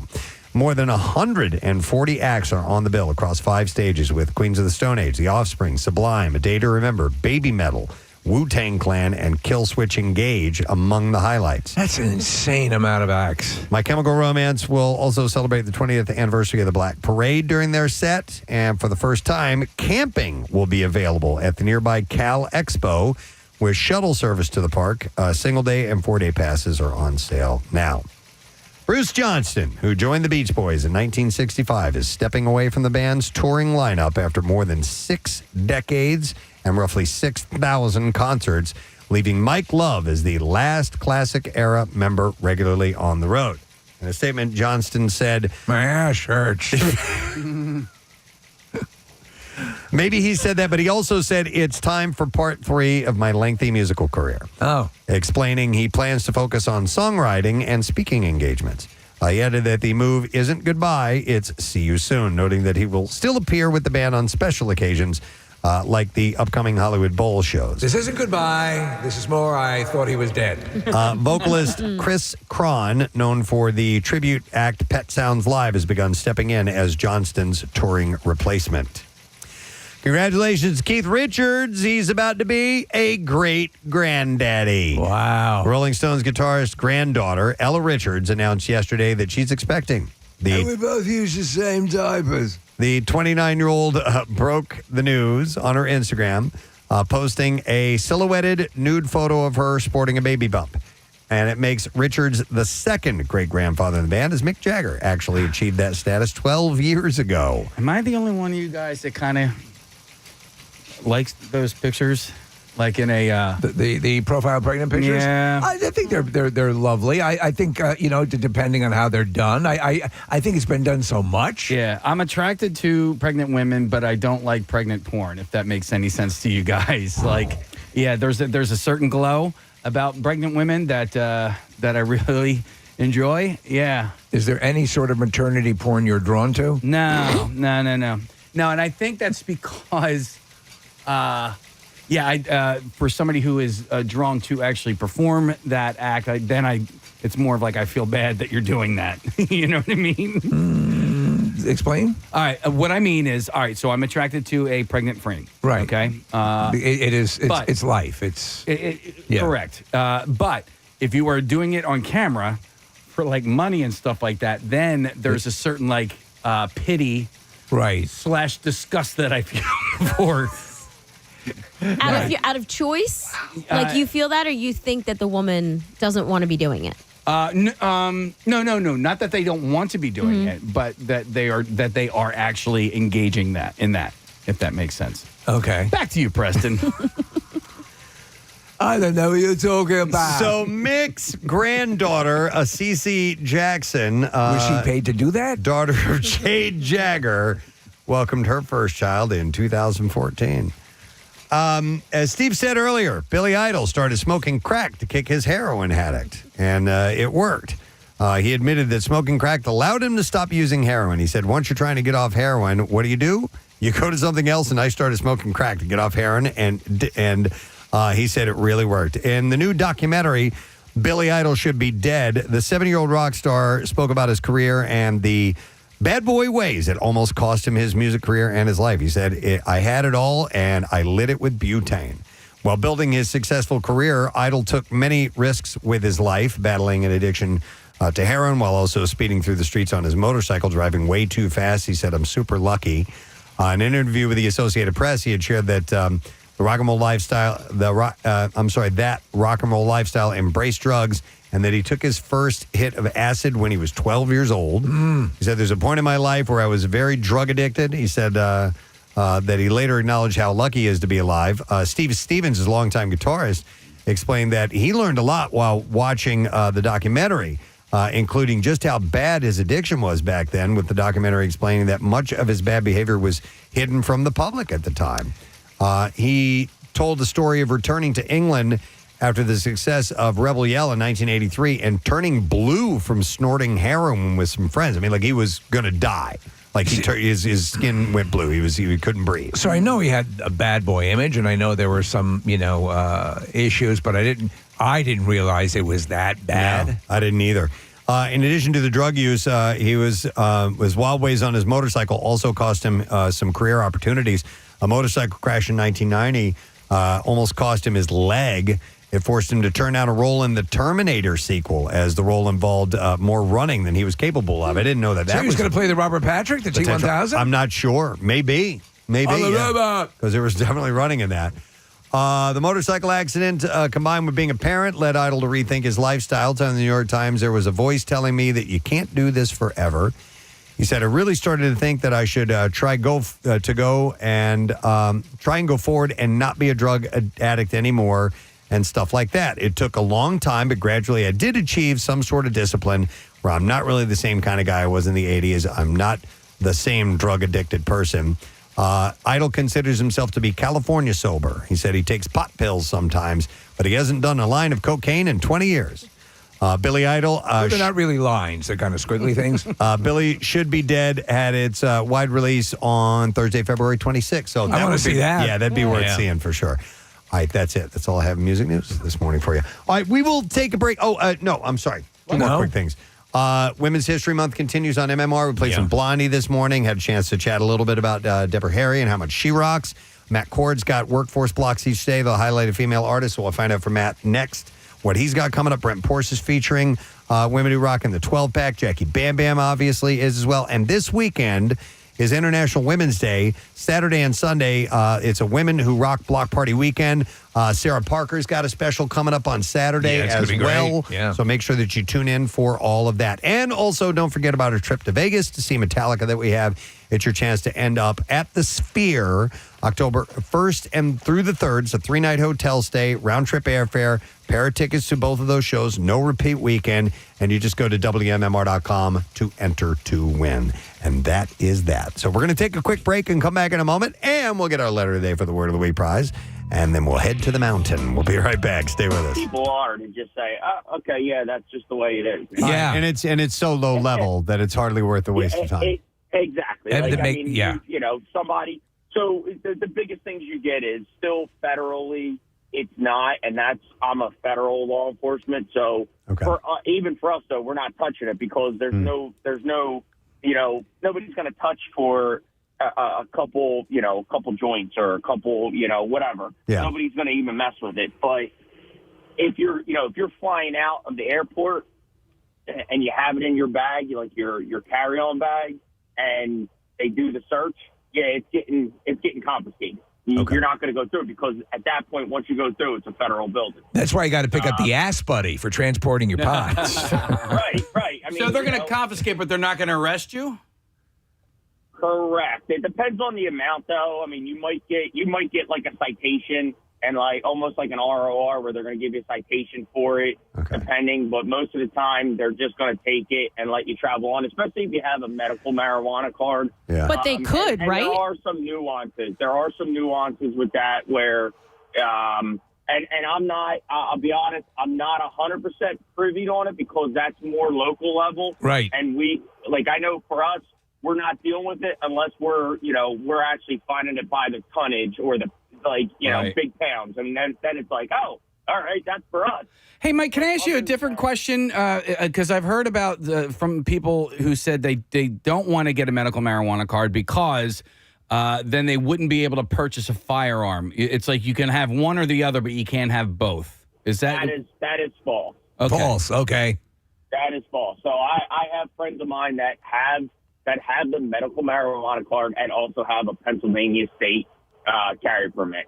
So it is false. It's there's obviously if you get caught carrying and you were smoking and you're high, yeah, there's some implications, right? It's just like drinking. Like even for me as a Fed, I can basically carry anywhere. However, where I can't carry is anytime if I decide to have a drink, right? I'm not supposed to have it on me, and if I do, that's it. It doesn't matter who I am and what I am. It's an automatic, you're done. Okay. Right? So because that's the implications. let me ask you, Mike. So I do a lot of human trafficking, but I want to get a Class C license. Yeah. Is that going to be an issue? I mean, it won't be, but what's your address again? All right, Mike. We appreciate the info. Take care, bud. No problem. Thanks for talking. All right, see you later. Hi, Mike. All right, we actually have a police sergeant. There you go. Who wants to correct a couple of things that Mike may have missed out on. So, and he's in Philly as well. Hey, Joe. Good morning. Hey, it's just that you look so nice. That's a great callback. All right, Joe. We're good, man. So, what's the what can you clear up about this conversation? Yes, I need to retrain Mike. Mike's pretty close on a couple things. It is not legal. It is decriminalized. Okay. Meaning anything less than 30 grams possession, it will be confiscated and you get issued a ticket for $25. Okay. If you're smoking it, the ticket is actually $100. But a code violation notice is the same thing we issue for a house with high grass, or if you're like smoking in the entrance of a business because businesses don't allow smoking. It's a ticket. Okay. So it's not that big a deal as long as you pay it. There's no criminal offense. You don't have to disclose anything on a job application. Okay. Oh, all that's right. That's what I thought. I thought that there was that you can't be just standing out on a sidewalk, a public sidewalk, just huffing away. I thought that was, if not illegal, some type of a violation. Yeah, but it's become so prevalent. It's almost become that drinking a beer in a brown paper bag. Right. Cops aren't going to chase everybody through the park. Yeah, you're on your it's porch, or your situational. house, you're in your car. We're not going to make an issue about it. Joe, you'd gum up. I mean, if you were to go after everybody, you'd be gumming up. The paperwork alone would be insane going through all that stuff, right? Exactly. Yeah. Well, I don't think I'd make it 2 blocks from headquarters before I get to that. Yeah. So, All right, say, Sergeant, real quick, because I just got another text from my friend who is a state trooper here in Pennsylvania, and he says that guy is absolutely wrong about the medical marijuana card and firearms. He says you absolutely cannot have a medical marijuana card and purchase a firearm in Pennsylvania. He Is said it that purchase is a firearm or purchase concealed permit? purchase a firearm. Your state trooper friend is exactly right. If Okay. you have a medical marijuana card in Pennsylvania, it automatically prevents you from being able to apply for and purchase a firearm. But if you had a firearm first, what if you? I'm sorry. What if you had a firearm first? In theory, you're supposed to turn it into the state if you get caught. Now, I imagine nobody's kicking down your door to take your legally purchased firearm because you got a card. But it's probably in your best interest to maybe not disclose. Wow. Why is that, though? Just go visit Jersey more often. Why is that? What is the reasoning behind that? Because it's federal. So the state, which is got it. when you purchase a firearm, you have to register it with the state. Right. When you purchase that firearm, because it's state, it's all submitted to the federal government. All right. Where Got the it. federal government, all marijuana is still illegal. All right, Joe, let me throw this scenario out to you. Let's say I have a medical marijuana card. I am defending my home. Someone breaks into my house. I have a firearm. I use it. Does that complicate things? It can and it can't. What you're looking at, I mean, is you can justify the use of deadly force. In theory, I can take my firearm and leave it at my father's house. And if my father used that firearm to defend his property, he violated no law. He was not in possession of that firearm outside the house. Okay. Hey, Joe, what about driving under the influence of marijuana? And does that vary from state to state? It does. And one of the issues in Pennsylvania they've talked about is because we're kind of decriminalizing and there's the medical, when you get pulled over for DUI for alcohol, there's a limit you have to reach. It's 0.08 is the limit of alcohol. If you're below 0.08, you don't get charged with an offense. Right. If you have any marijuana in your system, and I believe it can last anywhere from 3 to 7 days, depending on the level. If you have any marijuana in your system, you're automatically charged. DUI. Even if it's you smoked weed 2 days ago and you have trace amounts, because that they test for, I think it's there's a doctor in court who does this part, but I always look at his sheets. They test for THC, and I think it's delta hydrocannabinoid 9 or something. And when they test for all of that, as long as it shows up in the system, you're charged with 3802D, which is the drug offense. So you're just like a bad driver on a certain day, and you just do a dick move as you're driving. But if they test for it, and it could be a couple of days old, they'll charge you with that under the influence. Yeah, it's one of the things that they've been talking about addressing because you can leave the bar and you're at 0.06, you're free to go home, but you have that little bit of marijuana and we smell. So it's the weird thing, Joe, and we talk about this because there's so many from jurisdiction to jurisdiction, from state to state.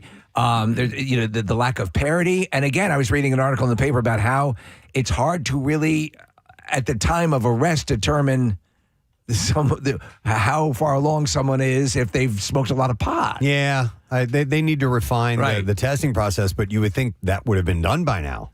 Because it's been around for a long time. Hey, on 93.3 WMMR. Hi there. We're wrapping up our program. Glad you've been with us this morning. We've had a damn good time here on MMR, as we will tomorrow morning as well. Kind of feels like Friday, doesn't it? Oh, sorry about that. There we go. Yeah, it really does. I mean, we have a long day tomorrow, but it sure does. Oh, I mentioned a Friday. I gotta make sure I take my froggy mask. Gotta bring your frog. I gotta set all these things out in front of me, or I will forget all of my necessary utensils for a Friday show. My bell. Hang on, let me get my bell. Yeah, holy crap! Because we'll have the connoisseur. I can't forget all these things. And it's a mountain connoisseur. I got to put together these little packages as we're all set. But listen, thank you to our guest today, Alfonso Ribiero. Yeah. 800th episode of America's Funniest Home Videos, airing on Sunday, 7 p.m. He's a nice guy. Always had a great conversation with him. And then for the first time, we chatted with comedian Des Bishop, and he was excellent. He was terrific. He's a big star in Ireland and in China, believe it or not. Yeah, Helium Comedy Club Friday, and he's saying Saturday's pretty much all sold out, but Sunday there's a show as well at 7 p.m., so you can get tickets at heliumcomedy.com. It's Matt Cord who's here. Hey, man. Good morning. Nice to see you. Good to see you. Your first cardboard classic in this capacity. Yeah. First radio trip with fellow DJs since Cancun. Wow. It's been that long? I think. Holy hell, that was a trip back at Y100. Yeah. Yeah. Wow. You going up tonight? Yeah. Okay, very right good. when I get off the air. Yeah, he's having dinner with us. coming? Yeah. She's not. It's accounting season. Oh, yeah. Yeah. She's awesome. Yeah. So, no. And does our hotel have a pool? Oh, I don't know. I packed a bathing suit. That's a good question.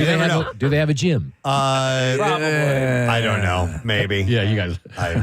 They moved us around. We've stayed at a couple different hotels, so we don't stay at the same place every single time. But I will sometimes pack a bathing suit just for the hell of it too. You never know. They got a little indoor place you can take a little dip or jump in a hot tub. Like a hot tub, yeah. Or if you, like you or me, you go pick up some money go-go dancing at a local place. Yeah. I look good in that bathing suit. A little extra scratch. Yeah. Casey's going to visit his son because he goes to school. Oh, that's right. It's great. Yeah. He's sick right now, though. I feel bad. no. Yeah. But I'm taking him out to lunch anyway. Wow. Eat that food. Yeah. When do you guys go? Right after the show? As soon as possible, Yeah. I have to be a little bit more fluid, but I'll definitely get there tonight. When I pulled into the lot, Eric Simon had all the vehicles all like loading up. Everyone's getting in them.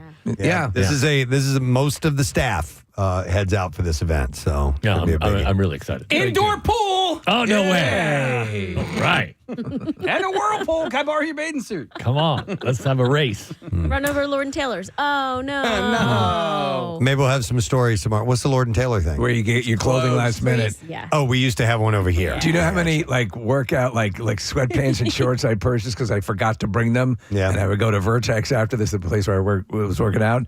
And I'd go to Lord and Taylor and just grab one off the rack and go, I'm such a dumb son of a bitch. There's so much around where we are that I'll bet you can find a bathing suit last minute. Sure. If you need to. Yeah. Or there's always your underwear. You know. Yeah. Why not? All right, let's do the letter of the day. Ready? Here we go. Preston and Steve on 93.3 WMMR. Now, the Daily Letter. And the Preston and Steve show is brought to you today by the letter R as in rush. Oh, thank you, Matt. And we will give away tomorrow our Word of the Week prize, $500 gift card at Nifty 50s. You can head to Nifty 50s this month. Try their Shake of the Month, Irish Potato. To find Nifty 50s, 10 area locations, you can head to nifty50s.com, by the way. All right, what's happening today, man? Well, we have lame ass trivia coming up in about an hour, a 4-pack of tickets for Camelback. Thursday's D student trivia, so at 1:40, Gabby comes in and we give you 10 questions. You get 6 out of 10. You win the prize. The prize this week is Motley Crue Extreme Tesla tickets. Nice. One of the questions is, what was the first Pixar movie? Toy Story. There you go. Yeah. Okay. Off to a good start. Yeah. The vinyl cut. Our female block today is Joan Jett. Excellent. We got Deep Purple and the Red Hot Chili Peppers. That's all good. And vinyl cut today is Bob Seger and the Silver Bullet Band. Love that album. Against the Wind. Yeah. Oh, wow. Against the Wind. Horizontal That's great. Bop, Her Strut. God. Like a Rock. Fire Lake. Like a Against Rock on the that? Wind. No. No, that's Fire American Lake. Storm. Betty Lou's getting out tonight. Wow. Yeah, so. Wait, what was the first one you said? Horizontal Bop. God, I haven't heard that in The Horizontal ages. Bop. Yeah, maybe we'll play that. Okay. Her Strut's good, too. That's a great song. You know who that's about? No. It's about Jane Fonda. Really? Yeah, so Yeah, this is great. he had said that essentially, Jane Fonda, very strong woman, very well educated, and she's very cause oriented and all that. And the song talks about how it says we do respect her, but love to watch her strut. She's really good looking too. So it was kind of his dichotomy on loving the brains and the beauty. We got to play that now. As well. So, all right. Well, listen, we're going to take a moment to thank our sponsors. The Preston and Steve Show is brought to you today by Dunkin' Donuts, and the Preston and Steve Show runs on Dunkin'. Also brought to you by the new pan pizza from Papa John's. You can order today at papajohns.com or on the Papa John's app. Tomorrow is No Sabro Friday. Tomorrow is Cardboard Classic. Tomorrow also we'll have the Connoisseur and all of the things that surround our Friday broadcast. But we're looking forward to seeing you in person out on the slopes. Dress accordingly. Check the weather forecast. Be ready. And this event is happening, rain or shine, and we are excited to bring it to you tomorrow morning. So if you want to do a last-minute road trip, yes, you come can. on out, man. You can do it. We're going to have you. All right, that's it. We are done. Rage on. Have a great day in the morning, and we'll see you on the slopes tomorrow, gang. Bye-bye.